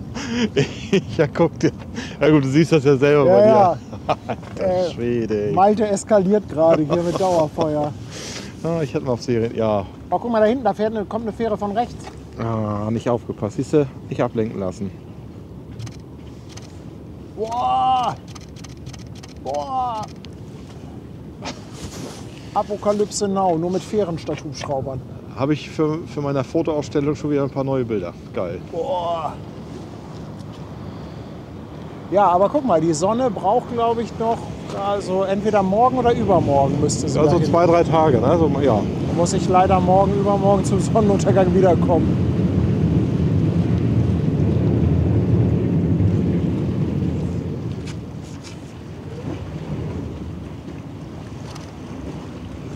Mist, jetzt habe ich die Drohne nicht mehr in der Luft, jetzt kommt die Fähre hier.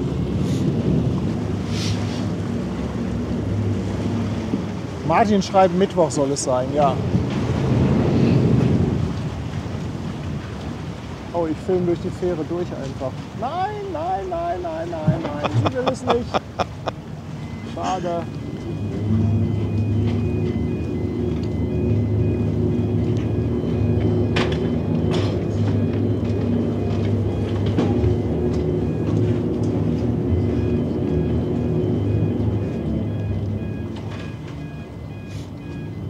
Aber ich glaube, das Wetter soll sich halten, ne? Ja. Du, und wenn ich nur für den Sonnenuntergang wiederkomme, ist mir scheißegal, ob da Schiffe kommen oder nicht.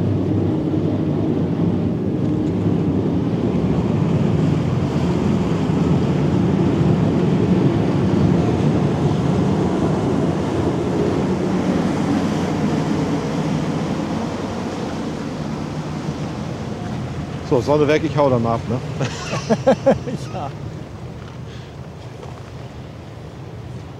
Ja, aber lieber so, als wenn wir jetzt schon zu spät wären.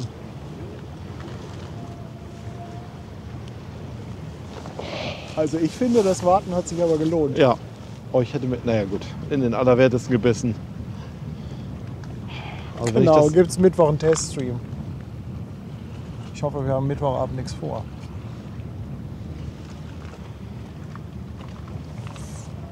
Verabreden wir uns für Mittwochabend dann hier. theoretisch ja, praktisch, nee, muss ich für Donnerstag, Freitag Unterricht vorbereiten. Ich meinte auch die Zuschauer. Ach so. Ich dachte, ach so, Entschuldigung. Aber du bist auch gerne eingeladen. Nein, ich bin Donnerstag, Freitag in Flensburg.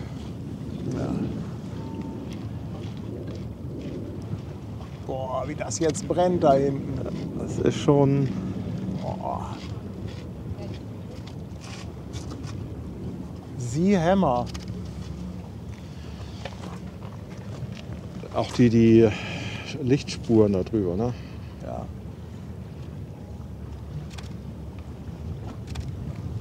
Das ist doch krass, ey.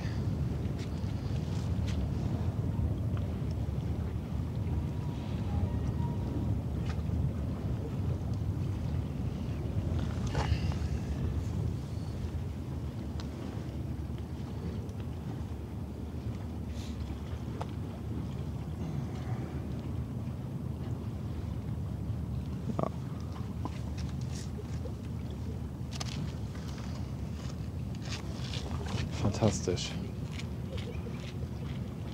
Ah, vielleicht die Fähre noch ein bisschen. Meinst du, die eine Fähre will da jetzt noch mal? Ja, wenn man die so ein bisschen an den linken Rand setzt. Ah, dreht zu früh rein. Haut ab. Hat er mitgekriegt. Aber ist schnell weg. Scheiße, Fotograf. Also was ja schon mal, also muss man ja Oh, mal Tanja schreibt, wir sind verabredet. Sie hat aber eine sensationelle Idee. Ja, wir nehmen die alle mit. Unsere Verabredung. Ja. Ja, hier so ein Tisch, ein paar Stühle hin. Oh, warte mal, da muss ich mal einmal ein leuchtendes Schiff fotografieren. Ja, ich finde, das ist ein wunderschöner Abschluss hier.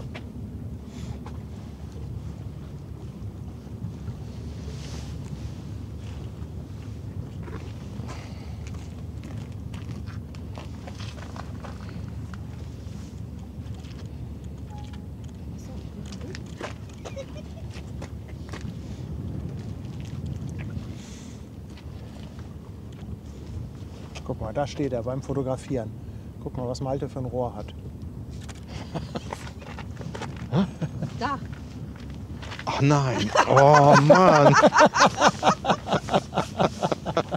Passt schon, Malte. Ja, Pfui. alles gut. Komm, ich komme mit vor die Kamera. Ich nehme meine mal ein bisschen zur Seite Ja. hier. Oh, ich muss noch mal gucken, nicht, dass wir im Chat was übersehen haben hier. Oh, da war doch noch Oh, warte. der Fähre. Schiffergucker war der letzte, glaube ich. Warte, noch einmal zurück hier. Fähre gucken. Mal schauen.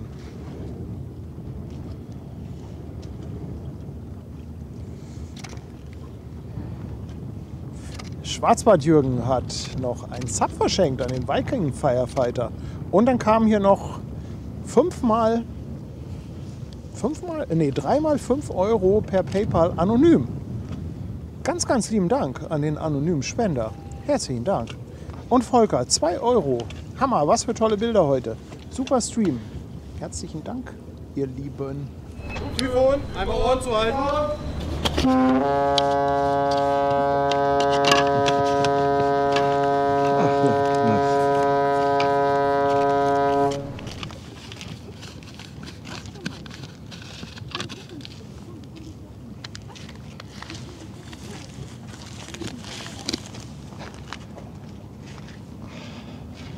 Ich freue mich gleich auf Wie diese. würde Thomas so schön sagen, als Close-Out das Loveboat. Das ist ja ein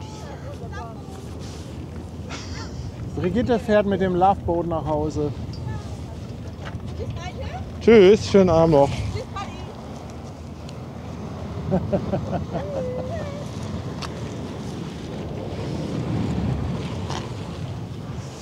Da kommt jetzt noch einmal das Loveboat.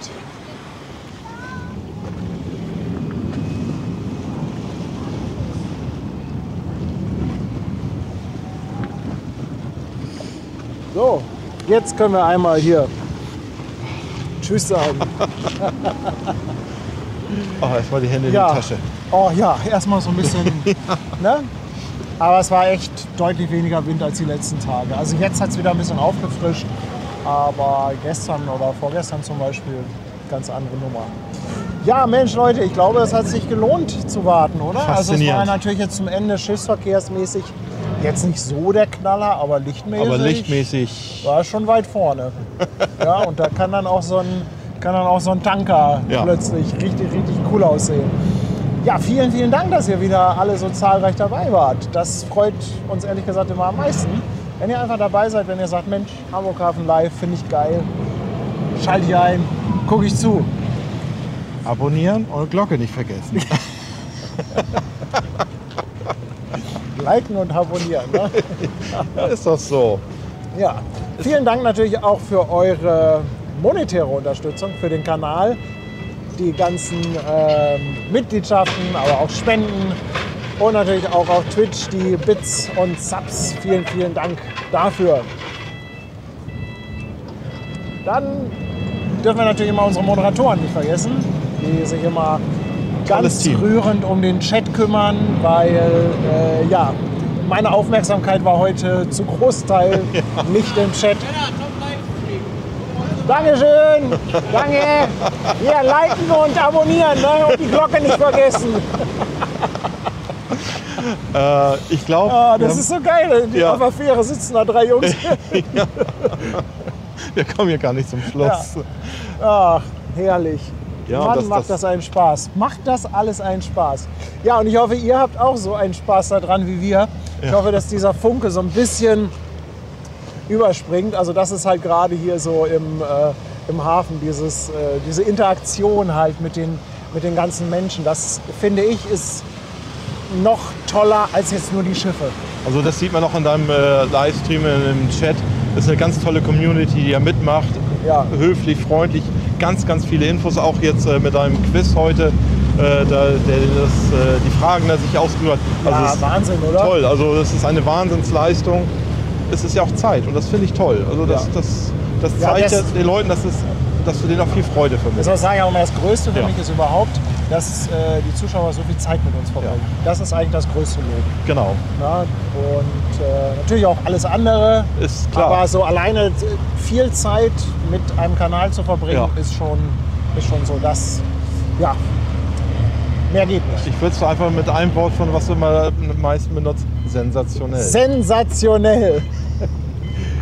Ihr Ist so. Lieben, vielen Dank für diesen gemeinsamen, wunderschönen Nachmittag und frühen Abend.